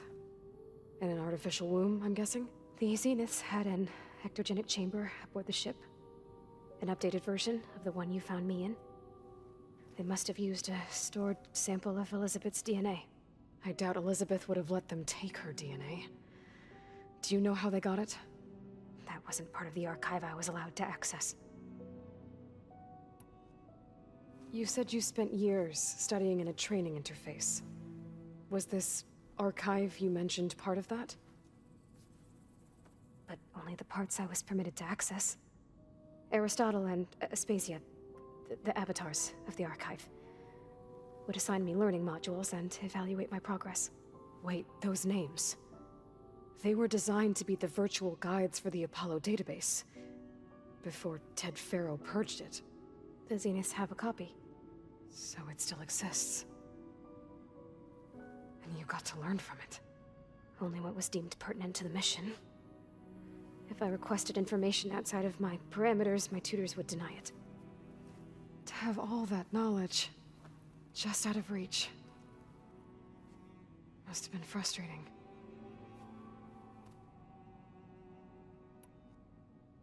All right, I think that's enough for now. Do you want to come upstairs, or... So how long? You know, your plan. How long before Gaia's fabricated a machine army to defeat the Zeniths? How did you know? Optimal strategy, so? Well, I still have to get 2 more subordinate functions before Gaia's powerful enough to absorb Hephaestus. What? You don't have Hephaestus already? Gaia's still figuring out how to capture it. It's not confined to a single location. Of course not. You didn't even know who the Zeniths really are. You were supposed to be further along by now. Coming here was a mistake. They're gonna find me. They're gonna find this place and take me back. This was all for nothing.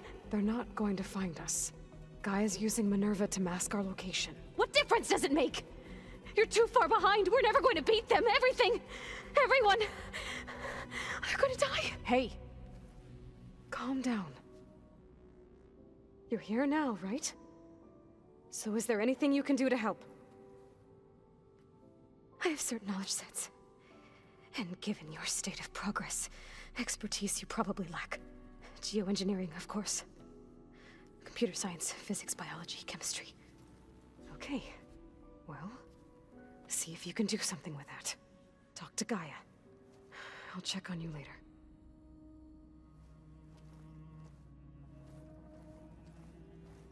How'd it go? Her injury's not that bad, but I think she regrets coming here. Feeling might be mutual. I'll come back later and talk to her. See if I can learn anything.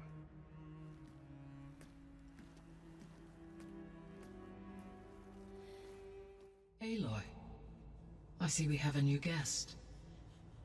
So now we know the origin of the transmission. Yeah. I also recovered this. The weapon it was part of somehow stripped a Zenith of its shield, but it malfunctioned and blew up. If we can recreate the weapon and improve it, maybe we'll gain the upper hand on the Zeniths. A moment, I will scan it.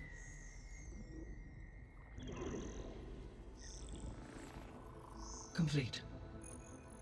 By combining the results with data from your focus, I can infer that the weapon was highly advanced, comparable to Zenith technology, but not how it worked. Did the explosion corrupt the data? It was only a catalyst. The moment the weapon malfunctioned, it appears a command executed to purge all data within its core. Ostensibly, this was to prevent the weapon's secrets from falling into enemy hands. Whoever designed this weapon knew how to cover their tracks. Silence. Based on your data on him, that is my conclusion as well. And he's not gonna cooperate with us. Well, it was worth a shot. But that's not all. The Zeniths got Eleuthia, along with Artemis and Apollo. That is unfortunate. However, our original plan remains unchanged. The two remaining subordinate functions should increase my heuristic processing density enough to absorb Hephaestus. Right. One problem at a time. Well, I guess I better get back out there. I wish you luck on your search. Right. Do it. Come on.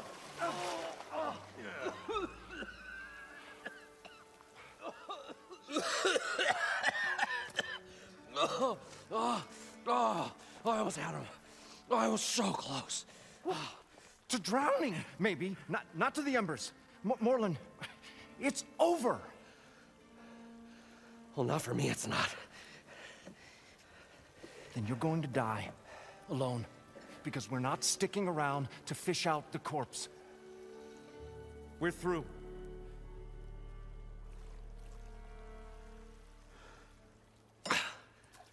And so the visionary's fate hung in the balance. Would he choose life, or succumb to deadly delusion? Hello. So, there's an ancient city under the sand, but it's flooded. Suddenly, a Nora spear maiden appeared. Yeah, okay, well, you're not typical Delvers. That's for sure.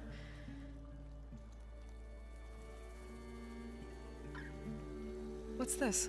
I call it a diving bubble. This is the Mark I. The Mark II was better, but it got stuck halfway down. Air tube snagged. You went down in that. Yeah, I hardly expect a layperson to understand. Because that's pretty smart.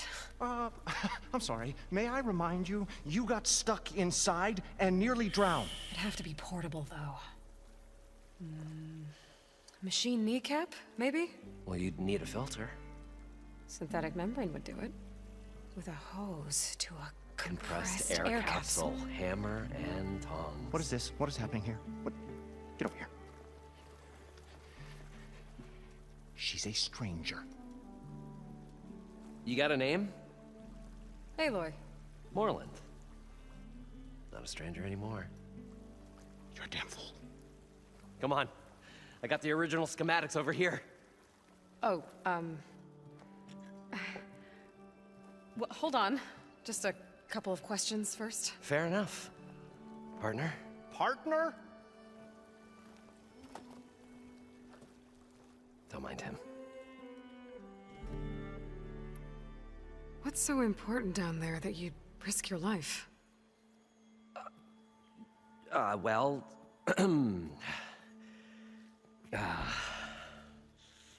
Moreland, I'm not interested in salvage, okay? Whatever you find below is yours. Well, all right. Then what if I told you we were delving for the most spectacular treasures ever scribed by man or maid? I'd say get to the point. No nonsense. I like it. Behold, an ember. Looks like a piece of junk. Well, now, yes, but with a proper spark. These magnificent creations of the old ones paint mesmerizing pictures in the air, and the ruins below us are full of them. A feast for the eyes beyond description. Just as my old Gramps promised me.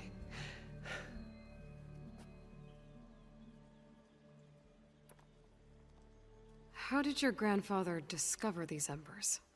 He was here. 40-odd years ago. He was one of the first to lead a delving party into the West. He discovered the ancient city around us, plumbed the depths of this very structure. He found the hollow underneath and the glowing embers all about. Took as many as he could and brought them home.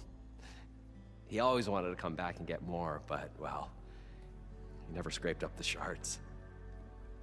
What he really wanted to do was use the embers to put on a show. One unlike the world has ever seen. Sounds like quite a guy. He was a true delver and a true showman. And I miss him. But I will do him proud. I will gather the embers and put on a spectacle that would have amazed even him. With your help, of course. So these embers project images? Paintings of light. It's amazing stuff. This one showed the most beautiful woman you've ever seen, beckoning all to a buffet of lobster and succulent beefs. I must have watched it about 100 times as a child in my old Gramps' workshop. What happened to it? Over time, they die out.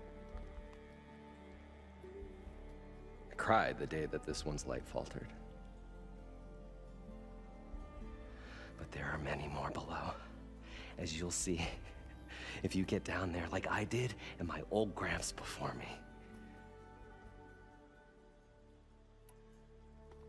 You guys don't seem like average delvers. We're not really delvers at all. We're showmen. Like performers? You're Nora, and thus unfamiliar with the arts. We stage spectacles all around the claim. Stemmer tells stories, which I augment with all manner of sounds and fireworks, and Abaddon, he, well... Complains? He handles the money, which amounts to about the same thing. When we delve, it's to find gear for my theatrics. Which makes this delve the most important one of all.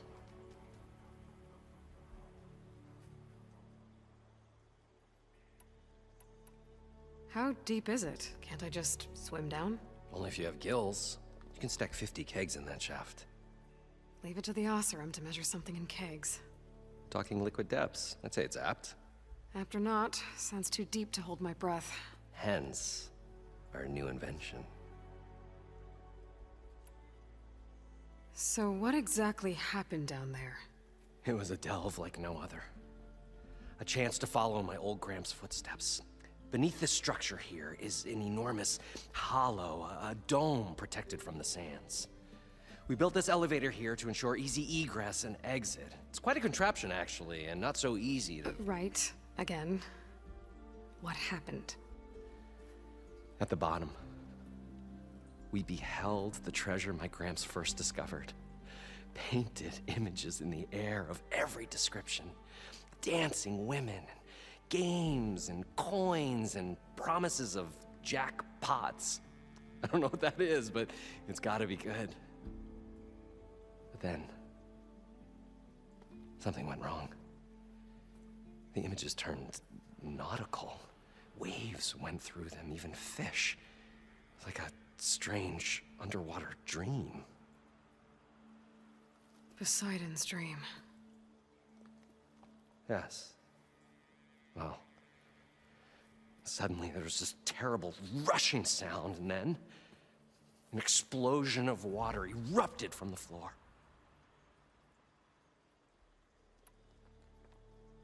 So water just shot up from the floor and filled the place up? It was a raging flood unlike anything I've seen. We ran like forge fire and barely made it up the elevator as a wave just crashed beneath us. Shaken, but not stirred, I built the diving bubbles Mark I and Mark II. I tried the descent in each, but I nearly drowned both times. Abaddon's beside himself. He thinks I'm insane. But I can't give up now. I've come too far. And the embers are just barely within my reach. Well, maybe I can help. Yeah. Maybe you can. I'd better get after those parts. There's a fully intact compressed air capsule in the Mark II, but like I said, it's stuck in the shaft. If you made it back up alive, I should be able to swim down that far. All right.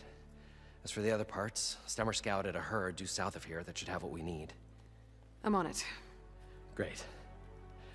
I'll come back when you get the gear. Good hunting. Probably get a guest list of 50. So we'd need at least 3 dozen kegs. Brown ale, maybe. No. For him, scrapper sap. Are you planning a party? Budgeting for Moreland's funeral, thanks to you. I was this close. We were gonna move on. Leave all this nonsense behind, then you come along, you spark your wet noodle idea. It's going to work. I've heard that before. I'll be going. Finally. What can I do for you, partner? I've got everything I need to build the incredible diving mask. I think diving mask is enough. I won't quibble. The workbench is all yours. Whoa. There's a marvel. If it works, you'll let me try it? I want to get down there and get those embers. Assuming I don't drown. So what are you really looking for down there? It's hard to explain. Something that caused a malfunction in the apparatus that controls the old city. I think it started the flood. Well, I thought we started the flood. Like we sprung a trap. I don't know how we were detected. Like I said, the dancing lights around us changed, turned to sea life. There was this flash of red, and the roar of water surging in. Wait, a flash of red? A red light from a spot near the grate on the floor where the water burst through. It was like a beacon. Or a warning. Thanks. That might help. I hope it does. And good luck down there.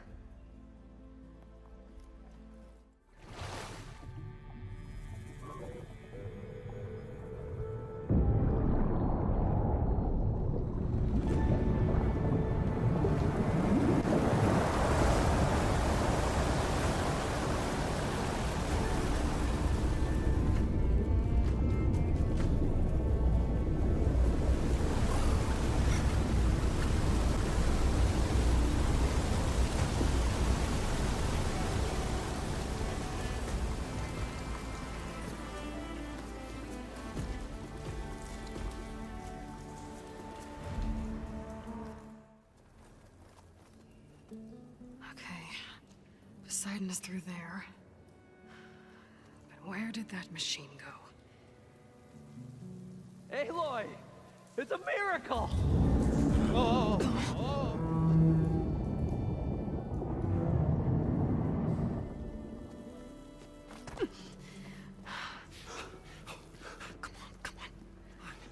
Was this you? Did you lower the waters? Yeah, but there's a new problem. That thing's in our way.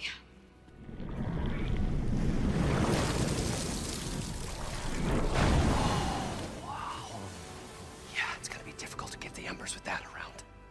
As the scrappy band of adventurers beheld the beast, they knew what they had to do. What? Are you crazy? Hush now.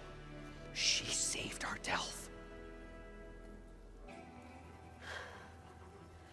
Okay then. Stay up here and start firing when I engage.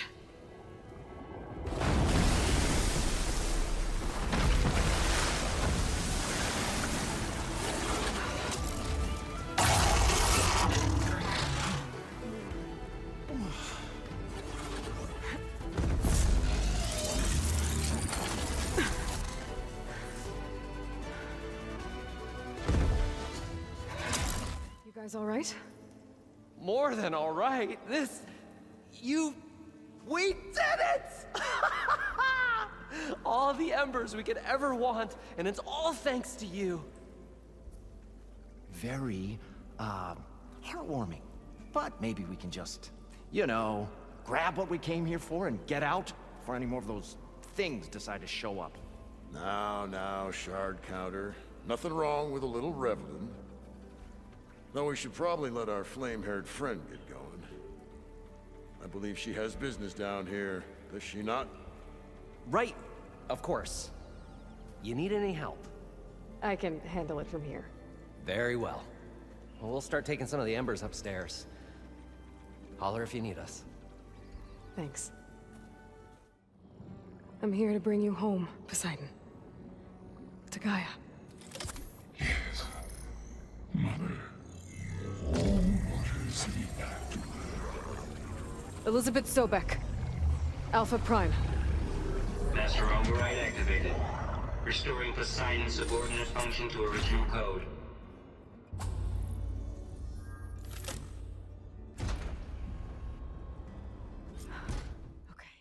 How much? The show my old Gramps always wanted. There's another.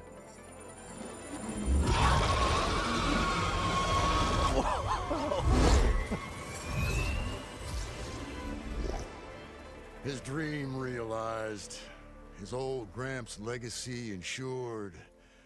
Our hero beheld the sea of desert lights and wept at his good fortune. When I saw the embers as a child, I never dreamed they could be like this. Thank you, Aloy.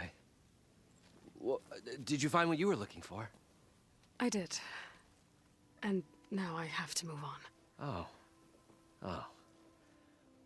Come back when you can. I got big plans for this place. I thought you wanted to put on shows with the Embers back in the claim. Oh, no. This is the show. Oh, can you imagine? Folks from all over the land coming to take it all in.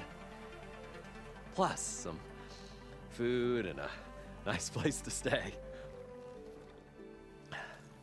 Not to mention a variety of entertainment venues. Don't forget, games of chance. Plenty of shards to be had there for certain. A new dream, huh? I hope you make it happen. Goodbye, gentlemen. This delve was a story for the ages. All thanks to you.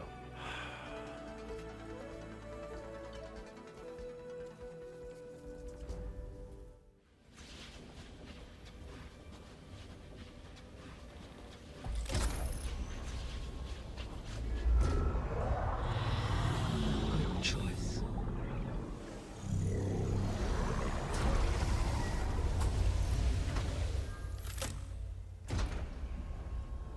Aloy, can you come downstairs? Beta has something you need to hear. Okay. I'll be right down. Hi! Happy birthday, Isaac. Daddy sure does love his little big man. She found that recording from the data on your focus. She's been watching it a lot. I think it helps calm her.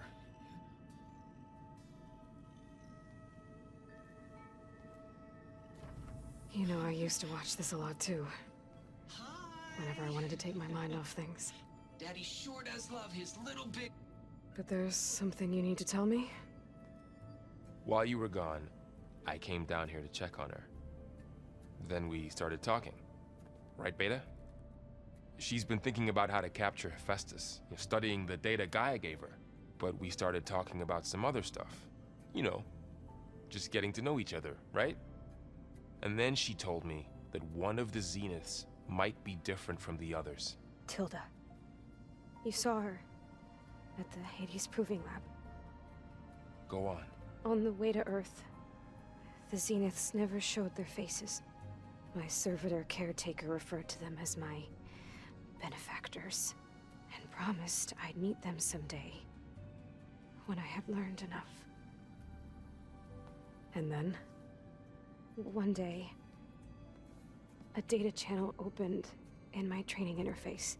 In it, Tilda was waiting for me, in a virtual replica of a house on a cliff, overlooking the ocean. It was beautiful. She showed me paintings, books, media files. We met there in secret many times. But a few months later,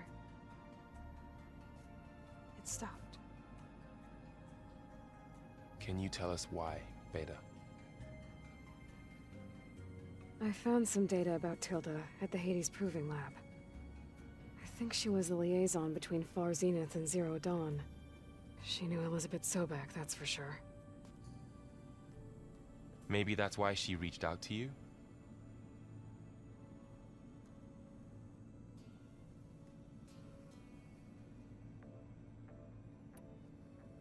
What else can you tell us about Tilda?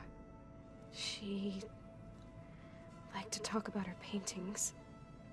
What about herself? Did she ever talk about her life on Earth, how she joined the Zeniths, something like that?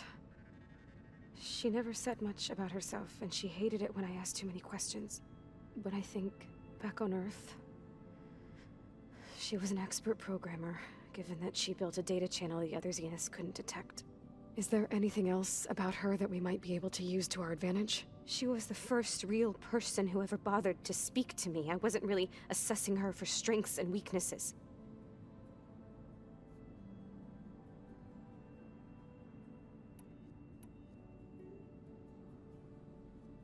So this secret virtual space looked like a house with an ocean view?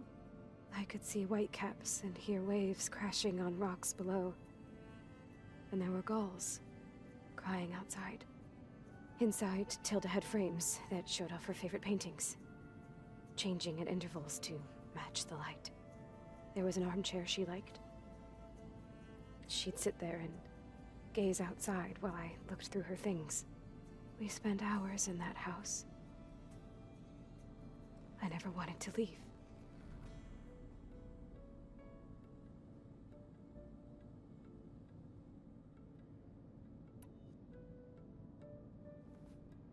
You said that Tilda reached out to you using a data channel? It appeared in my training interface as another assignment. When I opened it, there were a series of intermittent glitches. I realized they formed a transpositional cipher. Instructions on how to open up a new virtual space. When I entered it, my training interface disappeared. Instead of the usual holographic teachers and files, I was in a perfect recreation of her home. And you're sure the other Zeniths never knew about it? To them, it looked like I was still in training. Toiling away. Alone.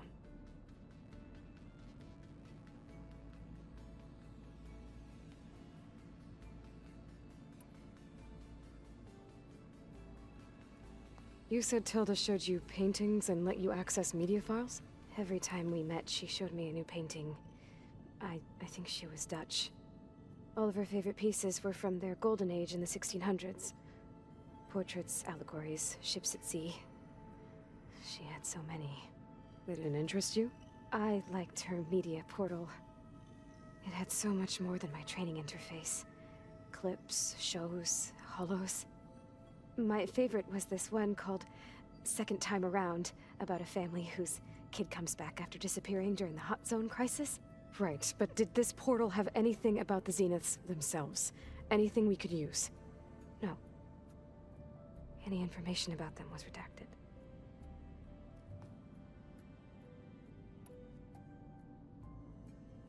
So Tilda set up a secret virtual space where she could talk to you, a house on a cliff. Then later, she cut you off. But other than the fact that Tilda knew Elizabeth, you don't know why she did those things? I don't! Okay? I thought of every possible reason that would make her leave, but whatever I did wrong, I don't know what it is! When I finally met the others, she ignored me. Acted like the data channel never existed. None of this even matters. Tilda's the same as the others. It won't help us defeat them. Okay. Let's leave it at that then.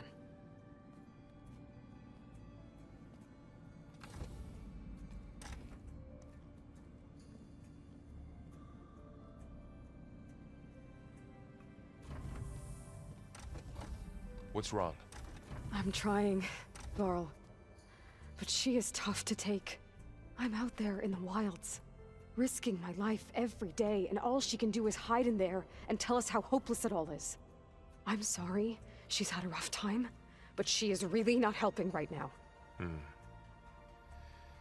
You always seem to be on top of everything, so I sometimes forget about what you've been through.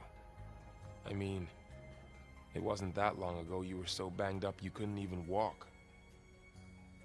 About that. When I pulled you out of the water back near the proving lab, you were muttering Rost's name. You never talk about him. But he raised you, trained you. You must miss him a lot. Of course I do. But I don't have time to think about that now. I need to get back out there. Okay. I'll keep working with Beta. Gaia says she knows a lot about Zero Dawn. And maybe she just needs some time to adjust, and then she can help us with Hephaestus. Sure. But I won't hold my breath.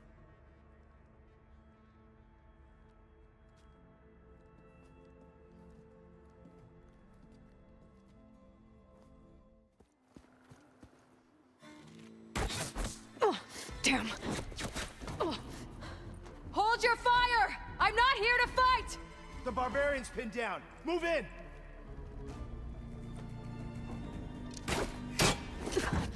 Okay, whoever these people are, it looks like we're not gonna be friends. A log. Just got off the line with US Robot Command. Time's running out. Didn't have the heart to tell Harris that our cure might be worse than the disease.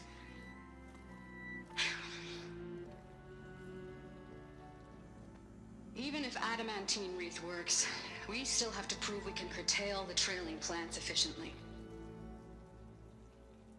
But Cobble's team is working on it over at Test Station Ivy. He'll come through. He has to. Adamantine wreath.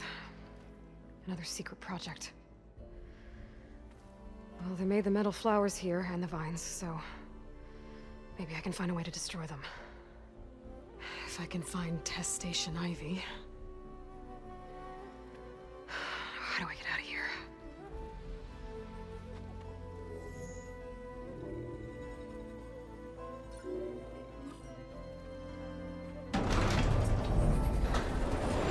There we go. Great. These guys again.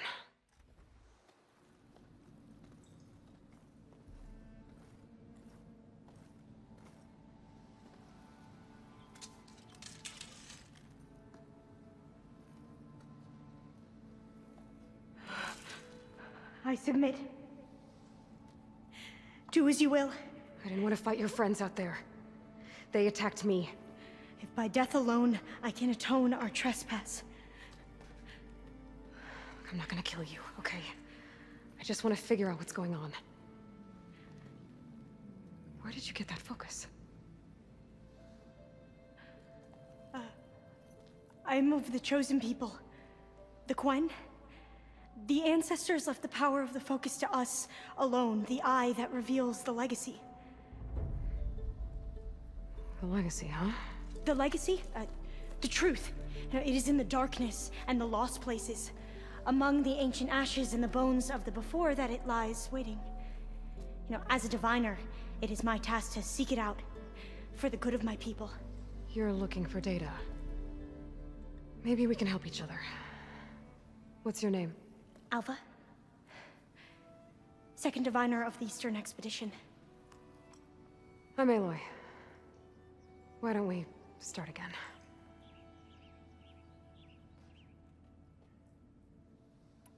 So you said your ancestors left your tribe that focus?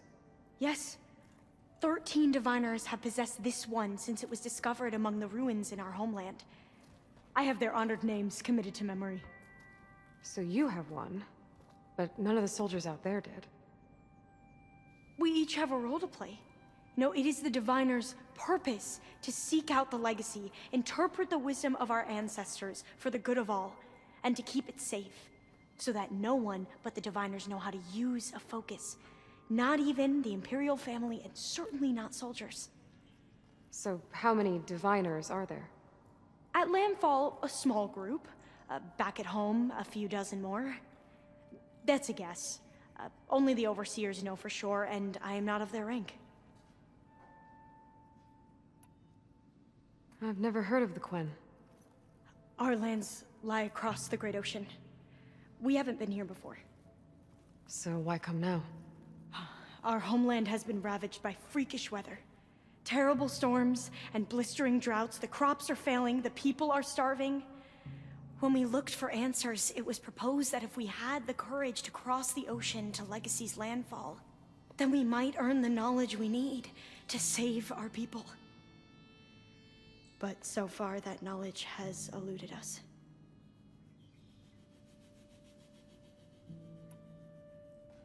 So, your people call this place Legacy's landfall? No. Landfall is where we arrived. To the west, in the shadows of the sunken city by the broken bridge. You mean San Francisco? Yes. You're well versed in the legacy. It was a place of great importance to our ancestors. We had hoped to learn their secrets there, but so far that door remains closed. Even so, the data we discovered there has led us to this place. It might be our last chance. To find something that can save your crops and your people. Yes. If the ancestors will be generous to us once more.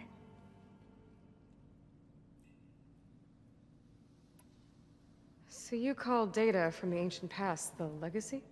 Yes. All that is not lost or forbidden. What does that mean? All that we are capable of reading, and that which is permitted. Okay, I'm not sure I get it. That's fine.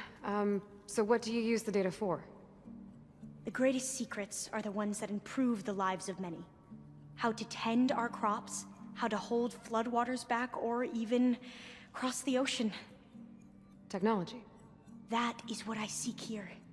Technology that can help my people back home.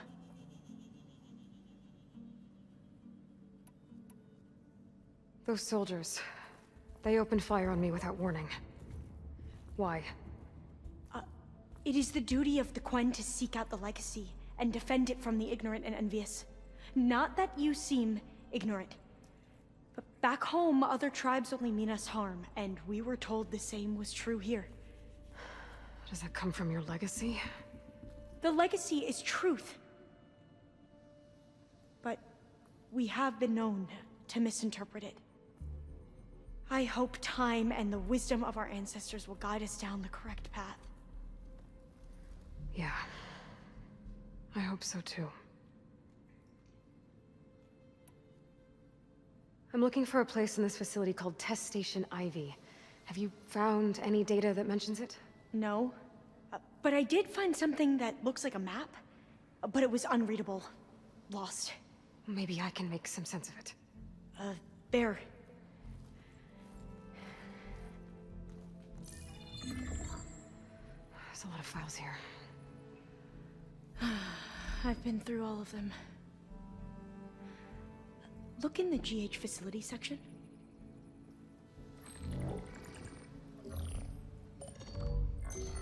Like I said, a lost file.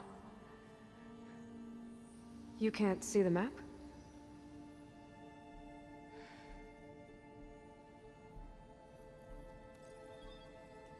It's okay.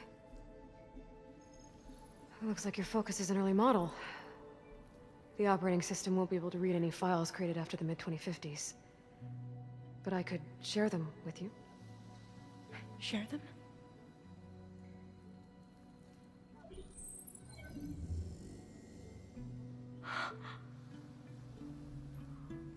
You can see what is lost and forbidden.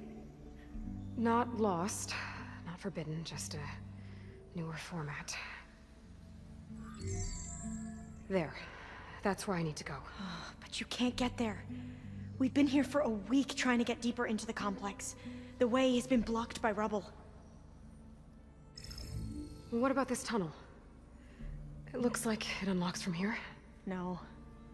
I thought these might be some kind of access controls, but I couldn't read enough data to make them work. Let's try with my focus, okay?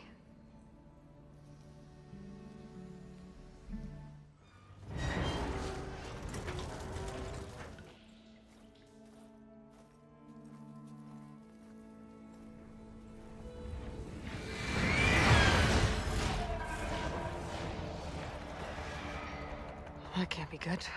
They fly to and from the complex several times a day. Only the ancestors know why. Well, the ancestors are dead, Alva. Of course.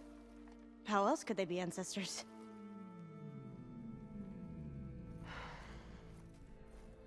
Looks like we have more pressing concerns. Follow my lead. Okay, you ready? On 2. 1, 2. Commencing adamantine wreath vulnerability test scenario 12C15.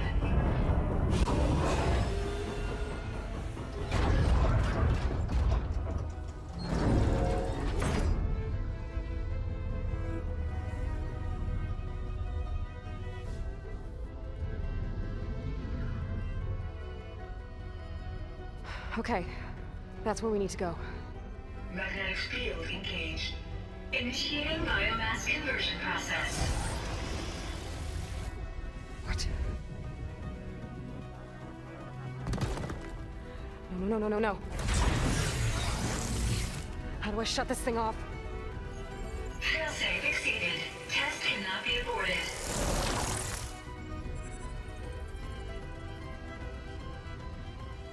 What is this?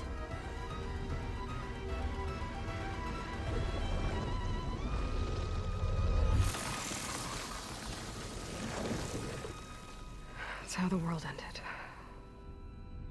Test complete. Adamantine wreath structural integrity uncompromised.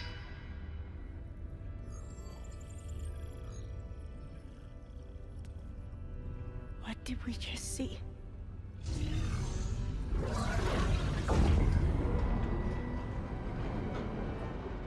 Alva. Let's meet below.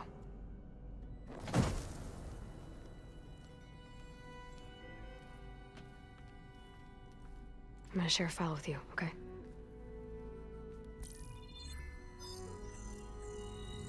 Test log, I think it's Tuesday...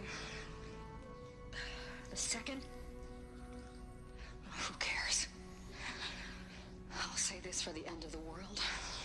It's jam-packed with irony. We developed biomass conversion here. Infinite food for infinite machines. And now we're racing against time to find something to give them indigestion. Well, it works. War machines won't be able to eat the wreaths. But can we deploy them in time? God, I hope so. I don't understand. Your ancestors? They were wiped out. Your legacy didn't tell you that? The time of ashes. But most of the data about that is lost, or forbidden. Well, they created machines that consumed all life. You just saw how. It's a miracle anything survived. I don't want to know this. This is not why I'm here. I need the wisdom of my ancestors to help save my people, not forbidden knowledge of their sins. I need to find something that helps, something to bring back. The overseers will punish me. Or even worse, people will die. Do you understand? My family. My sister. I left her when she was 14. Already you could see her bones. They will starve. Alva. Alva. I get it. I do.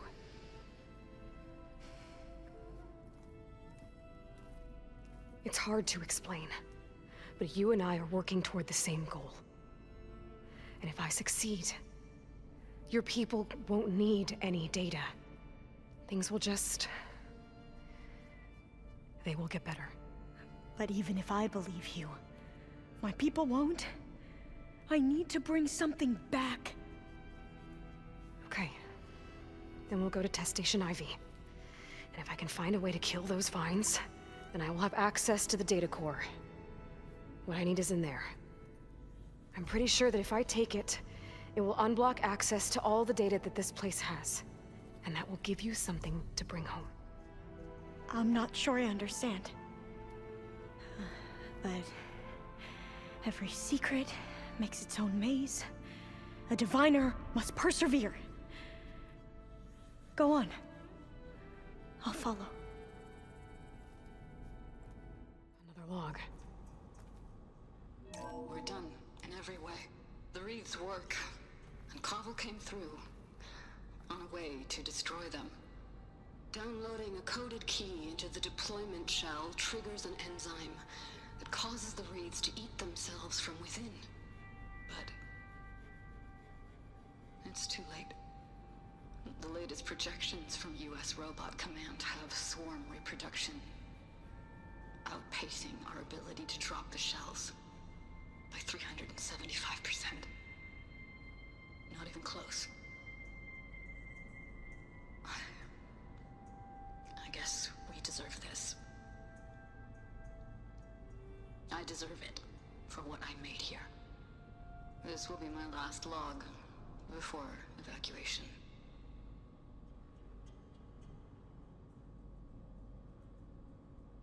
So all their efforts were in vain. They ran out of time. At least we have the software module they created. It should get rid of the vines produced by the metal flowers. I need a workbench to load the module onto my spear. There's one back at our camp. The map showed a path leading back there past the next room. Demeter, it's time to go home. To Gaia. The seed of life. Yes. Elizabeth Sobek. Alpha Prime. Master override activated. Restoring Demeter's subordinate function to original code.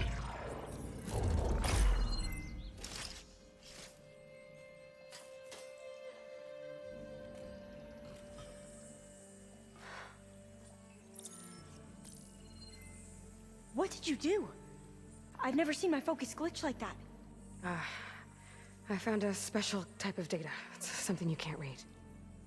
but they kept a tight grip on the data core. But now you should have access to the central server. All of it. Should give you something to bring home. You were right. Hundreds of archives. Almost all of it relating to agriculture. It would take us years to get through all of this. But we don't have that kind of time. What you said before about...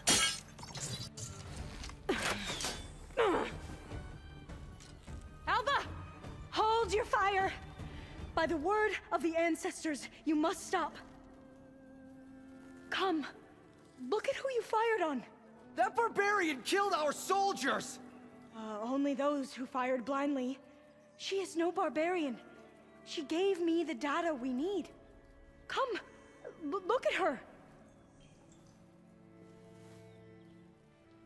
Can't you see? Elizabeth Sobek stands before you.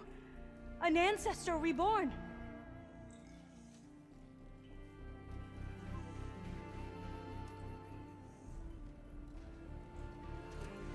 Diviner! We should bring the ancestor back.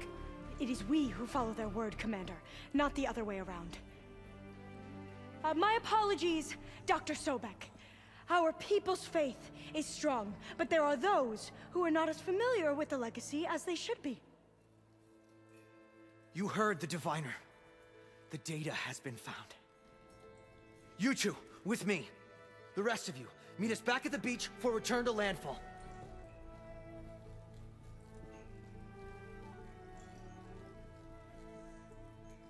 I can't talk long. They will have many questions. So do I. Your people know a lot about the past. And about Sobek, I guess, but they're... Please, I must know. What you said before about working towards the same goal, how long will it take? I don't know. A few months? Then you are my family's best hope. Let nothing get in your way. You have opened my eyes to many things, and for that, I thank you. But now you must go. Will I see you again? Soon we return to Legacy's landfall. It might be dangerous for you to go there. Well, tell me how to reach it, just in case. We made landfall on the northeast edge of the sunken city. The currents around the archipelago are vicious, and the only approach is from the south. And it is guarded. Only attempt to go there if you must. Diviner! What's the delay? Please, go. If you attempt to stay here any longer, they may want to take you with us, and that won't go well for anyone.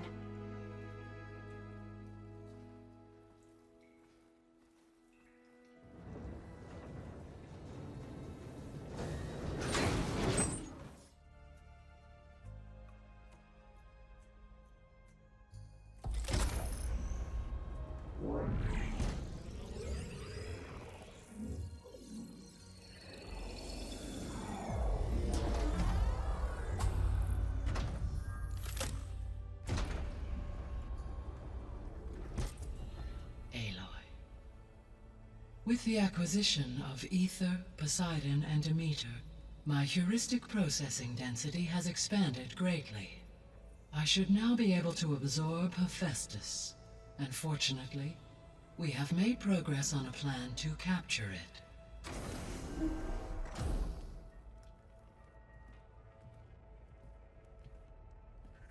With Varl's encouragement, Beta analyzed all available information on Hephaestus. Its expansion has been rampant. It is too large to be beamcast, and the kernel you've been using could never hold it. Therefore, it must be contained in a location with a direct physical connection to me. A place with 2 data cores. 2 cores? Where would we find a place like that? Gemini. An abandoned cauldron in the desert west of here. Seismic activity disrupted the original construction. 2 data cores were built as a result. I've been there. The Tanakh marked the entrance as some kind of ritual ground. We'll have to bring you there by hand. I have devised a blueprint for a suitable, albeit unwieldy, transport rig. It will require 2 people to carry it to Gemini. I can help.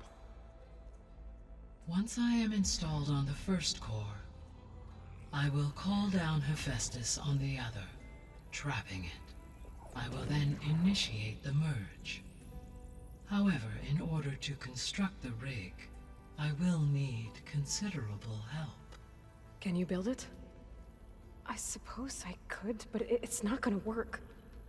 The Zeniths will find you. Minerva won't be able to conceal your location. That is correct. Absorbing Hephaestus will create a significant power surge, easily detected by anyone capable of noticing. But what if there were multiple power surges? To fake out the Zeniths? If Erend, Zoe, and Katalo spread out to the other cauldrons and create their own surges, would those conceal the one at Gemini? Analyzing. Such a tactic might be effective. With Beta's help, we should be able to build a set of handheld pulse generators. I told you it's not gonna work. I did a test. Hephaestus has written Alpha clearance out of its access module. You'll never be able to capture it. Then we need a higher level of clearance. There is no higher... Ted Pharaoh's Omega clearance. The one he used to purge the Apollo database and kill the Alphas. But to get it, you would have to find Thebes. The private bunker he retreated to when the world ended, and nobody knows where that is, not even the Zeniths.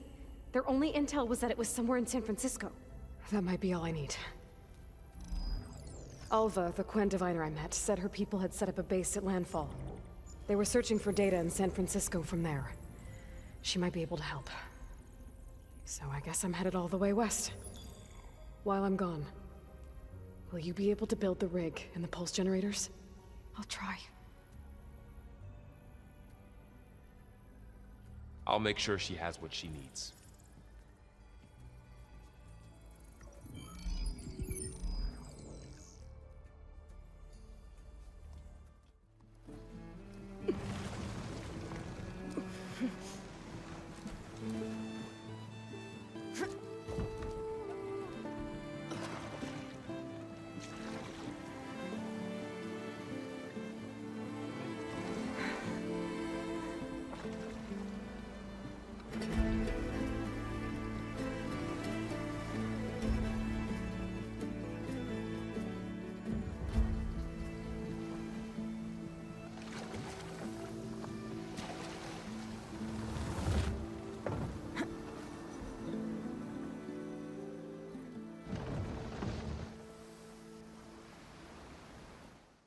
This is landfall, right? I'm looking for Alva. Overseer Bohai ordered us to invite you before him should you approach. Please, come with me. Go. Let him know we're coming.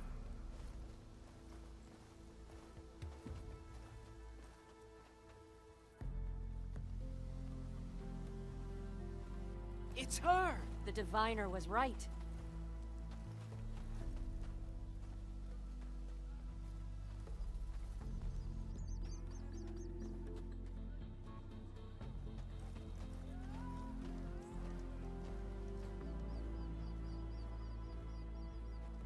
Overseer Bohai. A stranger just walked through the gate. I knew Alva would not dare lie. You do look like Sobek. Is Alva here? I need to talk to her. I will consider your request once it is determined what you are. A living ancestor, as Alva believes, or a threat, lurking in such a guise. I am no threat, okay? Back on the mainland, your soldiers fired on me without warning. So you say, infidel.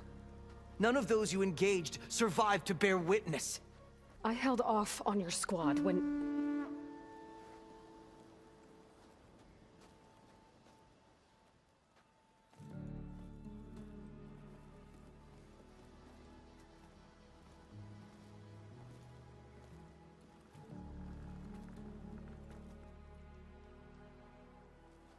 May I present our honored CO. So, here she is. Our great mystery. Well, Bohai, what have you divined? What is she? A mystery indeed, my CO. How can she appear as Sobek, and yet know nothing of our ways? Are we to believe that a living ancestor was born to this wretched land? An ocean apart from the realm of the Chosen? And if so, to what end? I cannot answer. Only she can. But I warn you, no falsehood will satisfy us. Now speak. Why are you here? What is your purpose? I'm looking for a place called Thebes. And what do you seek there? Alva told me a little bit about what you're after. I guess you could say I want what you want.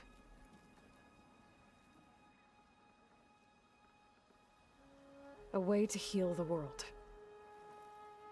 As I suspected. Tell her. We found Thebes, the final resting place of Ted Pharaoh's secrets. It isn't far, but the way is closed to us. Machine attacks have cut us off from the site. Diviner Alva is there, along with a complement of diggers and soldiers. Is she all right? Our scouts tell us that a machine has our people pinned behind their defenses, but they're holding out.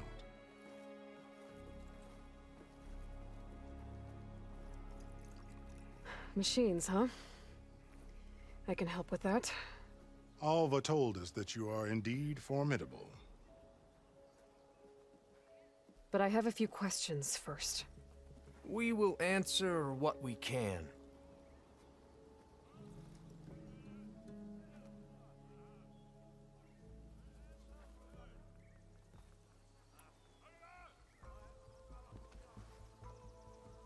You crossed the ocean on these ships? Couldn't have been easy. Greatness is never easy. Indeed. It took 7 years just to build the flotilla. This expedition is the most important undertaking of our generation. A quest for knowledge across the gaping sea with nothing less than the fate of our tribe at stake. And none of it would have been possible without the will of the CO. The voyage was difficult. The wilds here even more so. Our sailors and soldiers have suffered much. I know that.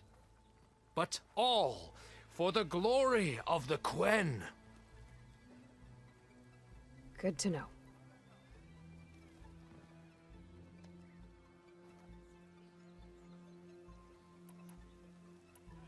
So you found Thebes. How? The ancestors revealed it to us not long after we made landfall. Almost a year ago. Through a scrap of ancient data discovered by Alva and verified by myself. It contained details about the construction of a great underground palace. Where, exactly? Close. Beneath the Great Pyramid in the ruins beyond. Figures. Ted loves his pyramids. Have you been inside? No. That has been a problem, one of many. And we will solve them all in time. Getting back to the site is the one at hand. I hope you're as effective against machines as Diviner Alva suggested. What exactly are you looking for inside Thebes? I thought Alva brought back the data you needed. We risked much to cross the ocean. Therefore, we must unearth every possible link to the legacy while we are here. Especially one as important as Thebes. We will not sail back until I have plundered its secrets.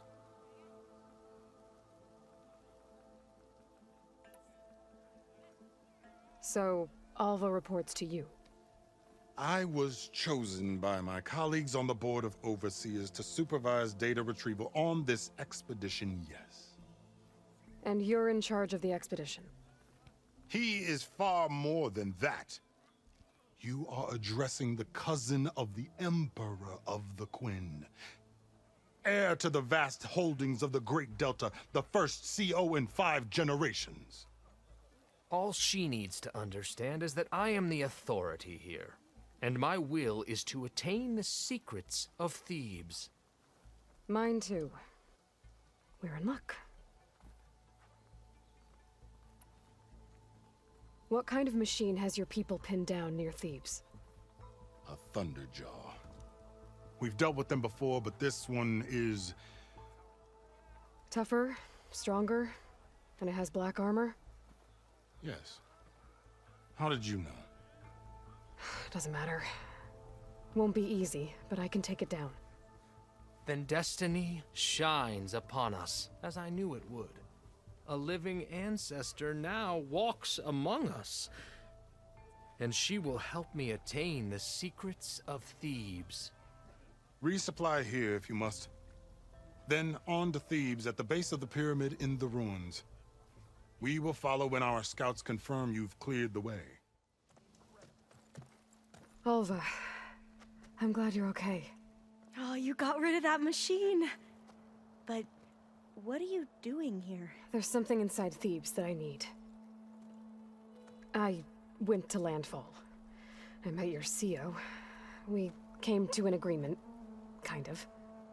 And you're going to help us get in? I guess so. The whole thing was a little tense. There was something off about that guy.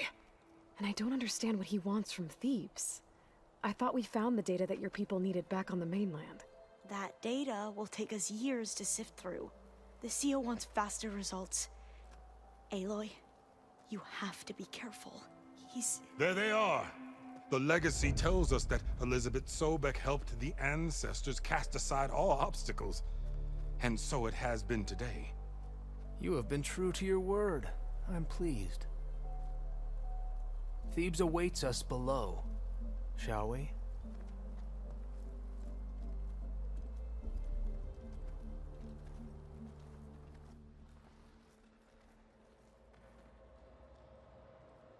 Quite an excavation. Much of this was flooded. We had to pump a great deal of water out.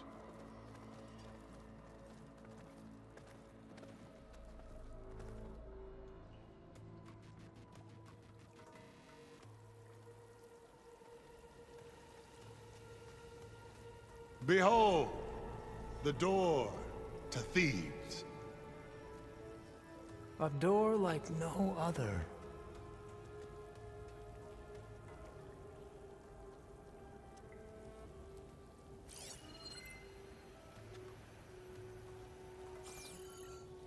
Well, you're right about that. It's designed to open for only one man. Ted Farrow. But the legacy tells us that he worked closely with Sobek. He trusted her. Surely she could open the door, and so surely can you. Not gonna happen. At least not from this side. You said she was a living ancestor with Sobek's eternal essence. If I may, Pharaoh, great as he was, did not build his palace alone. We know this from scraps of data we found, the ones that pointed to this location. And we found evidence of passages below. Maybe they were built to aid construction. Or for servants. We can't reach them. The way is flooded and they're too far underwater, but... Yeah. I can reach them. There might be another way in down there. You see? With Sobek, there is always a way. Then do what you must to get us inside. Ah, good. An emergency exit function. Emergency exit initiated.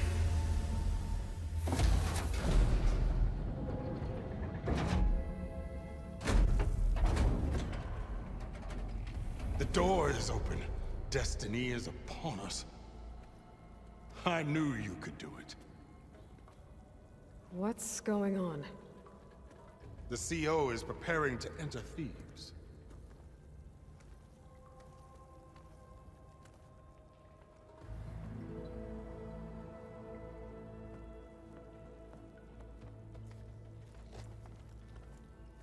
Oh, why are you you dress like Ted Pharaoh? I am Pharaoh, renewed. My essence is the same as his. Across the years, across the generations, his soul is my soul. His will is my will. We are sundered in only one way. I need his final testament, his deepest secrets. And now that the door is open, those secrets are within my grasp. When I have them, I will be complete, as he was. I will have everything I need to save our homeland, and, as Pharaoh did, the world. Okay. I think there's some confusion here about who Pharaoh really was. No one knows better than I who he was, who he is. Me. The Renewer, greatest of the ancestors, the man who saved the world. And you. You understand, Sobek. You are her, Pharaoh's harbinger, his assistant. Come, we will descend into Thebes together, as it should be. Bring her the raiment. Raiment? As he is Pharaoh, you are Sobek. For an occasion this momentous, shouldn't you wear proper business attire? Whoa. No. No, I am not wearing that. No way. You will wear the proper attire to mark this moment. Or what? It is said Sobek valued life above all else. Is this true? Fine. I'll wear your raiment.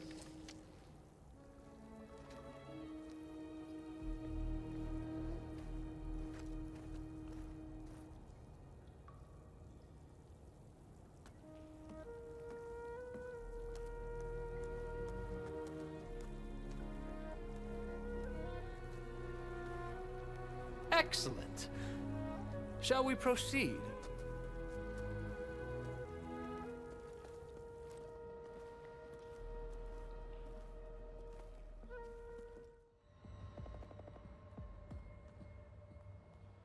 So hey, this is weird. Yeah, I tried to warn you. Yeah, sort of. I'll explain everything if we survive long enough. Those certainly look threatening. Huh. Statues. The guardians of Pharaoh's domain.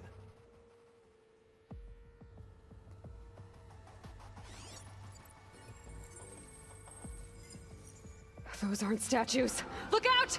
Get the CO out of here! Guess it's just us then.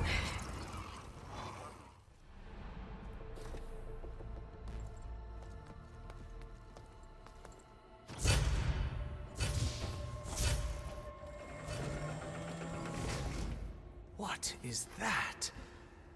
A reclining throne, attached to some kind of apparatus. I wonder what it does.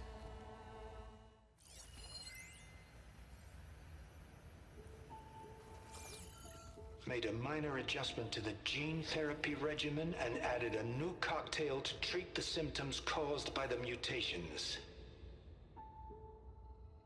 Hopefully, there will be some stabilization after the next treatment. God knows what Ted'll do to us if there isn't. The early results were so promising. No signs of aging, no cellular degeneration, but now... Oh, if only I had access to my old lab in Bangkok, or my old colleagues, or my old liquor cabinet. Stop it. Got to stay positive. Vakanya.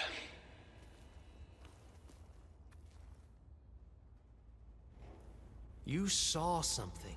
I could tell. Did the data explain what Pharaoh used this device for? I think he was undergoing treatments to live longer. A lot longer. Really? Could he still be alive? Don't be foolish. If he were alive, he would have kept his essence. It would not have been passed down to me. Remember, He was the renewer. Of course, he would have stopped at nothing to grasp the secrets of life and death. But not for himself. Everything he did was for a new beginning. For us, for the Quen. And for his true heir, me. You know, I'm starting to think you're right. You do have a lot in common with Ted Faro. I knew you would see, in time. Let us continue. His secrets await.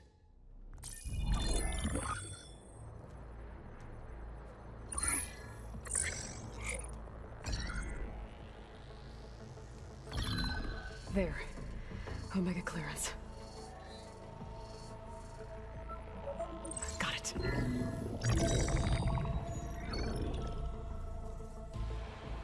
What do you have to say for yourself, Ted? Sometimes dead. Along with his kid. Found him on the floor of his office this morning, holding hands. Must have poisoned themselves. I never would have put them to sleep. She was just a girl, for Christ's sake. I offered them life. And this is how they repaid me. By leaving me all alone. But I guess I've been alone since this whole thing began. Alone in bearing the burden. For the past. For the future. Same old Ted. No matter who dies, he's the one feeling sorry for himself. Liz's future. Liz's children. Someday they'll come. And I'll be here to greet them. Sometimes said my aging has stopped altogether. If anything, my cells are replenishing faster than normal. I just need some time for the mutations to calm down. Time. And energy. Sometimes if the reactor can give me what I need to grow strong again. To get my shit back together. So I can greet the kids. They're gonna need me. My advice. My guidance. And then I won't be alone anymore.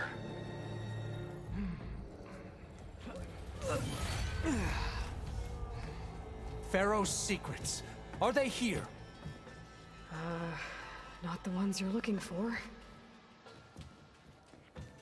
Then they must be in there. Trust me. You don't want to go in there. Are you mad? I haven't come all this way to stop now.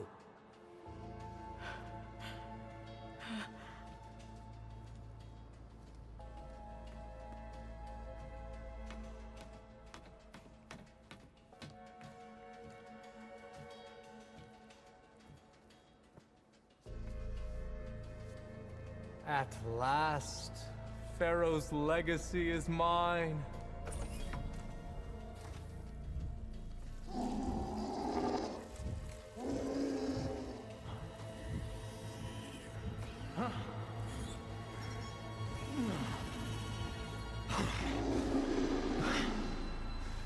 Is that? It's him.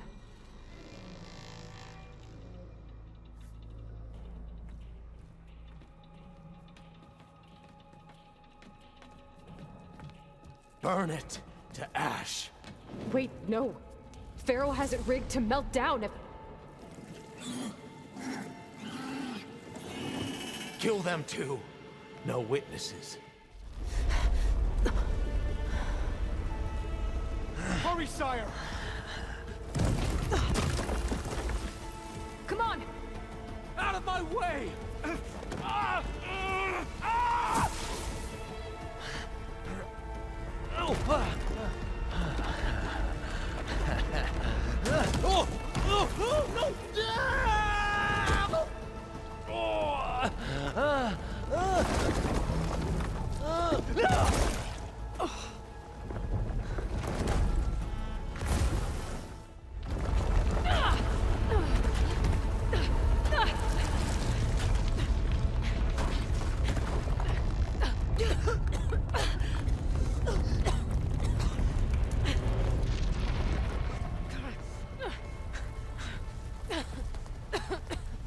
You okay?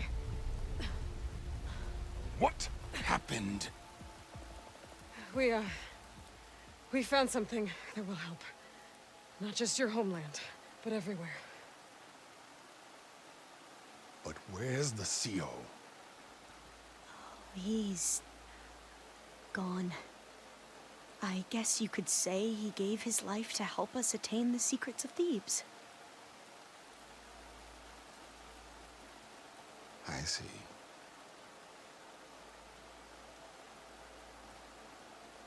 You must think I'm eminently stupid. What? No. No. The CO was an entitled egotist who twisted our beliefs into a sickening, self-serving fantasy. And you expect me to believe he sacrificed himself for scraps of data? It's time for the truth, and it better be convincing. Otherwise, I'll simply order these soldiers to open fire. Hold on. You're right. To be honest, the CO screwed everything up. He brought Thebes down around our ears and died like a gutless coward. But we really did find something down there that will help your homeland. If I can take it and use it. Now, if I have to, I will fight my way out of here, but it doesn't have to be that way. You can just let me go. And then take credit when things start to improve.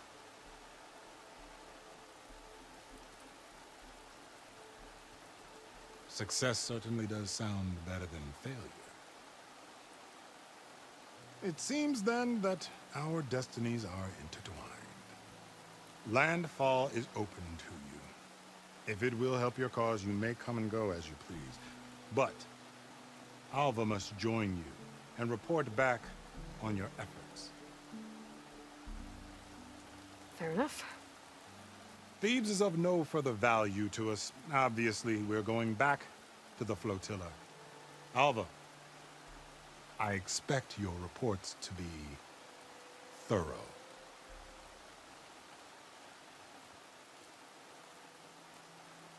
Oh, I thought he was going to have us killed. Oh, and instead, I get to join you.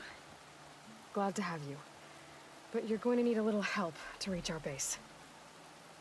Varl, I made a new friend. I need you to meet her at the Quen Ferry and escort her back. On it. Can't wait to meet her. Trust me, you'll love it there. Varl will give you a better focus, and all of the data you could ever want. Head to the ferry. I'll join you back east as soon as I can. A diviner must follow the truth, wherever it leads. I'll see you there.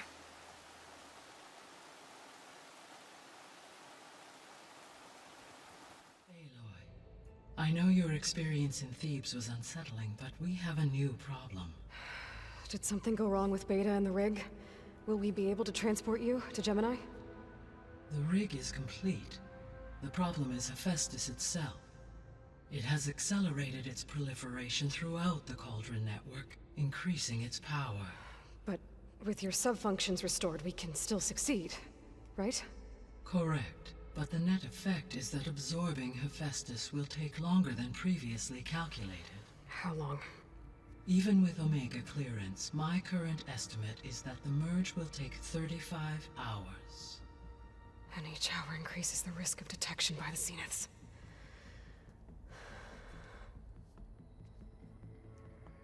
Two cores.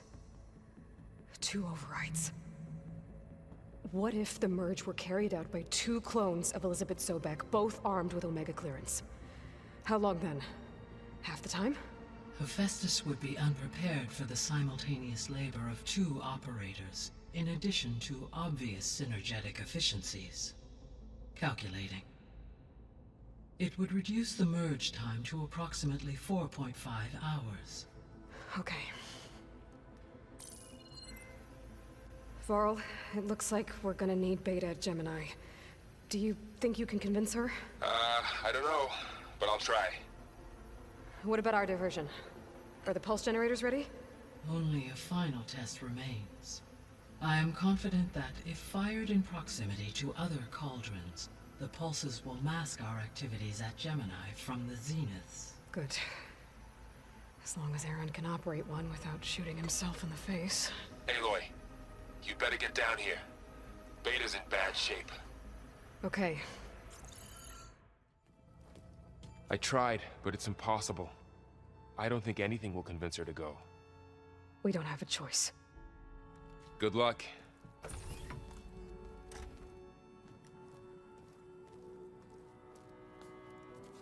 Beta, you have to come with us. It's the only way. It's one mission. The most important one. We need you. Tell me why you won't go. What if they take me back? Alone, in a cell again. Their slave. Forever.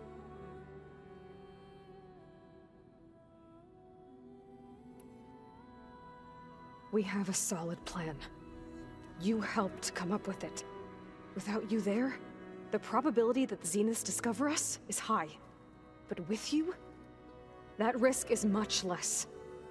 We'll get Hephaestus, get out, and come back here. It'll be okay. No! You can't guarantee that. I told you from the beginning we'll never beat them. It's hopeless. Beta. Leave me alone! You don't understand!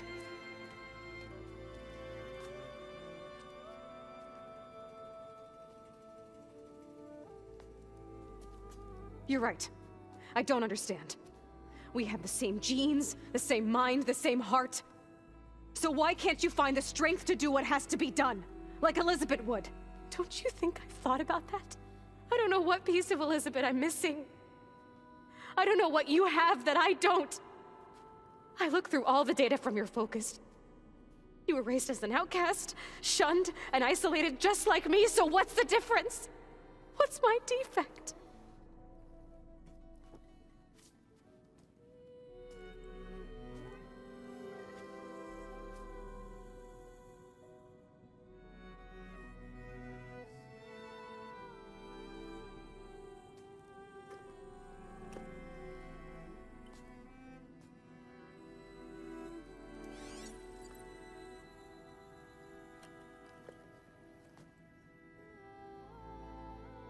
Beta,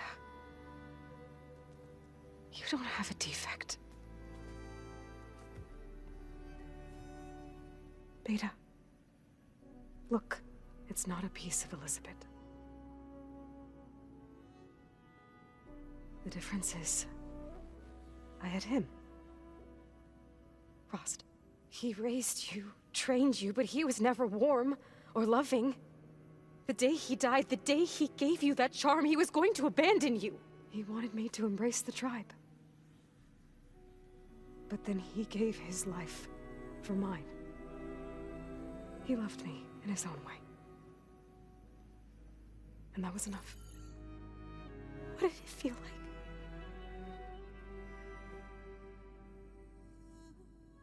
It was like having a strength that was always there. It's still there. Even now I hear him in my head when things get bad. When it looks impossible, look deeper. And then fight like you can win.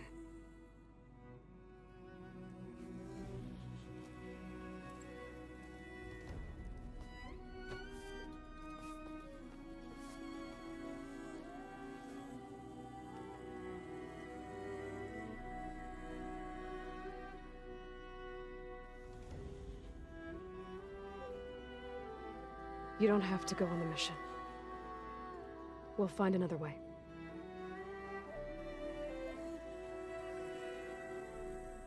I'll go. Like he said, odds are in our favor if I do. We have to succeed.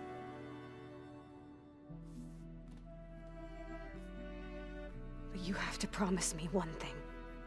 Yes, of course. If it goes bad, If the Zeniths find us, I don't want to be their slave again. Do you understand? Okay. Promise? I promise. I could use as much time as you can give me to study up on the merge, to make it as efficient as possible.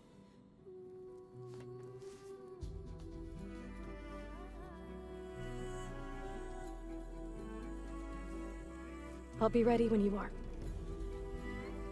I swear.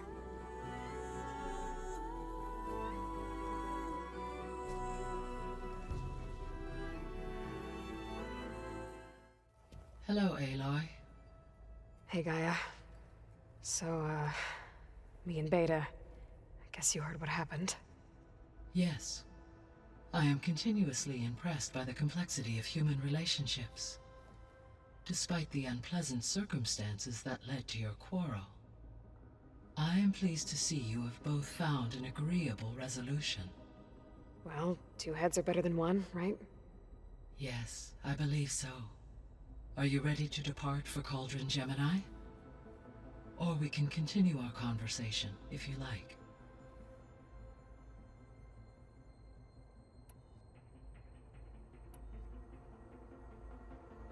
Have you been able to make use of Demeter's functions? Yes. I was able to mitigate most soil conditions and restore a temporary balance. You should notice less rampant plant growth in the area. Maybe that'll give Plainsong's fields a chance to recover. Yes.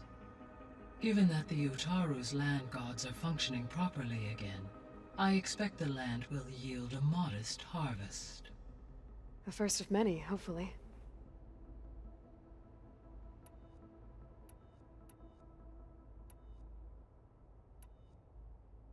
Were you able to make use of Poseidon? Yes. Many rivers, streams, and lakes associated with the regional watershed have been detoxified. As a result, red algae growth levels have seen a marked decline. And as you cleared a particularly strong occurrence, I believe the local hydrosphere is as stable as it can be for now. So the Lowland clan will be able to fish the rivers again.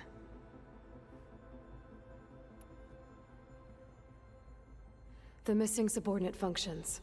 What can you tell me about them? Artemis rewilded the Earth with a variety of animal species. Eleuthia was responsible for gestating, nurturing, and acculturating a new generation of human beings. Apollo was tasked with preserving, organizing, and disseminating vast archives of human knowledge and cultural achievements. Unfortunately, all archived Apollo data was purged on the 2nd of February, 2066, by order of Ted Farrow. Ted. Guess he got what he deserved, in the end. Yes. An igneous conclusion to his pathological narcissism, impulsive tendencies, and instability. All three of the missing functions have already served their purpose, or were prevented from doing so. Do you still need them? Restoring their remaining elements would increase my heuristic processing density, empowering my overall function. Unfortunately, as we now know they are in the possession of Far Zenith, attaining them in the short term is very likely impossible. I guess our best shot at recovering them is by taking over the Zenith base. But we'll need Hephaestus and a bunch of combat machines to do that. Correct.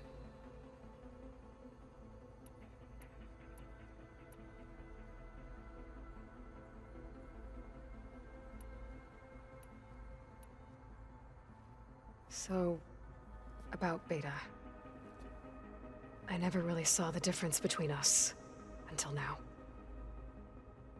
She's been through so much. Completely alone. You have both endured many hardships. Different in almost every respect, yet equally remarkable. I like to think of you as two miracles, born of Elizabeth Sobek. 3, then. Let's not forget about you, Gaia.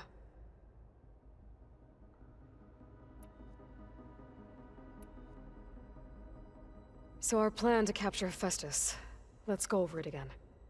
As you wish. Thanks to Beta's test, we now know that Hephaestus will not respond to your Alpha clearance. Which is why I got Ted Farrow's Omega clearance. Correct. While you were gone, Beta constructed the transport rig and pulse generators. When we get to Gemini, I will need to be installed on one of the facility's cores. The second core is for Hephaestus. Using Omega clearance will allow you to trap it. And then you'll be able to absorb it. Not quite. You will need to manually remove Hephaestus's malicious code before the merge. How long will that take? Because the work will be split between you and Beta, it will take approximately 4.5 hours. And during that time, the others will create a distraction for us using the pulse generators, right? Correct. They will each take position at a cauldron door and fire off their device. The energy surge should mask our activities until the merge is complete. And then we'll have everything we need to defeat the Zeniths. Sounds like a plan.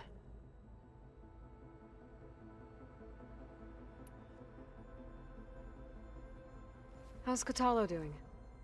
I detect that the loss of his arm still deeply pains him, though he has not voiced his thoughts. I may be able to assist in his recovery, should he be interested. Really? I'm sure he will be.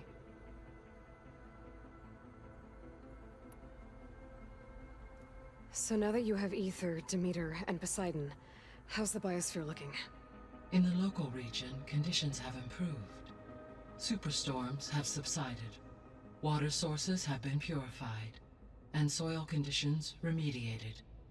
These improvements will stave off environmental collapse for a few additional months. Well, with luck, soon you'll have Hephaestus. Then you'll be able to fix the biosphere for good, right? Correct. I will be able to design and produce robotic agents to permanently reverse the environmental damage that has accumulated.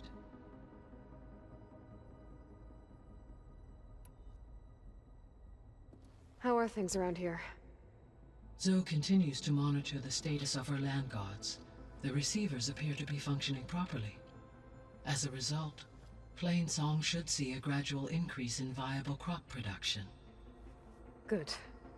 It'll keep them from starving. At least until we fix the biosphere. Varl and Zoe seem to like spending time together. Indeed. While studying old world data, Zoe discovered references to a dietary lifestyle known as vegetarianism. She appreciated the similarities with Utaru practices and encouraged Varl to try out this lifestyle. And how did that go? I believe they have agreed to disagree.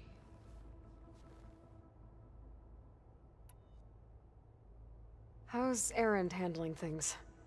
He is becoming increasingly accustomed to use of the focus. After an initial incident. What did he do? He unfortunately crushed his first focus as he attempted to affix it to his temple. Amongst a number of Oseram curses, I believe he also blamed the focus for being dainty. He has given repeated assurances that it will not happen again. Well, good thing we have a lot of extras, I guess.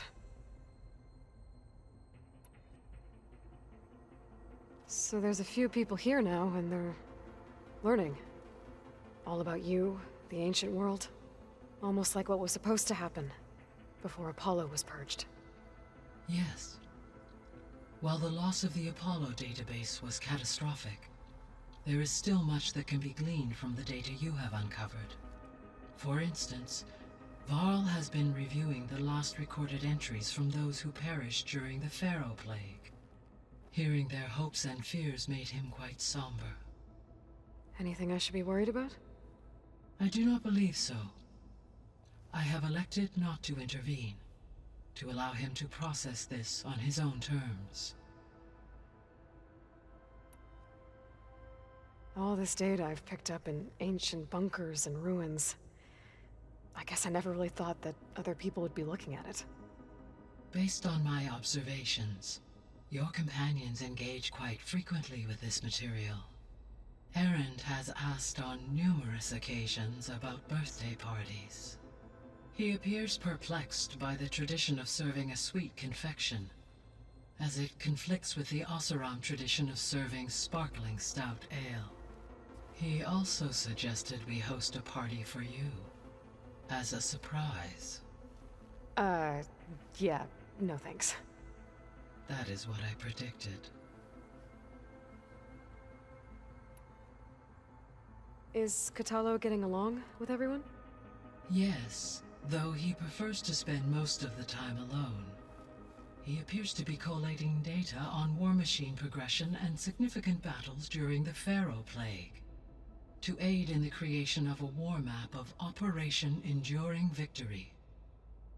I believe he aims to study the tactics of Old World warfare.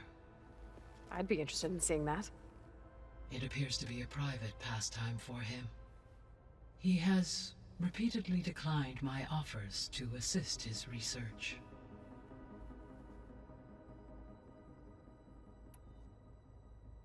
How's all of us settling in? As soon as she arrived, Alva was eager to study the data in the archive. A particular file soon caught her attention. Information about a machine assistant devoted to keeping living spaces neat and orderly.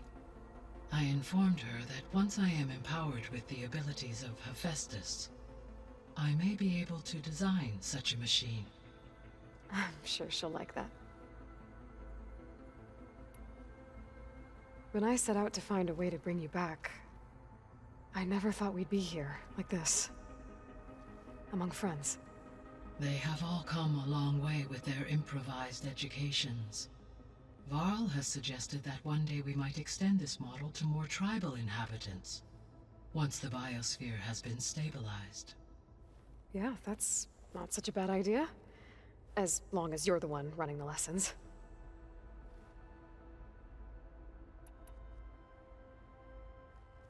There's something I've been wondering. How could Ted Faro create a clearance level higher than Alpha? Elizabeth made sure he wouldn't interfere with the project. It is plausible he tasked his own engineers with creating a back door to the Zero Dawn system, without Elizabeth's knowledge. My predecessor did not even know of its existence, until he activated it to purge the Apollo database. It is, in effect, a blind spot. One that will allow us to subdue Hephaestus.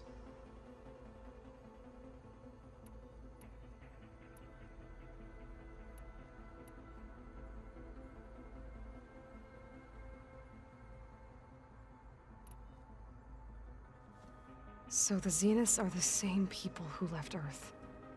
Physically immortal. How'd they figure it out? From what we know of Far Zenith, it is plausible that prominent geneticists and engineers were offered a place aboard the Odyssey in exchange for their expertise. Given enough time, technology, and resources, any challenge can be overcome. Like how Minerva eventually generated the deactivation codes for the Pharaoh Plague. Exactly. Ted was trying to make himself immortal. Didn't end well for him. For every success, there are many more failed attempts.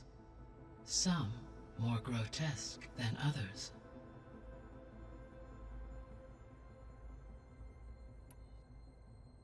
The Zeniths. Gerard, Eric, Tilda, Verbena. Beta said they were some of the most powerful people on Earth. I think Elizabeth knew one of them. Tilda. Did she ever mention her to you? No. Elizabeth often spoke of her work, or told stories of her mother and her childhood. If she knew this Tilda, she did not disclose it with me. What we can conclude from your and Beta's experiences is that the Zeniths are ruthless in pursuit of their goal. To protect life on Earth, they must be stopped.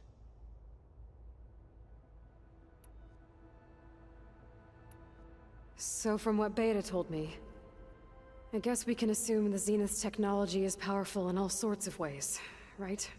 Yes. As your encounters with them amply demonstrate, they appear to make extensive use of robotic servitors. Further, they seem to be equipped with some kind of protective energy field that shields them from harm. They seemed indestructible, but that weapon the rebels used stripped their shield somehow. Throughout history, every defensive technology has eventually been defeated by an offensive counterpart. While we lack the anti-shielding weapon, were I to absorb Hephaestus and utilize it to create a large force of combat machines, no shielding could withstand such an assault indefinitely. So there's hope. Always.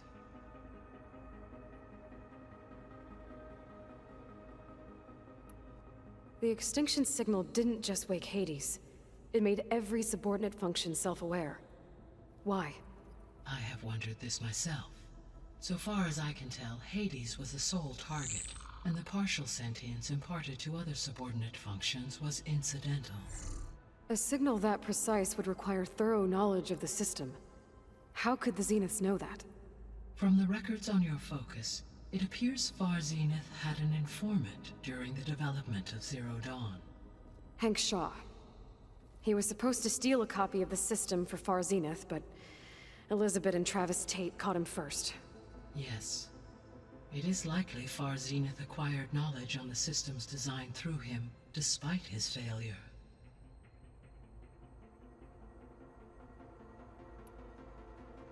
Beta believes the Zeniths want to use the terraforming system to wipe out life on Earth. Start over, so they can build it how they want. Further supporting our hypothesis. But why? Given their technology, they could wipe out the tribes of the world by easier means. And if they're the same people who left Earth 1,000 years ago, wouldn't they want the biosphere to be as it was? It is likely they adjusted to different planetary conditions in their colony on Sirius. They may be trying to recreate that environment here. Turning Earth into a new Sirius. Their own personal playground.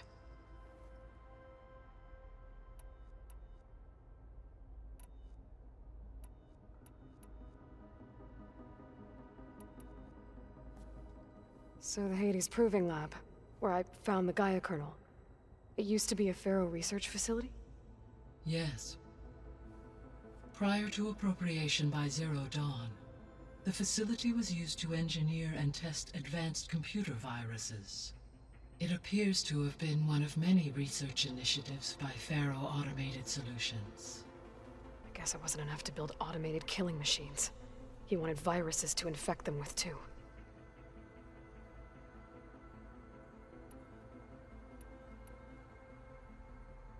Gaia?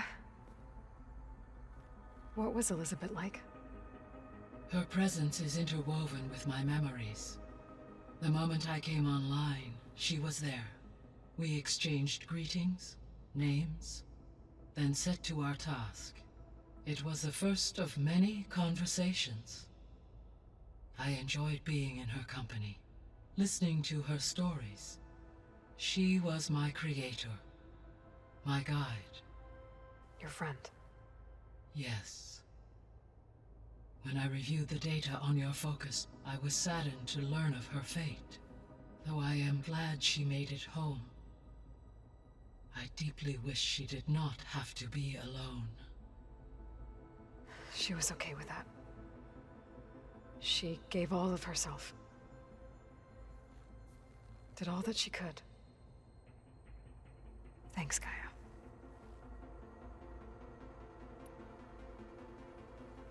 So, Project Zero Dawn. The greatest minds in the world, all working to build the terraforming system while the Pharaoh Plague devoured the planet. What was it like? Personnel worked in rotations, at all hours of the day. Resources and technology were secured from across the world. Within a month of the project's conception, I was launched and began my education. Elizabeth encouraged me to spend time with the rest of the Zero Dawn staff. She said it was important to experience many personalities and perspectives, to aid in my emotional development. What were they like? Scared, hopeful, determined. They were hurtling toward technological achievements on a scale never before attempted. I owe everything to their dedication.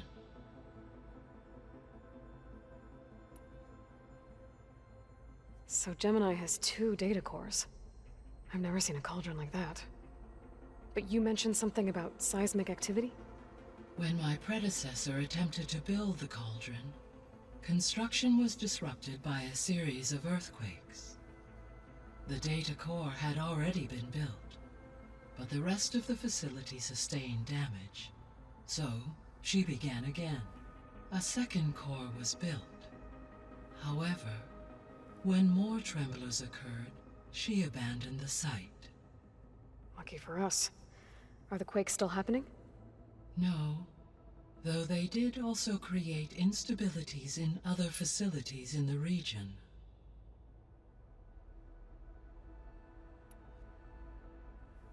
So, a while back, before the battle at Meridian, I went into Banuk territory. I discovered another AI there, one not related to Zero Dawn. Cyan. It was created to oversee operations for a volcanic stabilization project, and it spent the last 1,000 years in isolation. I'm guessing you didn't know about it? No. From the data on your focus, it seems that Cyan was cut off from the outside world, an effort by its creators to protect it from the Pharaoh Plague. Any chance it could help us now? I have already attempted contact, with no success. Given its previous experience with accepting an outside network request, I imagine it is unwilling to do so again. Right. Because last time Hephaestus enslaved it. Well, that's too bad. I think the 2 of you would have had a lot to talk about. The processor Ether was installed on was part of an ancient war museum, a memorial to something called the Hot Zone Crisis. Do you know anything about it? My knowledge of historical events was unfortunately lost with the Apollo database.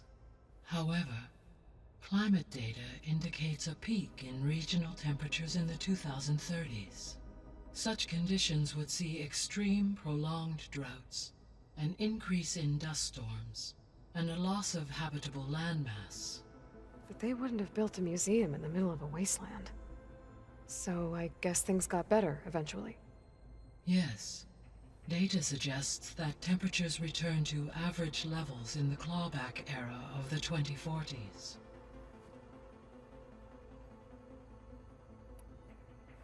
There was an ancient tank embedded in the bulwark, buried under a bunch of boulders. Any idea how it got there? During the Pharaoh Plague, the US military resumed the use of human combatants, as automated machinery was unreliable.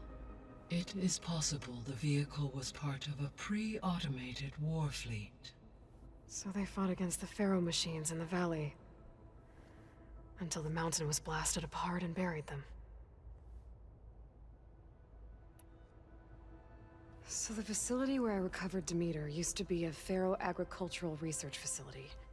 It's where they created the biomass conversion system, but also adamantine wreath. Did Elizabeth know they were working on that? It is likely she was briefed on other efforts to combat the machine swarm, though her focus was devoted only to Zero Dawn. That makes sense. But they actually got the wreaths to work. If they've been able to deploy it against the Pharaoh Plague in time... Using the data you recovered on the project, I ran several simulations and have concluded that it would never have worked. In all scenarios, the Pharaoh war machines would eventually hack and deactivate the wreaths before they could contain the swarm. So Zero Dawn really was the only solution.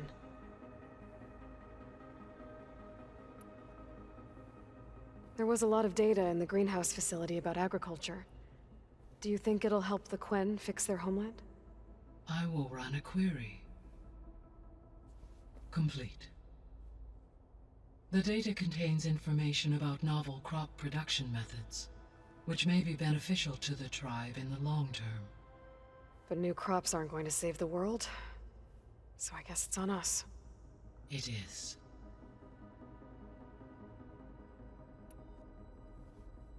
When I dove down into Vegas, I found data about the man who built the dome over the city, Stanley Chen. It turns out he was a member of Far Zenith. But if he loved Vegas so much, why did he abandon it? Why not try to save it? The Zeniths, at their core, have proven to be exceptional survivalists. Faced with overwhelming odds of extinction, they chose to flee. Even still, what he achieved. Water to the wasteland, an entire city brought back to life. 1,000 years later, the whole place was still on standby, just waiting for someone to come along and wake it up.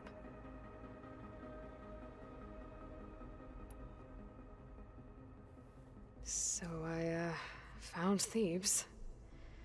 What do you think Ted would have done if his life extension treatments had worked?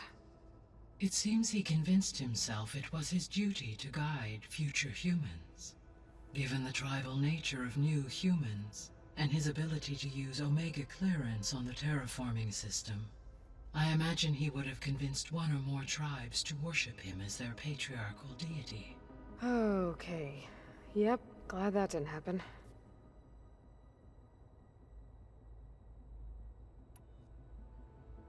Aside from Gaia Prime and Thebes, there was one other underground facility that was sealed before the Pharaoh Plague reached it. Elysium. The place where Zero Dawn staff and their families went to live out their lives. Do you know what happened to it? Elysium was designed to provide life support for 100 years. My data indicates the facility went offline well before then. Did the Pharaoh Plague find them? Unknown. My connection to the facility was abruptly severed.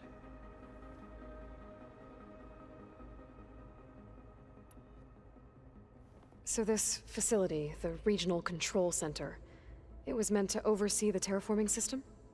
For the local region, yes.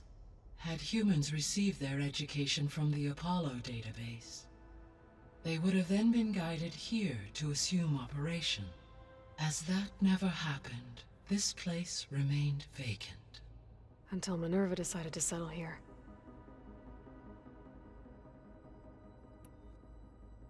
So I guess this room was meant to keep an eye on conditions outside? Yes. From here, the facility's operators would have been able to observe weather and machine activity in real time. It may be possible to restore more of this room's functionality, should you find and reconnect additional camera feeds. I'll keep a lookout.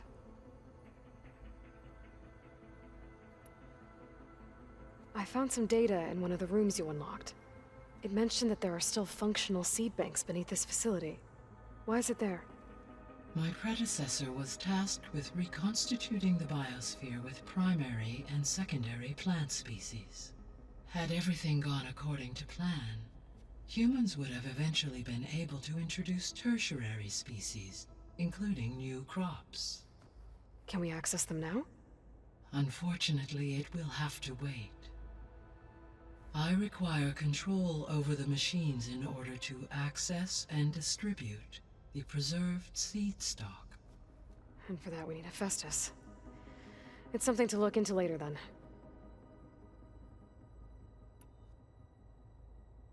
So what will happen to this place while we're at Gemini? All systems within this facility will continue to operate. As Minerva will no longer be masking this location, the facility will be exposed to detection. Though without my presence, it is unlikely to attract attention. Let's hope so.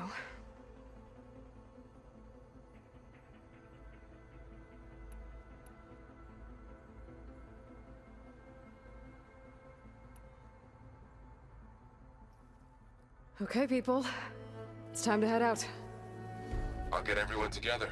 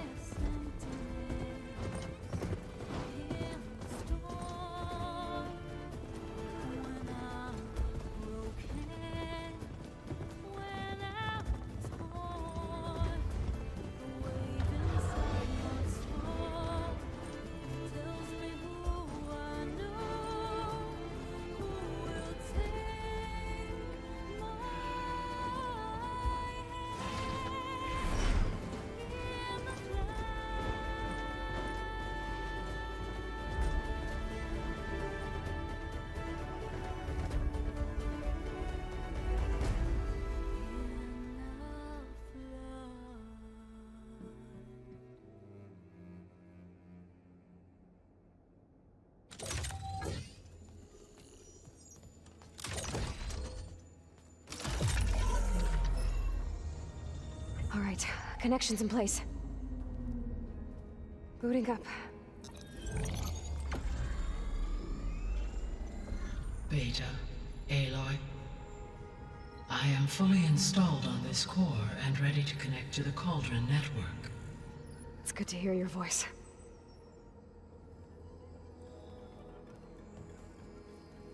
Errand, everyone.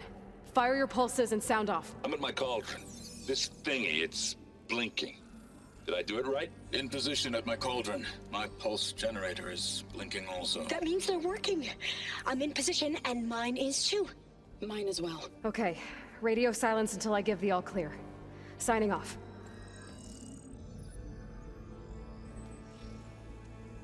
Gaia, let's cage the beast. Connecting to the Cauldron network now. Elizabeth Sobek, Alpha Prime, activating Omega clearance.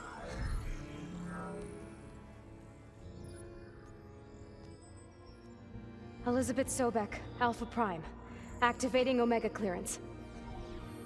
Clearance confirmed. Initiating containment sequence. Critical threat detected. Imperative escape containment. Applying countermeasures. Lock it down! Terminating external connections. It's working! It's got nowhere to go! Capture imminent.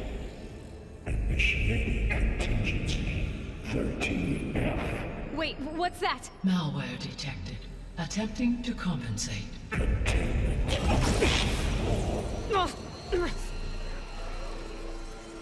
It's cracked. Look! Facility activated. Engaging autonomous defenses. Directive neutralize. That means machines are on their way.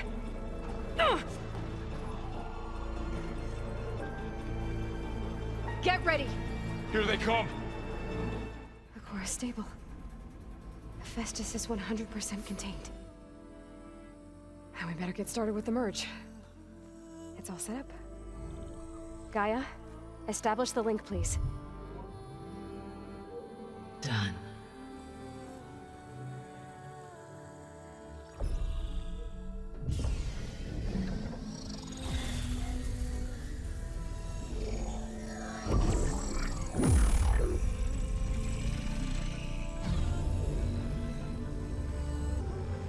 Okay, to complete the merge, we need to excise Hephaestus's malicious code. Carefully.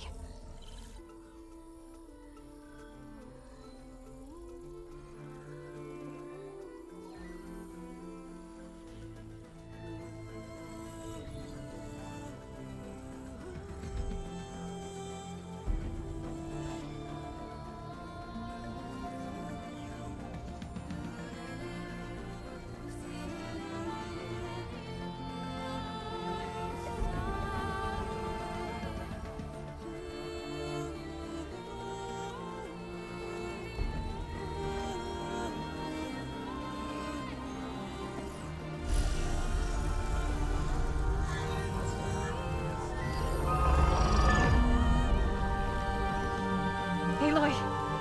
Look!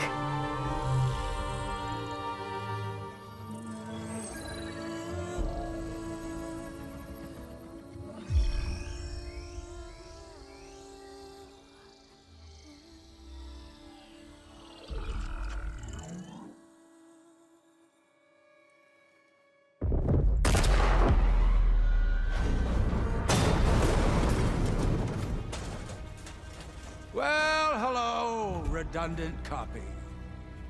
You've cost us quite a lot of time.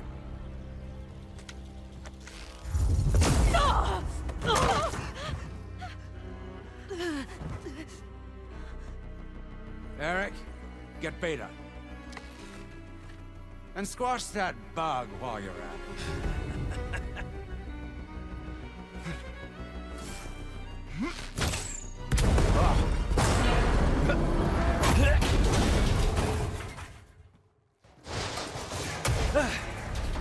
Ooh!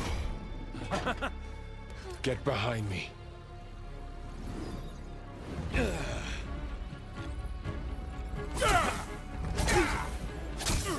Come on! Quit screwing around. Now we're having fun, right?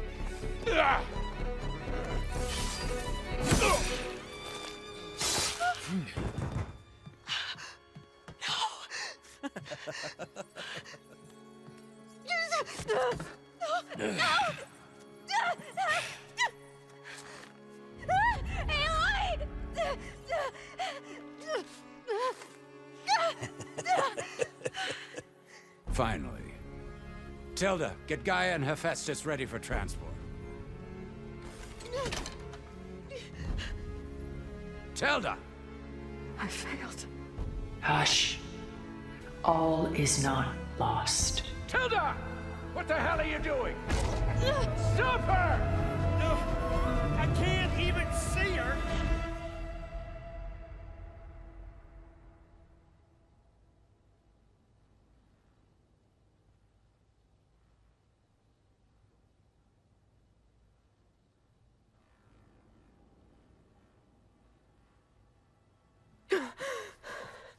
Beta.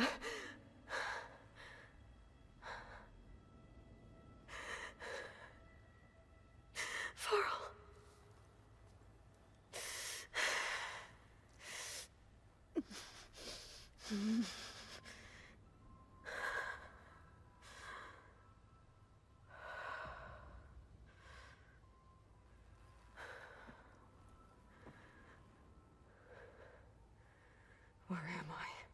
Ah, you're awake. You took quite a hit when Gerard attacked you. I imagine you must still be in a great deal of pain. I can assure you that we are safe. The others can't detect us here. You mean the other Zeniths? You must be Tilda. I wasn't sure if Beta would have told you about me. Where is she? Alive. And while she isn't where she wants to be, not in urgent danger.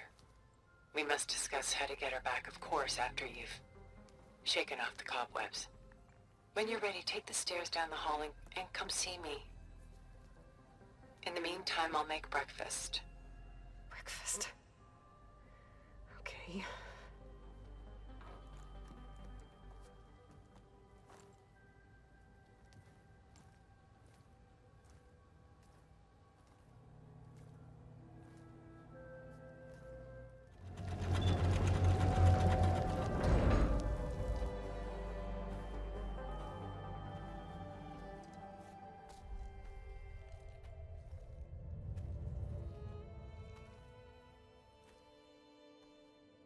There you are. Feeling better? How did you find us? At the cauldron? And what did you do to everyone right before I passed out? All business, I see. Well, suffice it to say we were keeping a very close eye on Hephaestus, knowing we would need it at some point. Your ruse didn't fool us, and as for my little trick, it was an overload of the senses, accompanied by an energy discharge. Gerard and Eric were only momentarily disoriented due to their shields, but it rendered you unconscious while I got you out. Perhaps some breakfast might steady you a bit?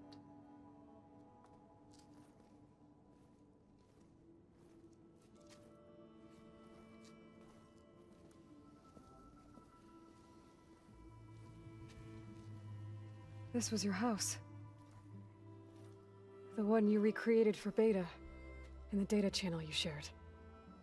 How perceptive of you. Please, this way.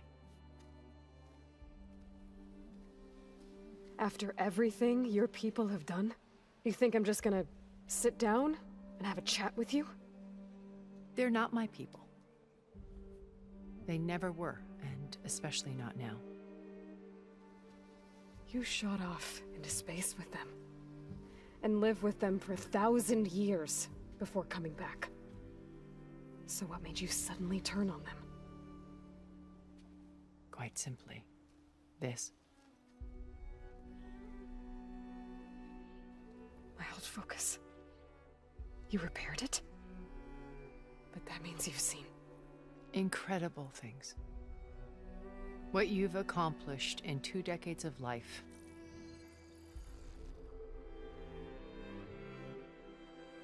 A 1,000 years at my back and I haven't even come close.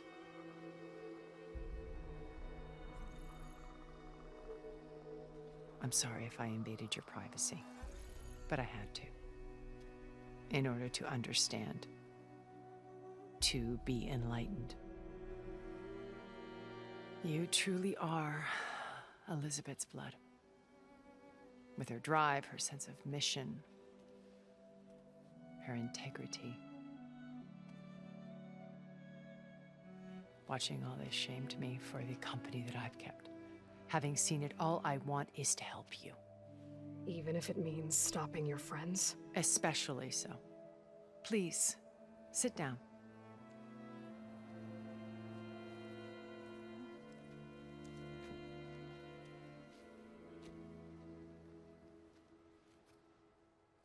There. That's better. Now, we must recover Beta and Gaia at all costs. By now, you must know that Gerard intends to use Gaia to reboot the Earth's biosphere. Remaking this world to specifications that would only suit us immortals. This process will kill every living thing on the planet.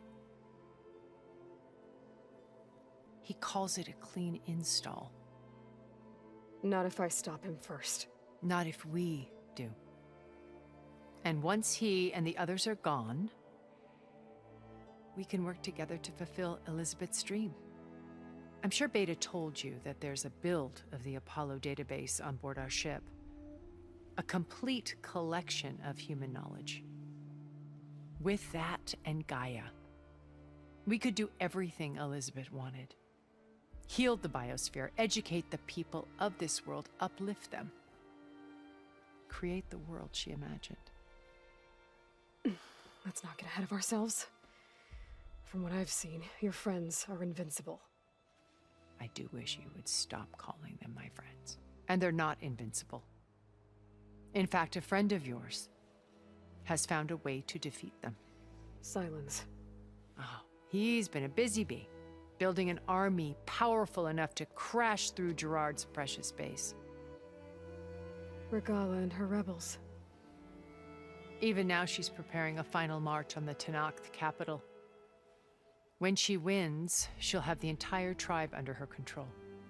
Hundreds of warriors and machines to throw at the base. She's been duped. They'll all perish, of course. But it should be enough to break Gerard's defenses and allow Silence to kill him. Along with all the others.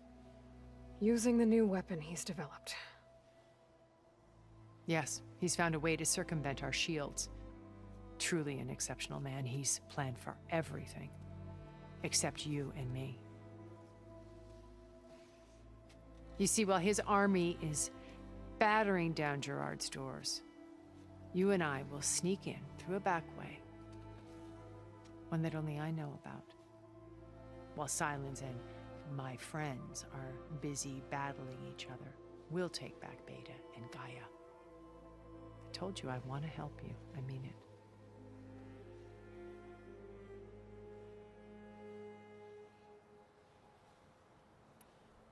You said Beta is not in urgent danger, so what are the Zeniths doing to her? Putting her to work. Merging Hephaestus with Gaia. A difficult, time-consuming task, as I'm sure you know. They will compel her if need be.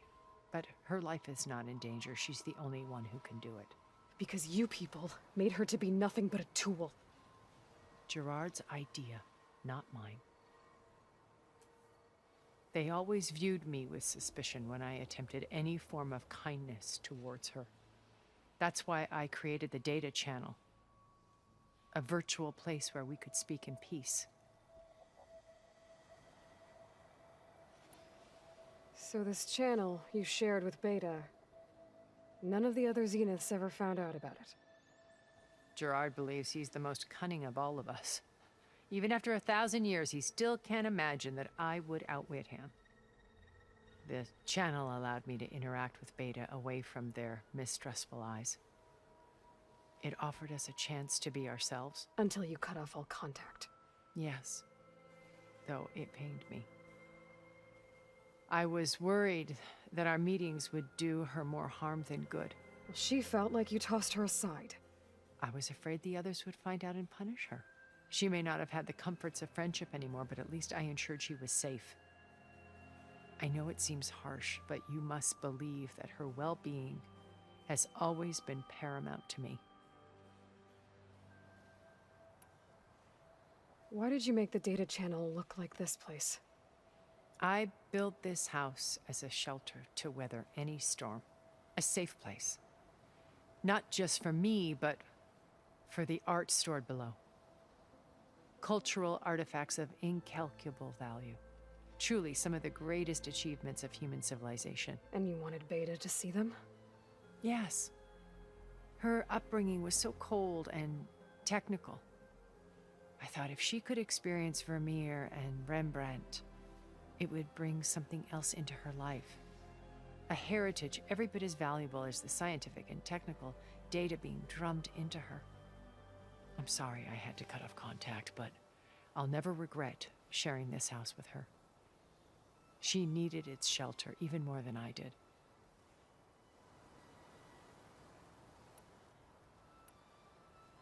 How do you know about Silence's plan? He isn't the only one adept at spyware. You hacked his focus? No, he's too careful for that. But his subordinates? Not so much. He gave additional focuses to the tribals he branded the Sons of Prometheus. The ones working with Regala. By tapping their focuses, I learned about most of his dealings. The distribution of override technology, the arming of Tanakh rebels, and the secret pact with Regala to attack Gerard's base. But how did he come up with a weapon that can take down your shields? That's the one thing I haven't been able to figure out, but however he did it, I'm quite certain it will work. With it and the Tanakh army, victory seems to be within his grasp. Such a shame he'll be disappointed. Regala's only interested in killing Hekarro and waging war on the Karja. What does she have to gain by attacking Zenith? It's the price she must pay for her war. Without the ability to override machines, her little rebellion would have languished in the desert. So she trades with the Sons of Prometheus. Machines to help her overthrow Hekarro. In exchange for an assault on the base. Pride has deluded her into thinking she can actually survive such a battle. And all without ever knowing who the Sons of Prometheus really answer to. Yet for all of Silence's brilliance, still he underestimates you. That blind spot is what will allow us to take Beta and Gaia right out from under him. While hundreds of Tanakh are cut down outside. Beta told me your colony was destroyed. That you came back to Earth because you had nowhere else to go. It's true. After we reached our destination, a planet in the Sirius star system, we spent decades building a new home. The physical constraints of Earth, the boundaries of mortality, gone. To think of what we could have done with it. It might have been a utopia. Instead, we stagnated, absorbed in effortless comforts and virtual realities. It took a cataclysm to finally yank us out of our stupor. What happened? A massive geological event. We knew of instabilities in the planet core, but we underestimated them. By the time the collapse was upon us, it was too late to stop it. Only a few of us made it to the ship in time. We set course for Earth, the only safe harbor left to us. Which you decided to make unsafe for anyone else. Not me. Gerard. He believes it's better to wipe the canvas clean than work around the smudges. No more primitive tribes, no more combat machines, only a blank slate to do with as he pleases. But we will stop him. All we have to do is get into that base. My old focus. How did you find it, let alone repair it?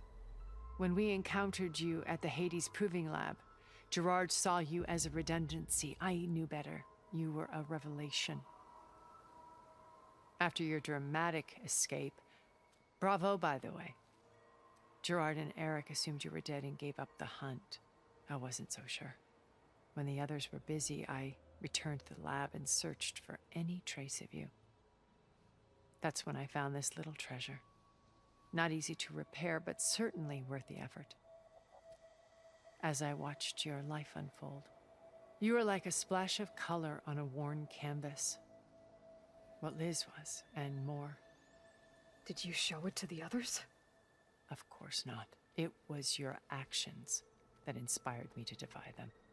It's worth noting that if I hadn't found it and watched its contents, I wouldn't have known to save you at the cauldron. You'd be dead. So I should be grateful? If you like.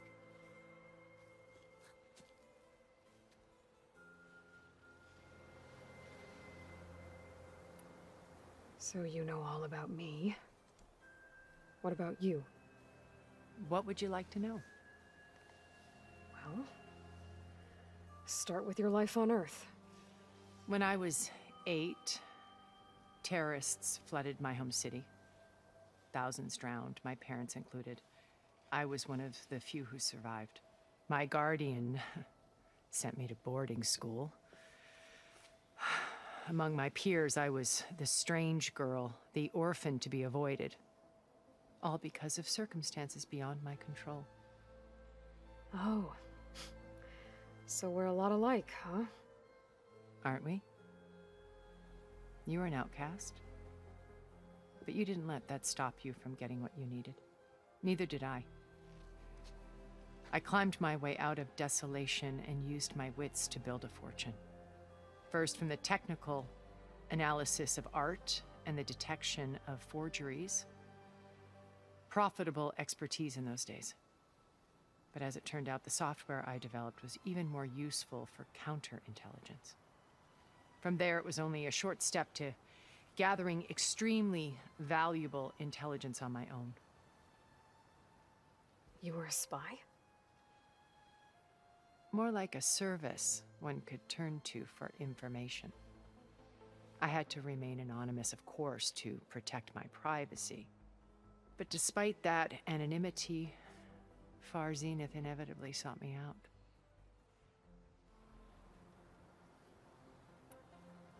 What happened when Far Zenith approached you? They painted an irresistible vision of humanity's future. One where we need not fear illness or death, where we explored the furthest reaches of the stars and thrived. It was only later that I realized that they only intended to bequeath this future to the rich and powerful. By the time I finally figured it out, the walls were closing in, Pharaoh's machines were devouring the earth. So I accepted Far Zenith's invitation to a berth on the Odyssey. I wanted Liz to come, but she had nobler plans, as you well know.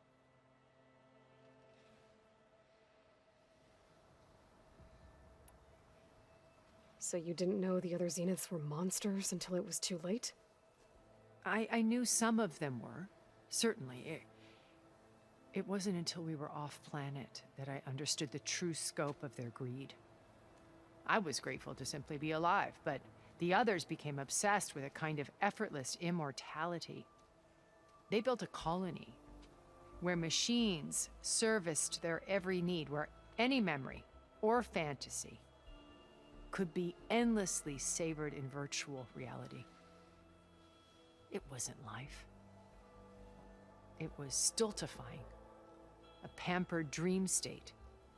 As the decades passed, I withdrew more and more, alone yet again, but this time with eons to consider my mistakes. Now finally, having met you, I feel like I have a second chance. To do what? Help you, of course. To fulfill Liz's dream, which isn't so different from Far Zenith's original vision. A better future for humanity.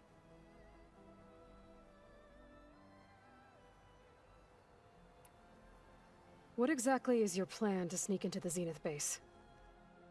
We will make use of a lesson I learned from an early age. Always know your exits. In this case, a place where Gerard's new construction meets the ancient foundation, a passage that only I can access. When Silence flings his army at the base, we will enter through this back door, bypassing most of the fighting. The distraction will provide us with a window in which to rescue Beta and Gaia. Once we're inside the base, where will we find Beta and Gaia? Here in the command center. By then, Gaia will have been reunited with all of its subordinate functions, including Hephaestus. What about the alpha build of Apollo on your ship? A simple matter of recovery once the others have been dealt with. With that in hand, we'll have everything we need to make this world as it should be.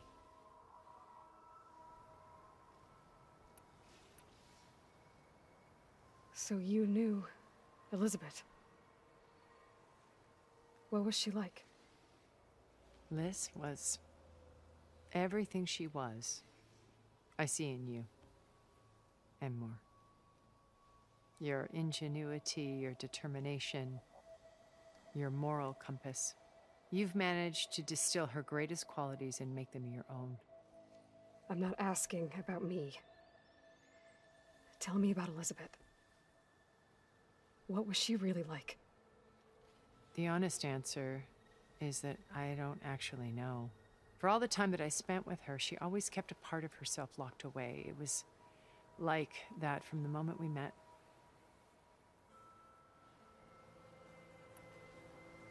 So when you met Elizabeth, she was what? Distant? Aloof?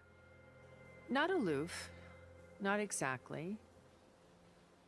It was a summit in Paris about machine learning.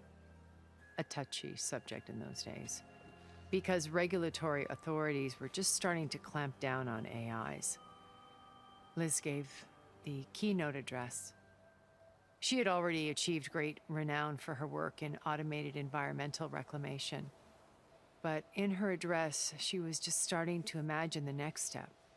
An AI-driven system that wouldn't just act on its programming, but actually take responsibility for its sphere of influence. To care about life. Not just follow orders. Revolutionary stuff. I was fascinated. And I wanted to meet her for a long time. I watched her after her talk. She had spoken with such moral authority, such empathy. But after that, she retreated. I could tell she felt uncomfortable with all of her admirers. It was as if giving the talk had cost her something. I didn't want to be a pest, so I planned my approach carefully. So how did you finally approach Elizabeth after her talk? I picked the right moment. The morning of the next day, right as she came back to the conference, she had just had her coffee. She was fresh, rested. It was like she had braced herself for the onslaught of colleagues. I asked if I could walk with her, then put forth a question about her talk that I thought was intelligent. Her answer made me realize it wasn't, but she was very welcoming. Almost as if we were previously acquainted. It was only halfway through the conversation that I realized she knew exactly who I was. It was quite a shock to me. My business was trafficking in secrets, and I took great pains to protect my anonymity. So that was Liz, perpetually one step ahead. I came to view our meeting as a metaphor for our friendship. She always seemed to know me far better than I knew her. I guess I know the feeling.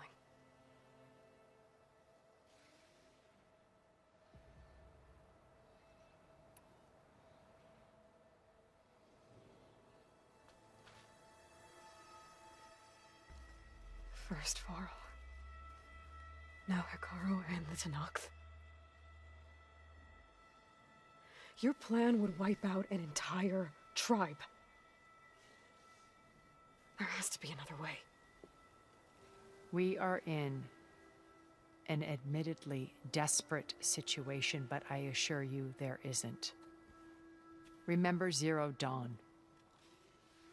Elizabeth's sacrifice. Sometimes many have to die for a new world to grow. If it looks impossible, look deeper. Wait. The data channel.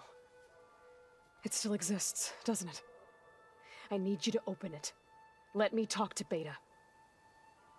Impossible. We might be detected. It's worth the risk. There is another way, one where the Tanakh survive. But we won't. If the others... If you want to help, open it.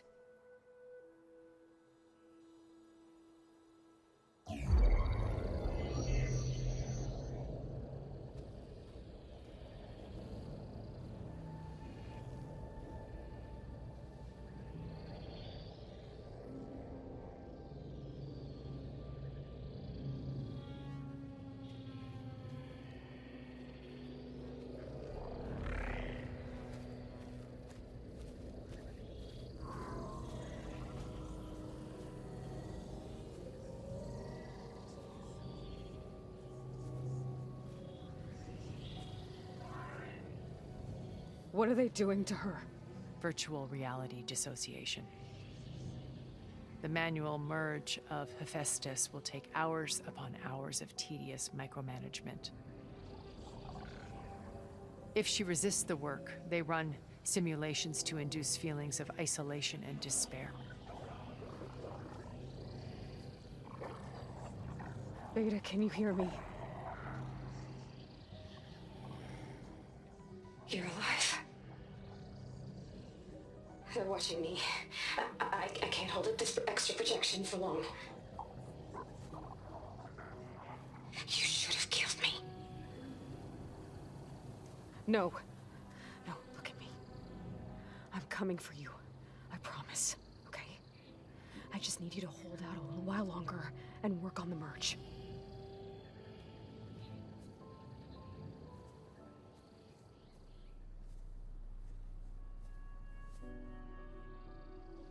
Then I think it can be done. I'll contact again when it's time. Can you hold on? As long as I know you're coming for me, I can endure anything.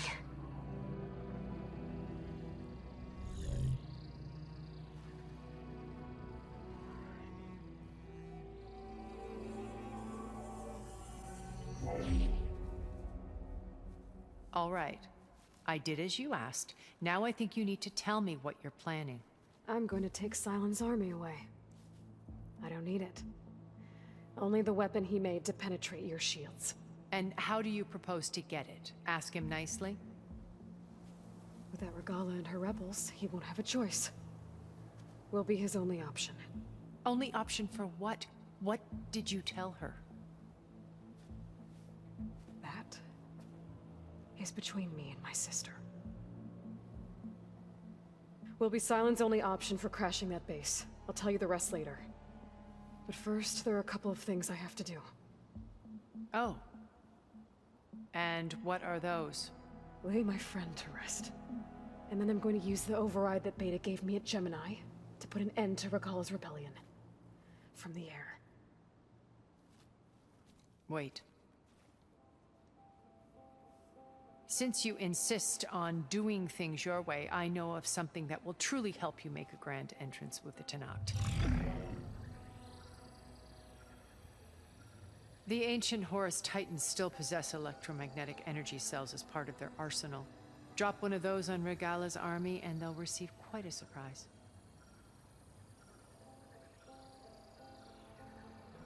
So go, do what you must. I'll come to your base if you manage to bring Silence to the table. Not if. When.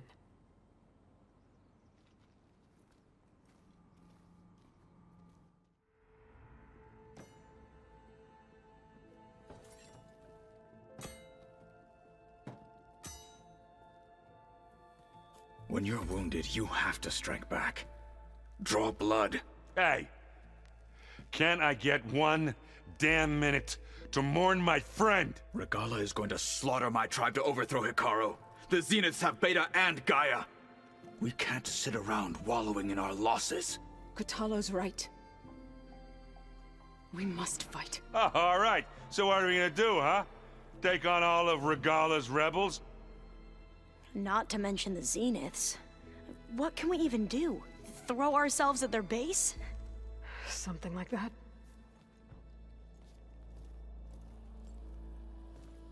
So...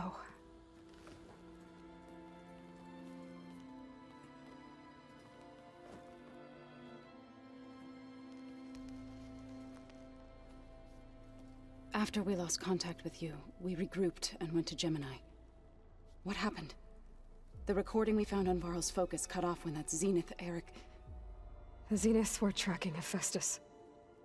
When Gaia trapped it in Gemini, they knew where we were. After Varl tried to stop them. They took Beta and Gaia. I only survived because one of the Zeniths turned against the others to save me. One of them? Well... at least we didn't lose you too. So what do we do now? We're going to defeat the Zeniths. And get Beta and Gaia back. But first... we're going to stop Regala. How? Back in Gemini, Beta gave me... a gift. There's something I need to do first to make it work, but it could put an end to the bloodshed. Word is, Regala's readying her army for an all-out assault on the Grove. I need to be there. I know. Go. Stand with Hikaru. And keep an eye on the sky. Strike true as the 10. The rest of you, whatever preparations you need to make, upgrades, resupplies, get on it. It won't be long before we take the fight to the Zeniths. We'll be ready, Aloy. And when you're ready, meet me outside the east exit. I'd like to have a word in private. Even when things are darkest, you're the flame that lights the way forward. Just tell me one thing. Am I gonna get to smash up a bunch of Zenith bastards? We all are. Good.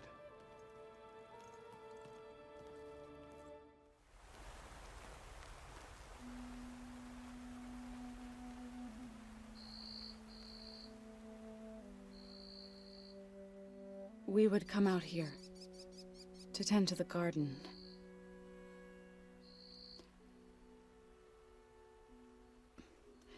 Sometimes I needed fresh air. Other times we would simply sit and watch the sunrise. So when we returned from Gemini, it seemed fitting that he be laid to rest here. Now he can always look out at Plain Song and...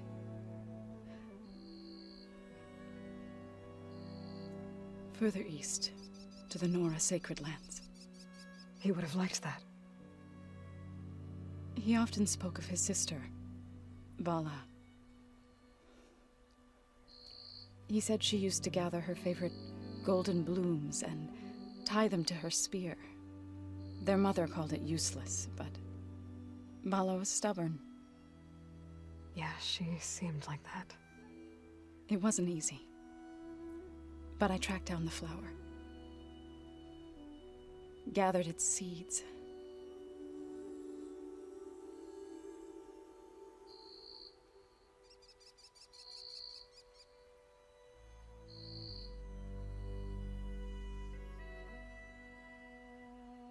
As verdant limbs wither, roots rot in snow, still the seed rises, as certain as stone. From death follows new life. So it is with the land.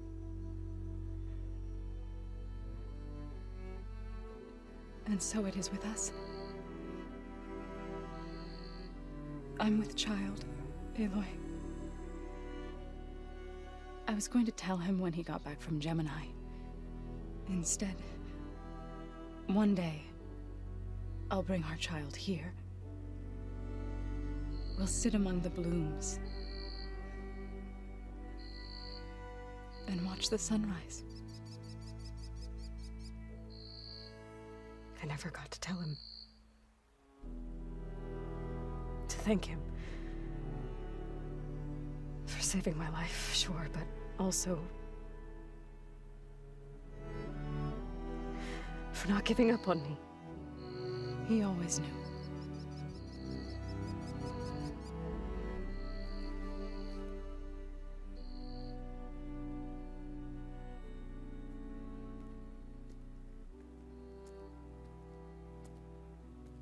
Goodbye, Varl. I promise to look after them.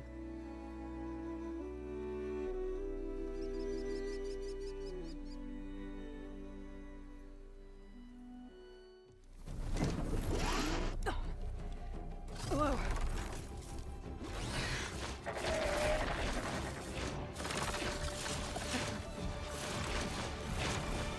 No! This is it! No! I'm in the air!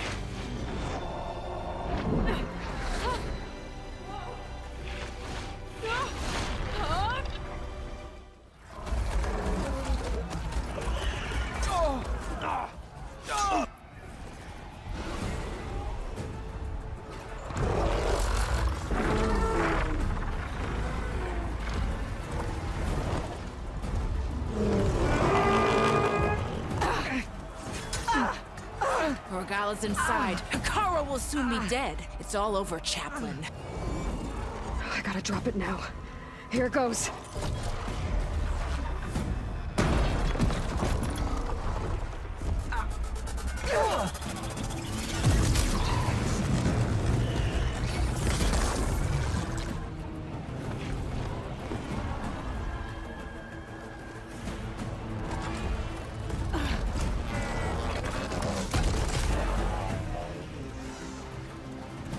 Is that... It's Aloy! She flies on the wings of the 10. The tide has turned! Push through!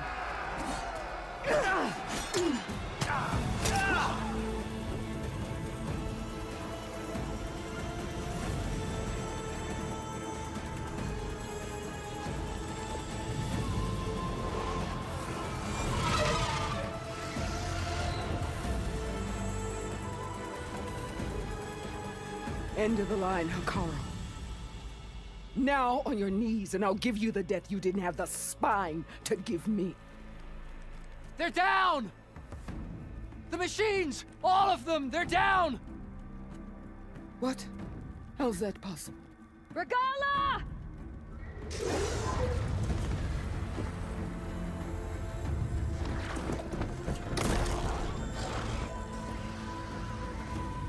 Enough bloodshed!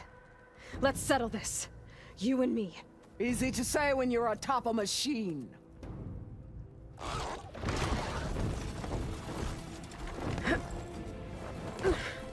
Well, that was just to get your attention. I don't need any help to take you down. Fine. I accept your challenge. And once I'm done with you, I'll get to finish the slaughter. We'll see about that. The duel is set. Let none interfere.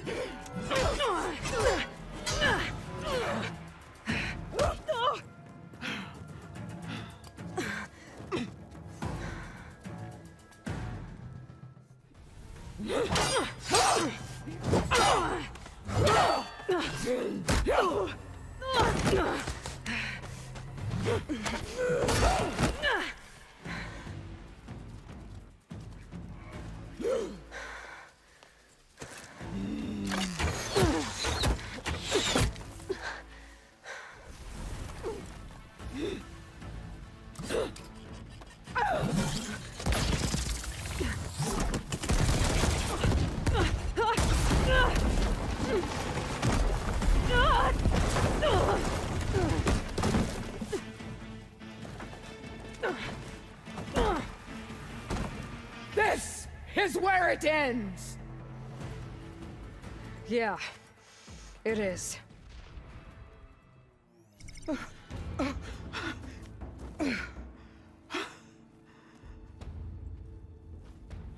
Here I am again, on my knees before bootlicks and cowards. Go ahead, run me through. Shut your mouth, traitor.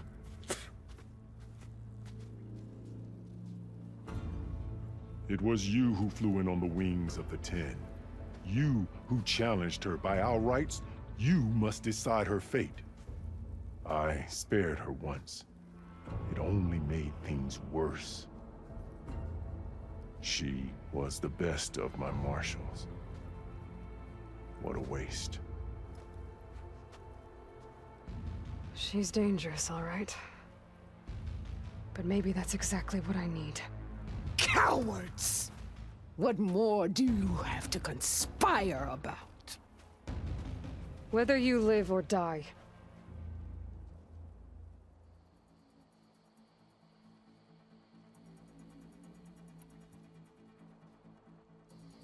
I'm not here to forgive you for your crimes. But there's another battle ahead. Against an enemy more powerful than anything you can imagine. And I need people. A squad. That's willing to do whatever it takes. I don't want your mercy. It's not mercy.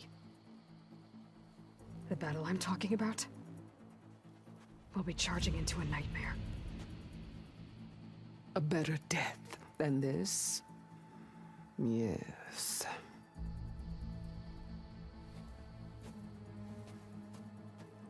My blood is yours. Your enemies are mine.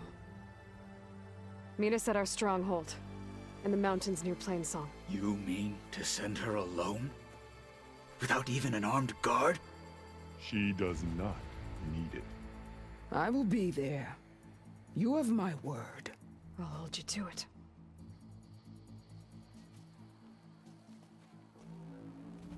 Chief, there's something you both need to see. In the throne room.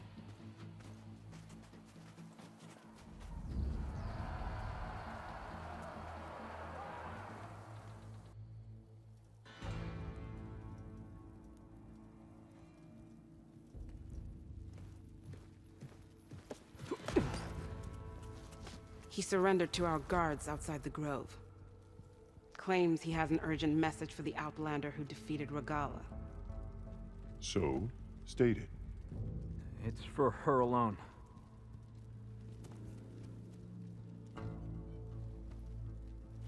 From an interested party.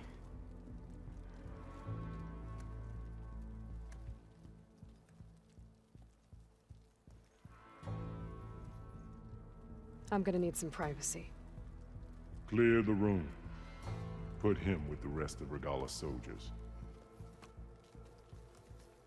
I'll see you back at base.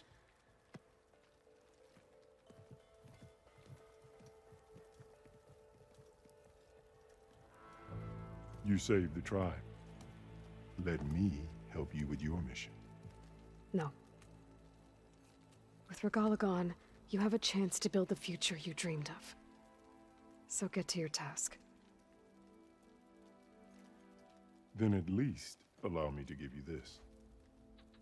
Armor for the battle ahead. May it keep you safe.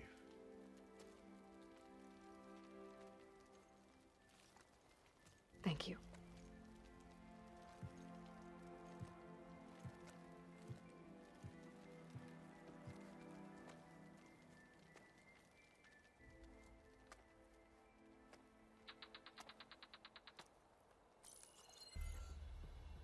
Do you have any idea what you've just done? Oh, it's a pleasure to see you too, Silence. Congratulations on your victory. You saved the Tanakh for a few weeks. Unfortunately, you've doomed the entire planet as well. Wrong. I don't need a Tanakh army to defeat the Zeniths. Oh, Aloy. Have you learned nothing about the enemy we're up against? More than you, hiding whatever hole you found. My idea is just better than anything you ever came up with. Go on. No, not here. We're doing this my way. Face to face, and with the weapon you've developed. And why would I agree to that? Because I'm your only way of beating the Zeniths, and getting the copy of Apollo that's on their ship. So meet me at my base. Mountains west of Plainsong. Time to submit to the inevitable silence and follow the person who actually knows what she's doing. Don't be late.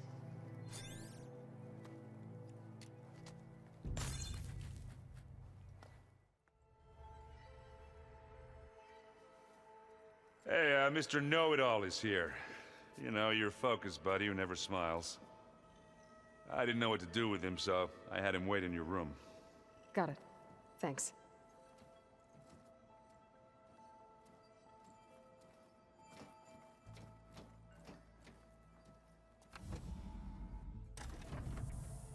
Well, Silence.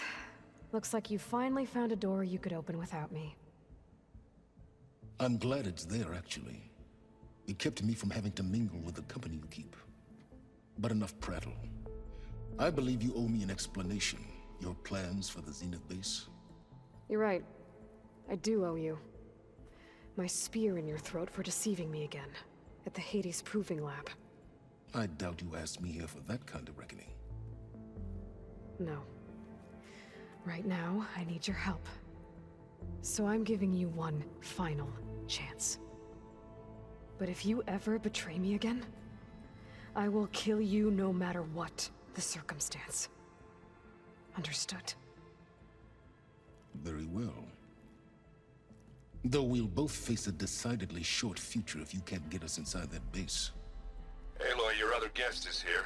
She's, coming to you. Thanks. Good timing. The truth is, I can't actually get us into the base. But she can. The company you keep is even worse than I thought. Not a fan of surprises, are you? Well, look. That must be your little invention. Does the weapon work? Without self-destructing? Of course it does. I've eliminated the imperfections and greatly improved its design and output. How can we be sure? Care for a demonstration?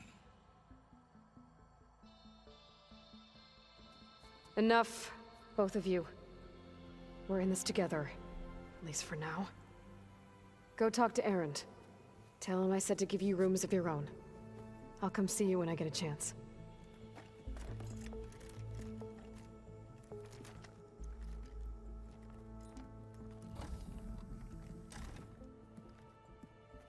Oh, no.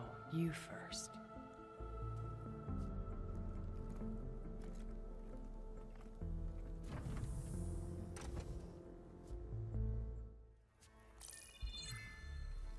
All right, people. I need you up in the control room, right away.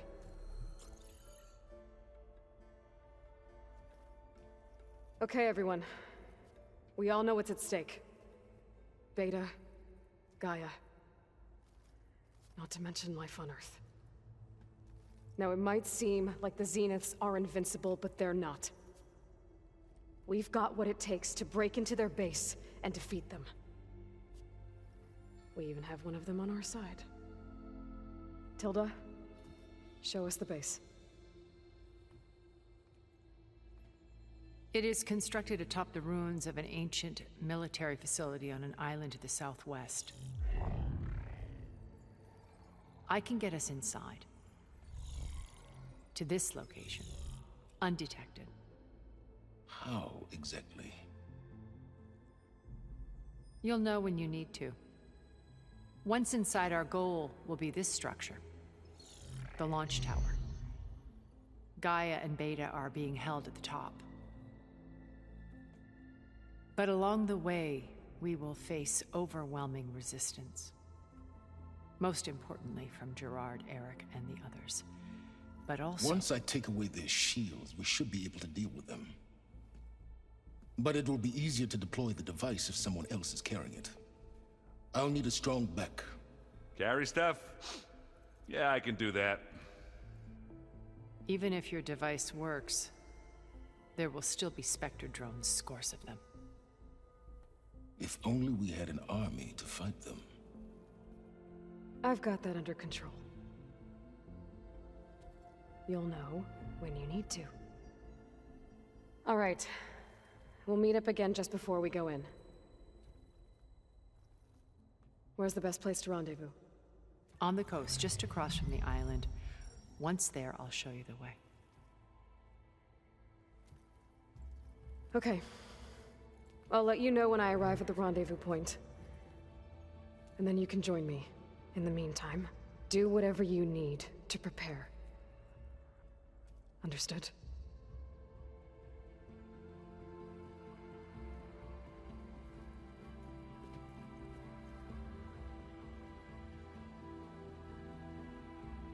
You two? A minute?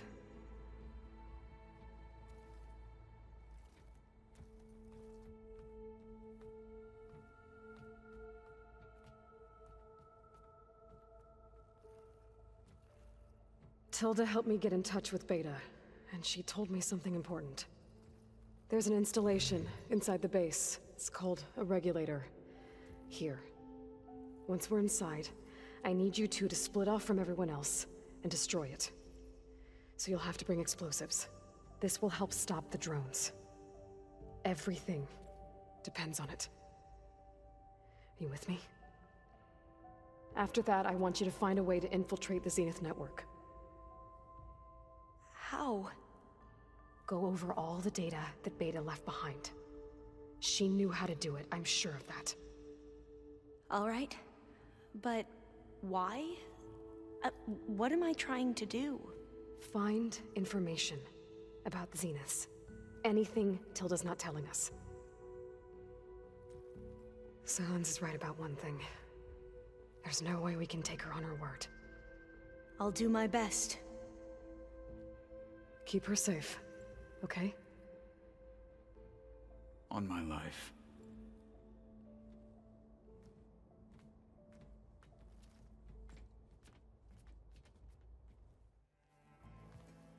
Aloy, we're ready to meet you at the rendezvous point whenever you call. Fighting the Zeniths isn't going to be easy. Nothing you do ever is. At least, now you don't have to do it alone. Thanks.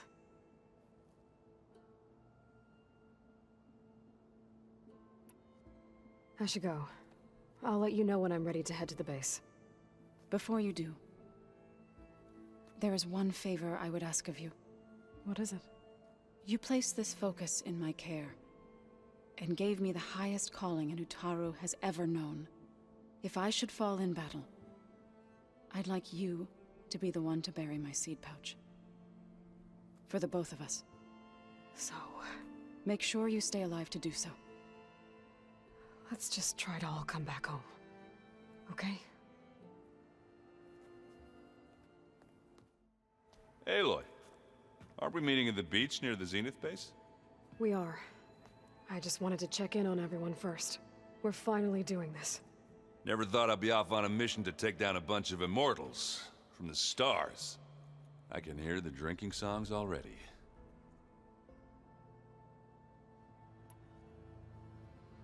I guess I should get going. I'll see you at the rendezvous point, with my hammer ready. I wouldn't have it any other way. So, how are we feeling about the mission? I do not know everything that you have planned, but it doesn't matter. All that remains is to follow you to the end, whatever that will be. Thank you, Kotallo. I'm glad all this brought us together. You brought us together. And I am grateful too. Oh, and by the way, I was hoping now would be a good time to go back to the Tremortusk site and test my new arm, before we leave on our mission. Right. I'll let you know when I can make my way there. Thank you.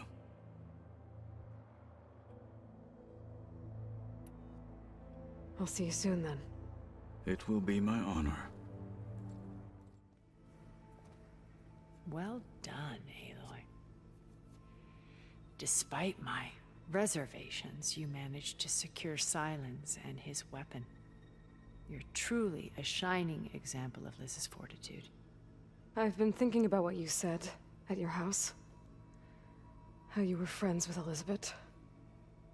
It was more than that, wasn't it? Perceptive as ever. You're right, we were together for a time. Okay, so... what happened? I was an orphan. I had always been alone. By my 30s, I was starting to wonder if that was simply my fate in life. And then I met Liz. We kept running into each other at conferences. We'd have coffee. At some point, it became drinks. I thought it was just shop talk, an exchange of ideas, but then I was surprised at how much I looked forward to seeing her. Soon we were flying halfway across the world every other week just to meet up. For the first time, I didn't feel lonely. I could imagine a future where I wasn't. I think Liz felt the same way at first. She had lost her mother a few years back. I filled a void for her. I know I did. But as time passed, it seemed as though she wanted less when I wanted more. And so we ended things. So helping me, restoring Elizabeth's dream, it's what, a second chance, yes. I made a mistake leaving Earth while Liz stayed behind. I should have done more. So when I saw you, a woman who has carved her own remarkable path, beyond even what made Liz a phenomenon, I knew I had to help you. To do right by her.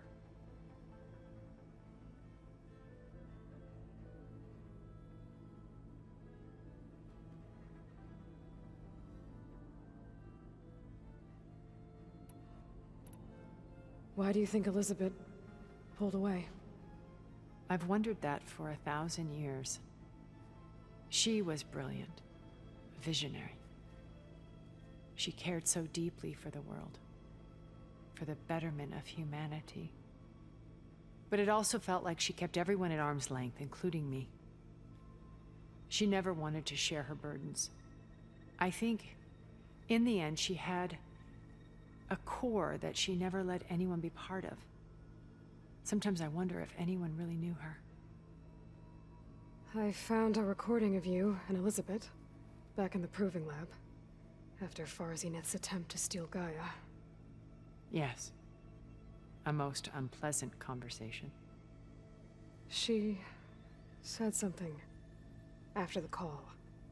I think she regretted how things ended between you. Did she? All this time, thank you for telling me. I've always hated that those were the last words we ever said to each other. And that her last impression of me was as a functionary of Farzineth, not who I truly am.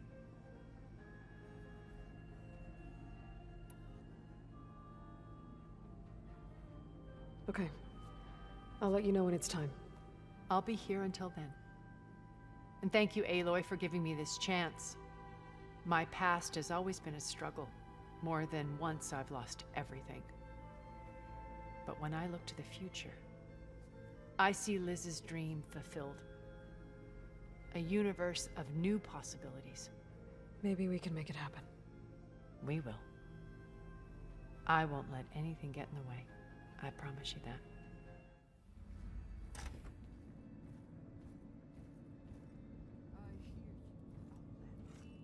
This place smells wrong. No sand or wind, only cold steel.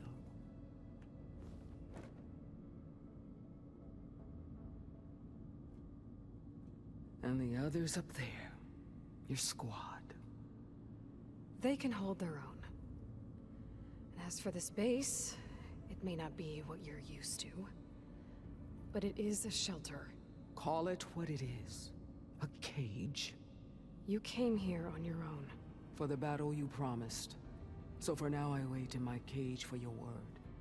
Tell me when to strike.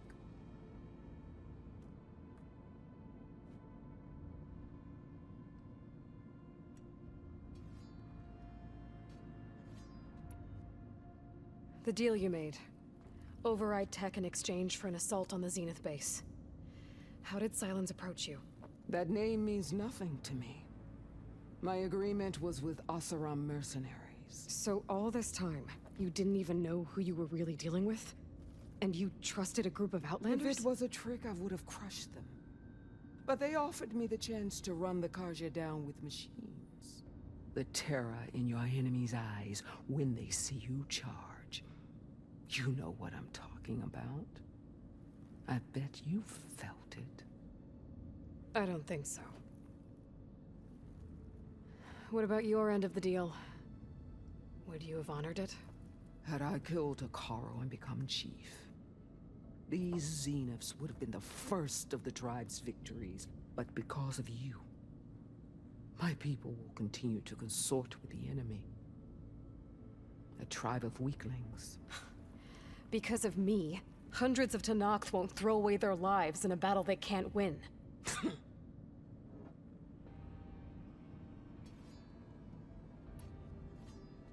The whole time I've been in the West, I've been fighting you and your rebels.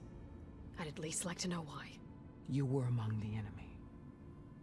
What more is there to know? Why did you do it? Dorak, Jiroka, Makalo. When the Karja pushed into the desert to raid our people, my brother's squad was among the first to intercept them. But the Karja captured them, strung them up, and burned them alive as an example. It was too late. I found them by the sound of their screams. So you wanted vengeance? Vengeance? No. I wanted devastation. To tear down the Karja's cities and drown the land in blood.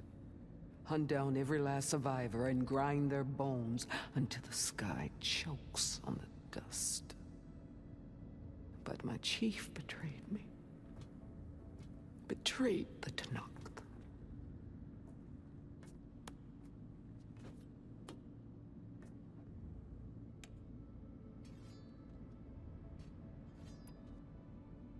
How did Hekarro betray you? Hekarro called on the clans to resist the Karja's red raids.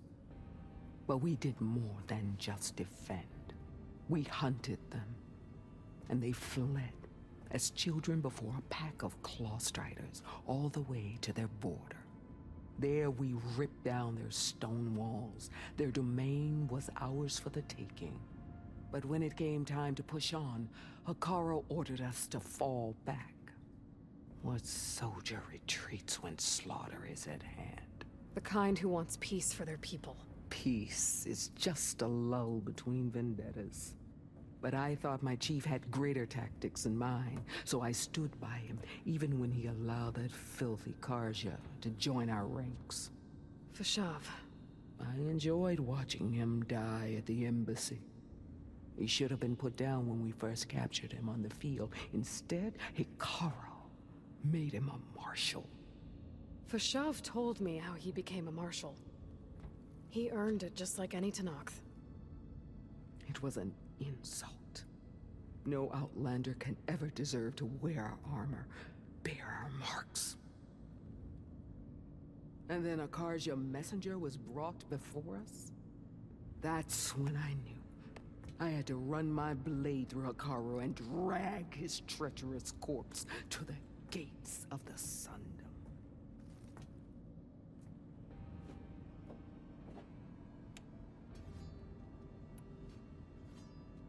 What happened when the Karja messenger appeared before Hekarro?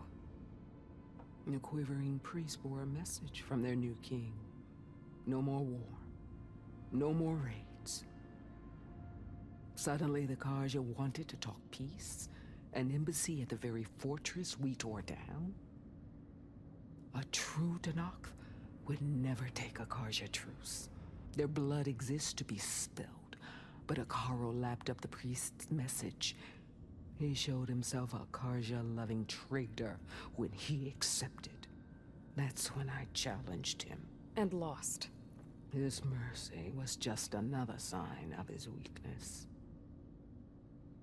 I vowed never to rest until the debt was repaid. With him, on his knees before me. So with an army of soldiers and machines at my back, I returned. The day you got in my way.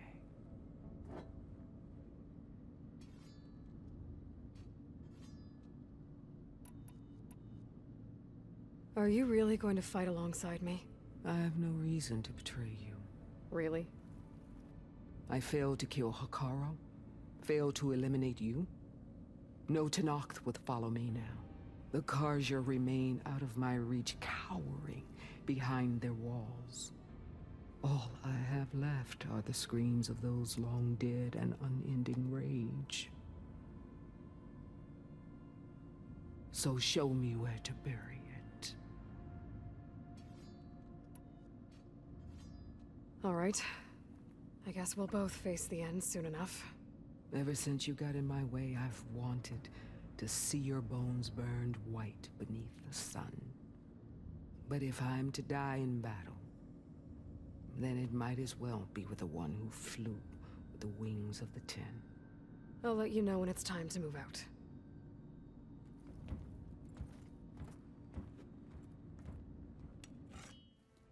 Bravo. You managed to sway a Zenith to your side. Care to explain? Not a chance. I thought you said the weapon was ready. There's always room to optimize. But that's not why you're here. I assume you want to comprehend my undertakings. So, ask away. Since when were you so forthcoming? Since you turned this into a waiting game.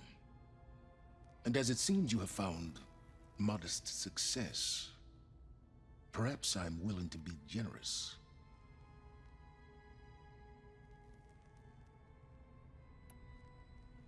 Okay, so your big plan, everything you've been manipulating for the last few months. Let me see if I got this straight. You learned about the Zeniths from Hades when you interrogated it. Then you came up with a plan to defeat them by using a Tenakth army and that weapon. And to get the Tenakth to fight for you, or rather the Sons of Prometheus, armed Regalla's rebels with override tech. Did you have an actual question, or are you still playing catch-up? So all this time, even before I found the coordinates at the Spire, you were out here scheming. Why couldn't you just tell me? When I learned of the Zenith's return to Earth, I laid out my plans. I knew I would one day require an army of overzealous Tenakth to assault the Zenith base. The casualties would be extreme. And I knew you would never allow such a sacrifice, no matter how necessary. Thus, I devised a means to remove your interference from the equation. At the Hades Proving Lab.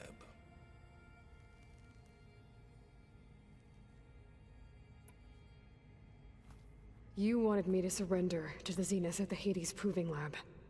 They almost killed me. Based on everything I knew about them, I concluded they would find you a useful asset, thereby keeping you out of harm's way and, more importantly, out of my way. So you really didn't know they had their own clone of Elizabeth? No. Unfortunately, there was no way I could have known that particular detail. Detail? Well, I guess if it wasn't for that, we wouldn't be here today.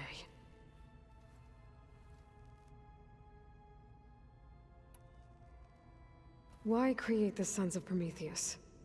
You didn't need a bunch of Oseram tinkerers to make override tech. They were a necessary safeguard. My time serving Hades in the Eclipse demonstrated the risks of getting directly involved. Through the Sons of Prometheus, I could execute my plans, all while remaining anonymous. Why help Regalla take over? If you wanted an army, you could have just gone to Hekarro. Before Regalla's rebellion, Hekarro was only concerned with battling machines and fostering friendships with the Karja. Even if I gained his ear, he would never agree to send his forces to battle a threat he couldn't understand.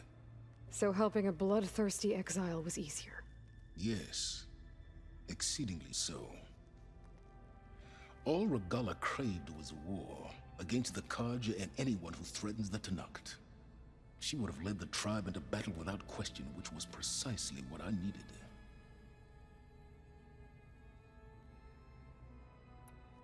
While I was out there, I had a couple run-ins with the Quen. The tribe from across the ocean. And? Their entire tribe was shaped around the discovery of focuses. One of them, Alva, even joined me here. Don't you want to know more about them? No. They stumbled upon the greatest technological artifact from the ancient world, and what did they do with it? They shrouded the knowledge they unearthed in mysticism and taboo, creating a pantheon out of corporate shills. Yes, well, it also led them to Thebes. Did it now?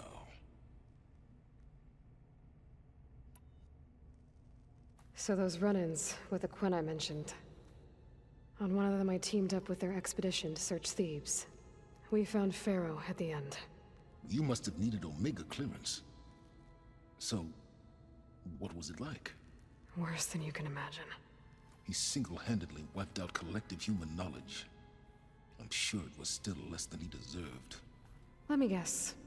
You would have scraped him into a jar so you could prod his brain, like what you did with Hades. For a start.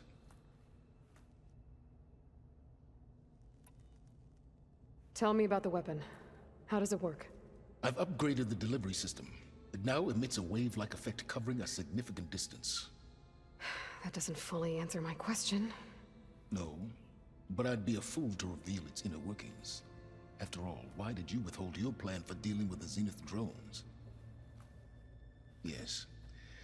Even you can appreciate the value of secrecy when warranted. Suffice it to say that the weapon will work. The intricacies of how is knowledge that is mine alone.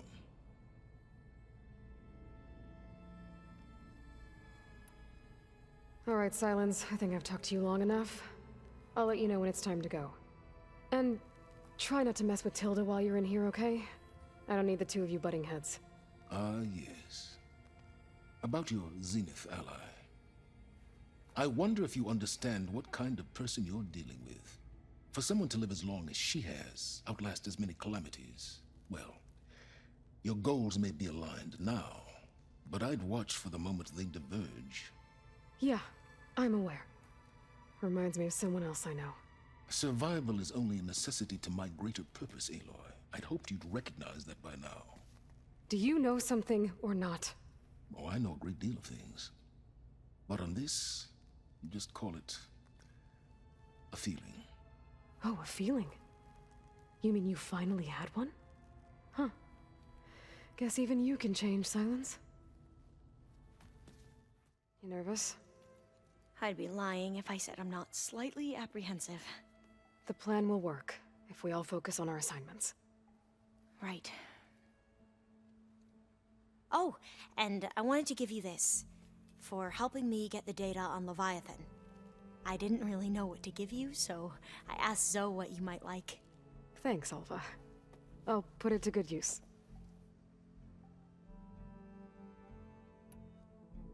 Have you looked through the data we recovered on Leviathan? There is much to sort through still, but I believe we'll be able to get it operational and turn back the floods. And I've given more thought to everything we've uncovered about the ancestors. The Overseers would have us believe they were infallible paragons. But Pharaoh wasn't. Not even close. His greed led to machines that devoured the world. The archive of the Old One's knowledge destroyed, just to erase his mistakes. So, when we learned that Eileen had a hand in covering up hundreds of deaths, I started to think they were all the same. Selfish, egotistical, cruel. But, in the end, it's not that simple. The truth isn't a straight line of ink on a crisp scroll. It's a splatter, smudged, and faded on stained parchment. I wish more Quen could see that, instead of looking the other way, or twisting the truth to serve their own schemes. I doubt Bohai would agree with you. No, nor the rest of the Board of Overseers. As Eileen said, it's easier to believe the lie is truth, but it's worth fighting for. And this diviner, at least, won't settle for anything less. For that, I thank you, Aloy. I need to get going. I'll be at the rendezvous point. May truth lead us to victory. Okay, everyone. I'm at the rendezvous point. It's time to rescue Beta and Gaia. Understood, Aloy.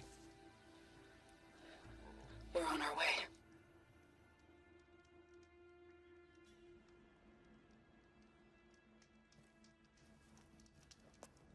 Aloy, Where are the others? not far behind. Egghead here couldn't stand traveling with the pack.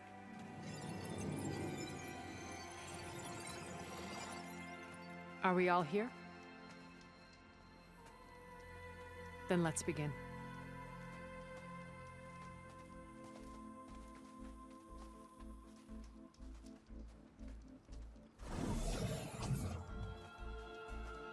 A tunnel. An ancient escape route from the ruins on the island. When I realized it ran all the way across the water, I thought it might prove useful to come and go undetected. So I concealed it from the others.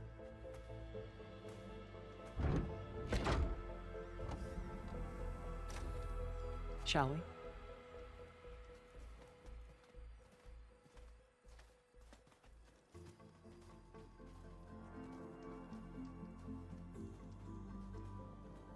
I wish there was a less pungent way to get way inside the base. Agreed.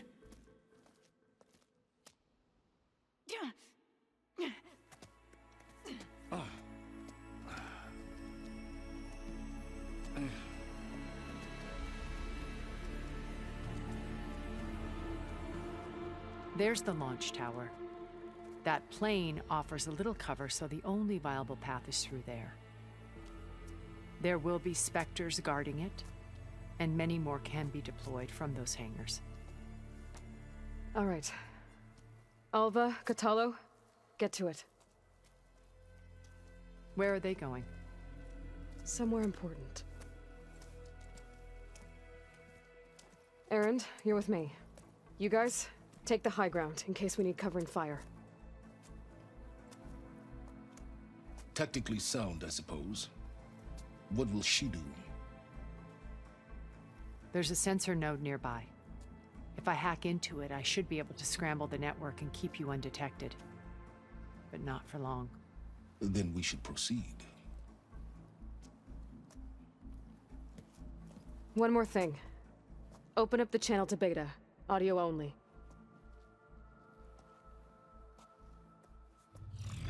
Aloy.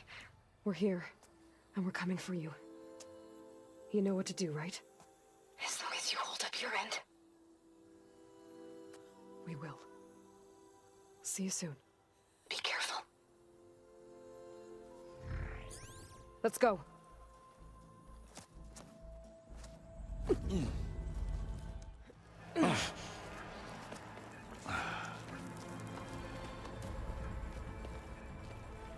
Alva and Catallo did their job. Now it's Beta's turn. Aloy? I think we're in trouble. Whatever you plan to do to stop those specters, you better do it now. I'm not doing anything. Beta will. She just needs a little time. Time that we don't have. Come on, Beta, come on, come on, come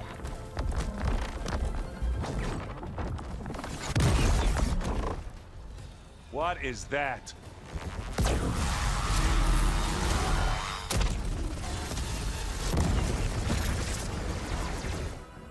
Our army.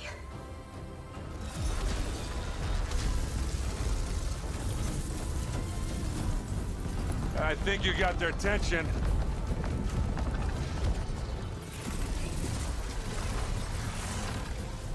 Very clever. You had Beta inject Hephaestus into the base's printer matrix. Which is faster and more powerful than any cauldron. And now it can crank out machines to its heart's content.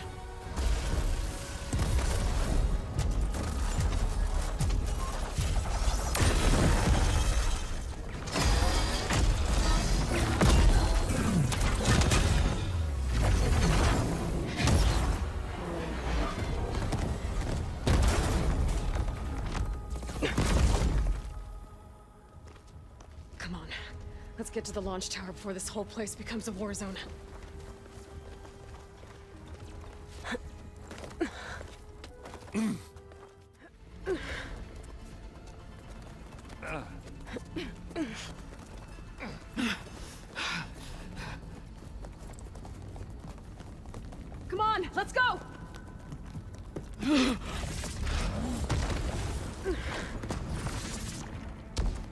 This way, demon!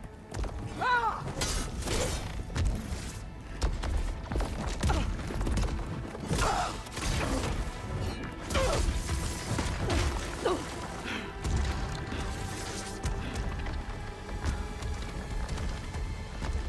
This is the death I was promised. Go!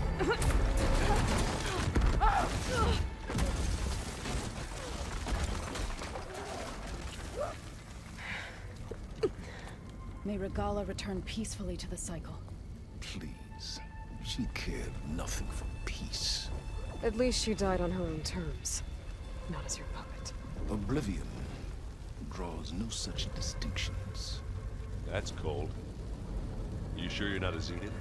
Aloy, it's been intense, but Catalo got me to a network node. I'm trying to get in. Keep at it. We're almost to the tower.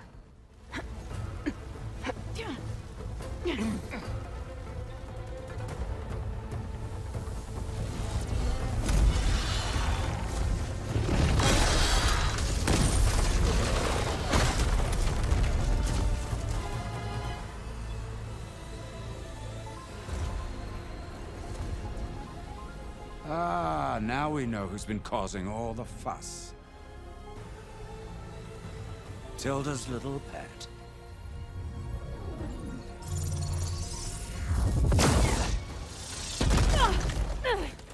Silence! Zenith's inbound. Can we drop their shields, please? I'm powering it up. Stay still. This is pointless! You can't hurt us. Face it, you're worms that ooze through the cracks into our basement. Silence? One moment more. But I might just spare you if you give up Tilda.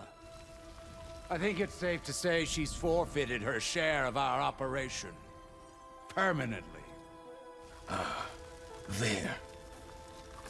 No? Nothing? Fine. All right, people. Light 'em up!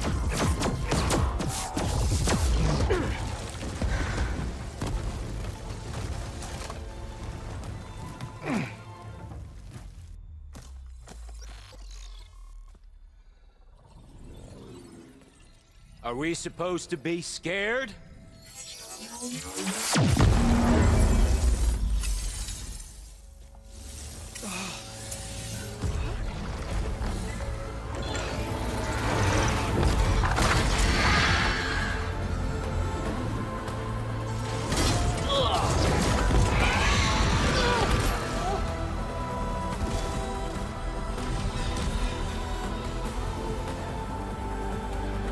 We can't let Gerard escape. It won't take long before he preps the shuttle for launch. Then he'll be able to take Beta and Gaia into orbit and onto the Odyssey beyond our reach. We gotta go through there? I fail to see another option. Then we'll carve a path. Ready?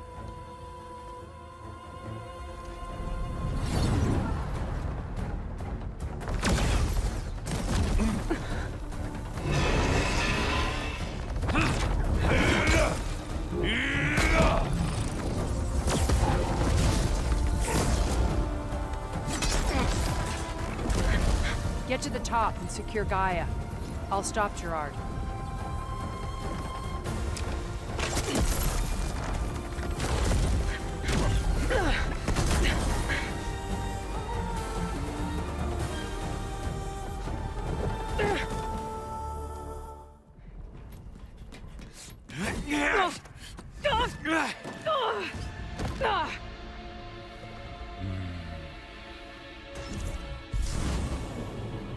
We got some unfinished business, little girl.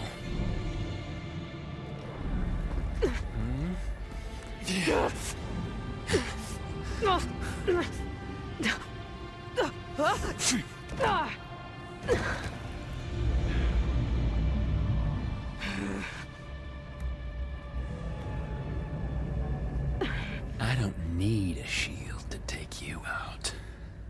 Trust me, you're gonna wish you had one.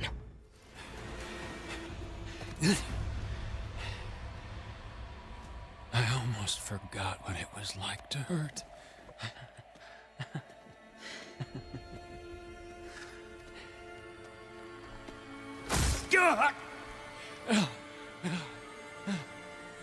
Now we're having fun, right?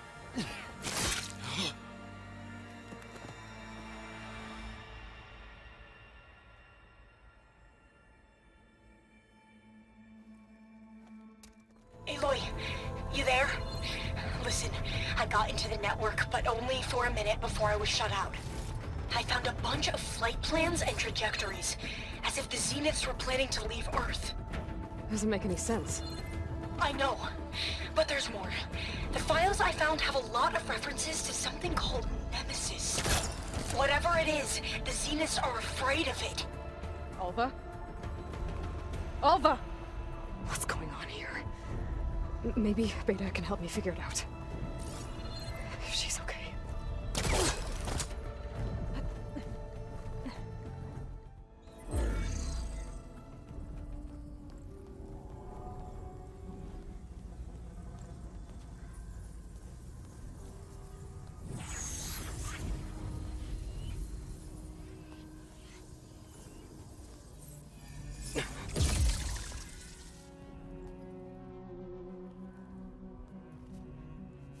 Are you okay? Look, I know you've been through a lot, but you have to help me access the Zenith network. I need to see their files, anything referring to the word Nemesis. Okay. Over there.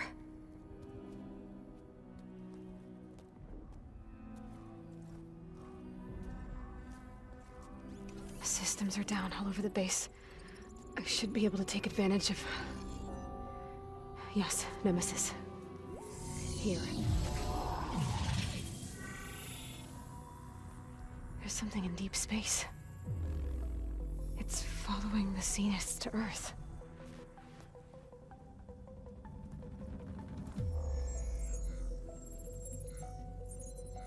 Look. Escape vectors. Alva tried to warn me about this. The Zeniths aren't planning to stay here. It's a machine of some kind. Or a swarm of them. The energy readings are... astronomical. Aloy, I don't think a natural disaster destroyed the Zenith colony on Sirius. This thing did. Earth isn't a new home for them. It's a way station. They're on the run.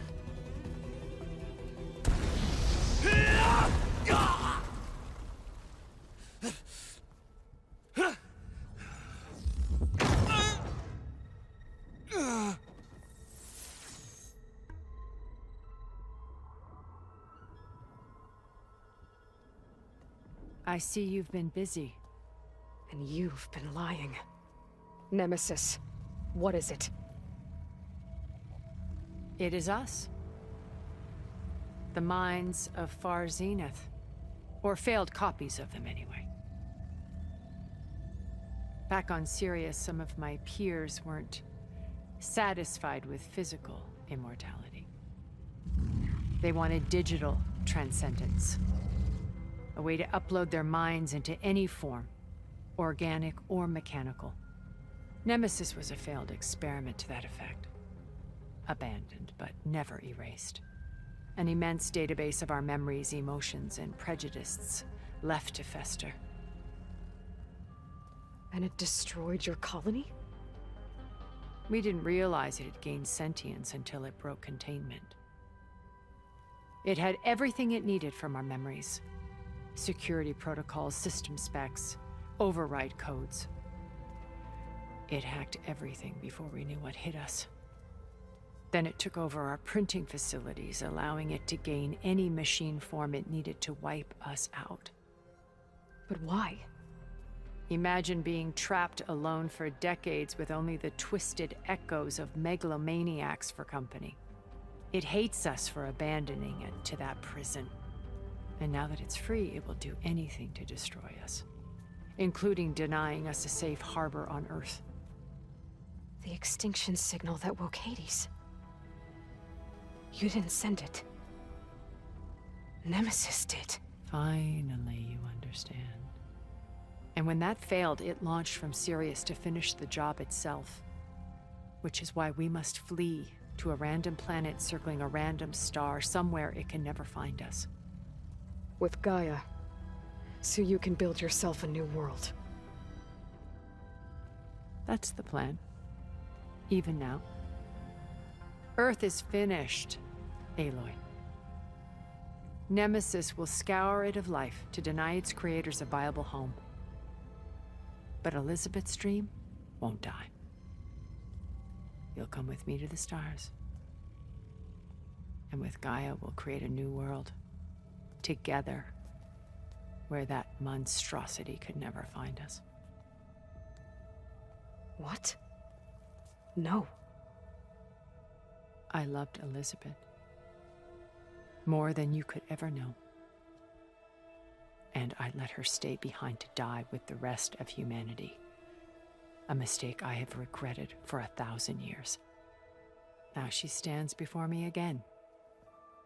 Not some inferior copy, but her best possible self. So I'm not asking. You're coming with me. It may seem harsh now, but you'll forgive me in a few centuries. You can't force me, Tilda. Your shield is gone. I have something better. Spectre Prime, to me. Take cover! Get to the door! Submit, Aloy. You can't win. I've heard that before.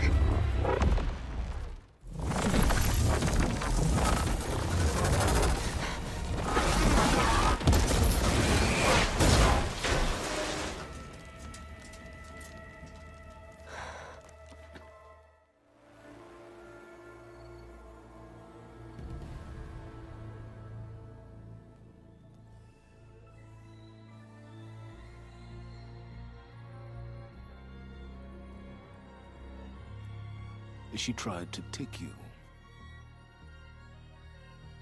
And she told you about Nemesis. So you've known all along. From Hades, yes. Along with data on how to circumvent the Zenith's shields. Everything I did to create the rebel army was based on that knowledge. To reach this place, this moment. And you couldn't just tell me?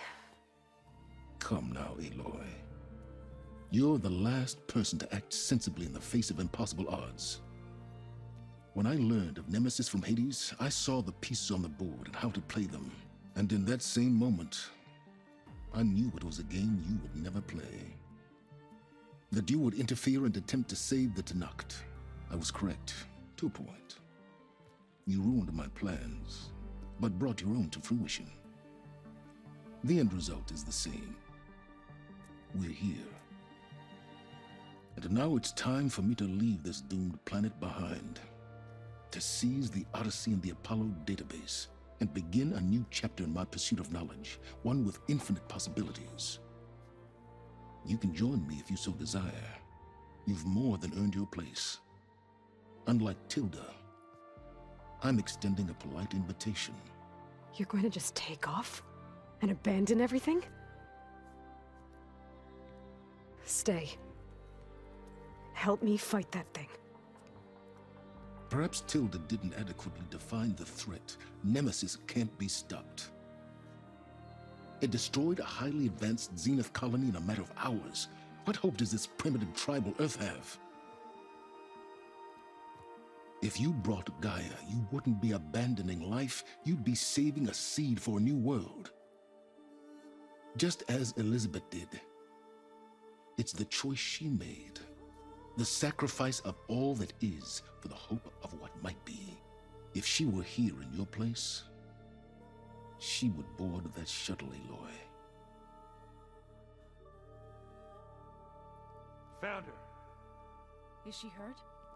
Still on her feet. Thank the 10. Goodbye, silence.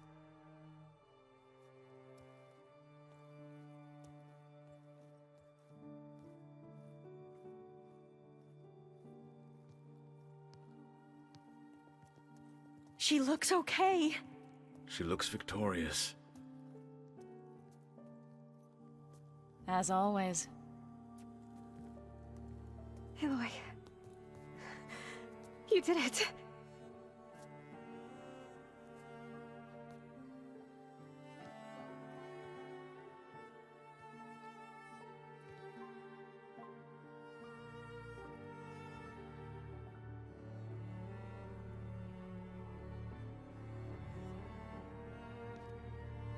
Hey, where's he going? As far away as anyone can go. Oh. Are you sure?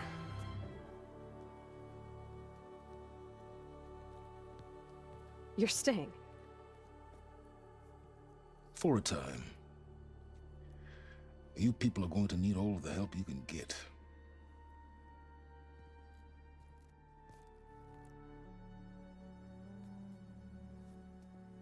Does anyone else need a drink? Not if it's that ale of yours. I'd be fine with a nap. Excellent idea. I hope it's really over this time.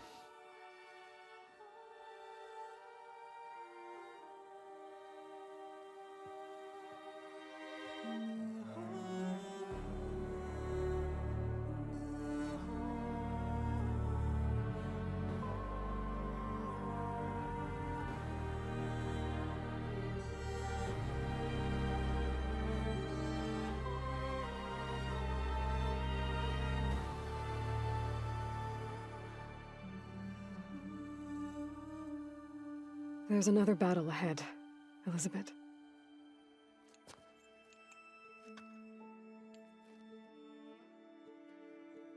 Very different than the one you fought.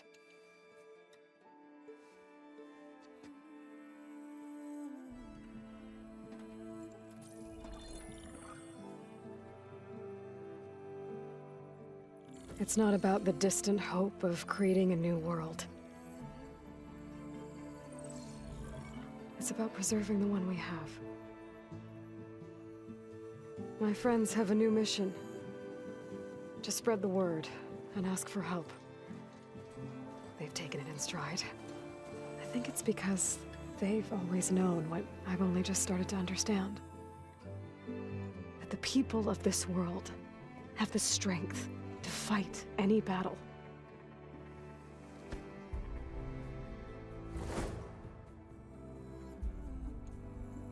The ingenuity to solve any problem.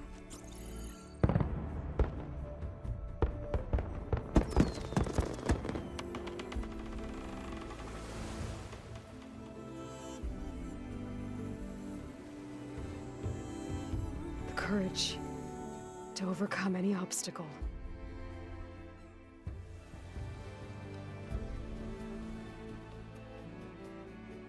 And the resilience to rise after any setback. As for me, I can't say I'm not afraid. What lies ahead will be harder than anything we've faced before. But I know I can put the fear aside. Because for the first time in my life, I feel like I'm not alone.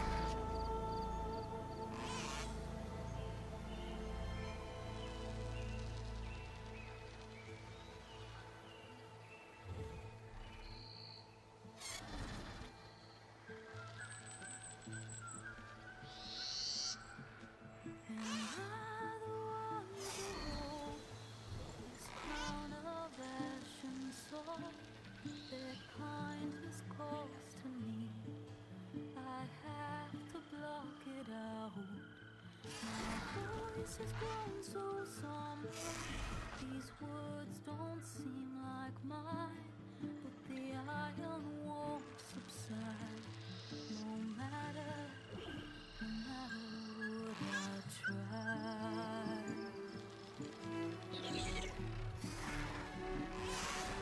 And my raindrops in the flood, in this emptiness, in the storm,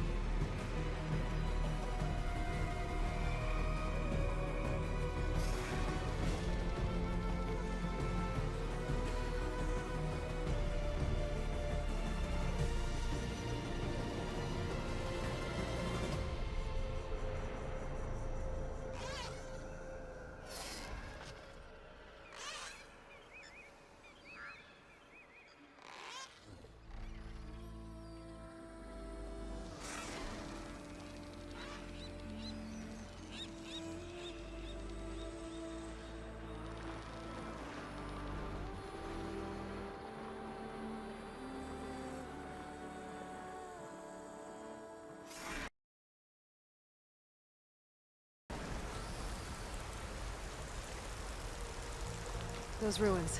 That's where we need to go. I see a few ways down.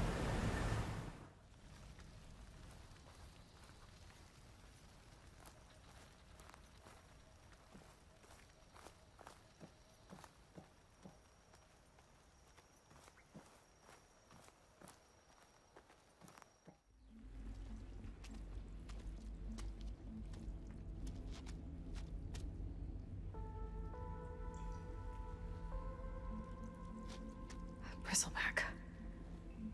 It looks like it fell into a tunnel. So the rebels were keeping bristlebacks here.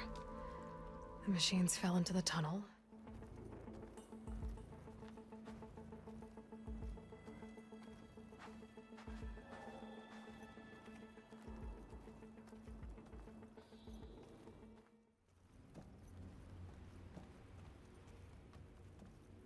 That thing is huge. It looks like the power's off, except for that console. It's damp in here, too. I hope the water hasn't corroded.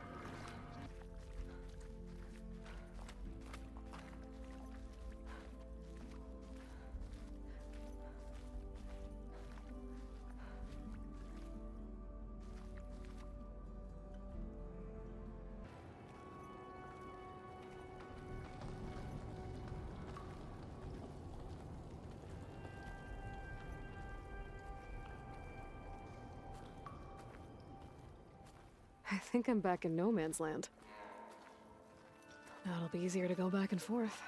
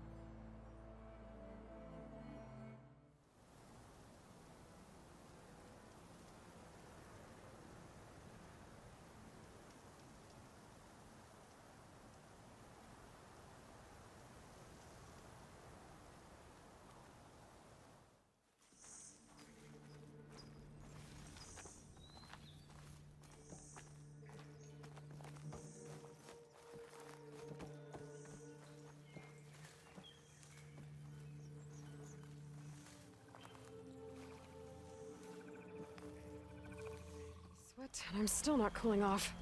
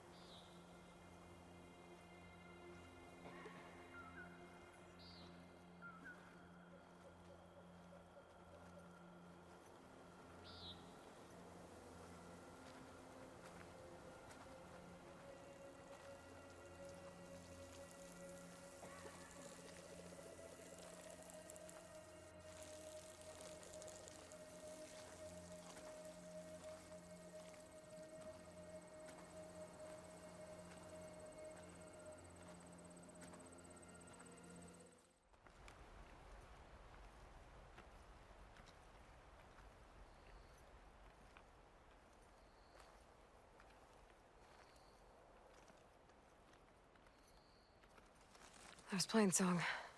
Just like the first Utaru saw it.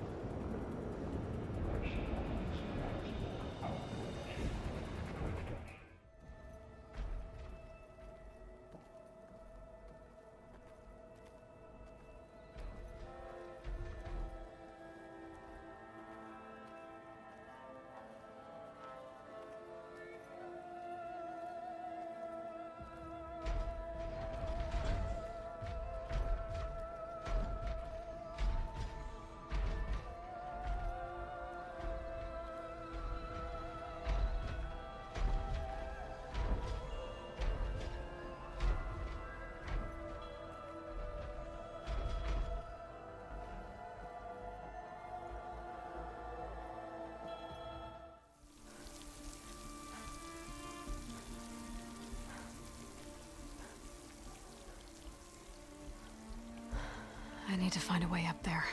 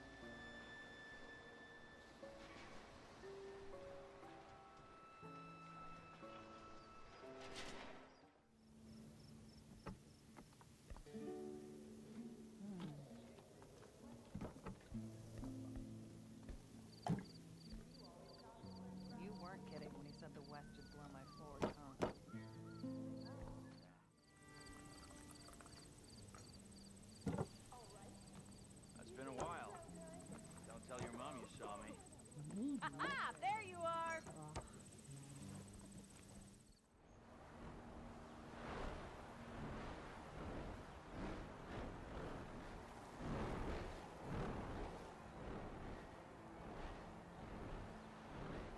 Wind's blustering about something.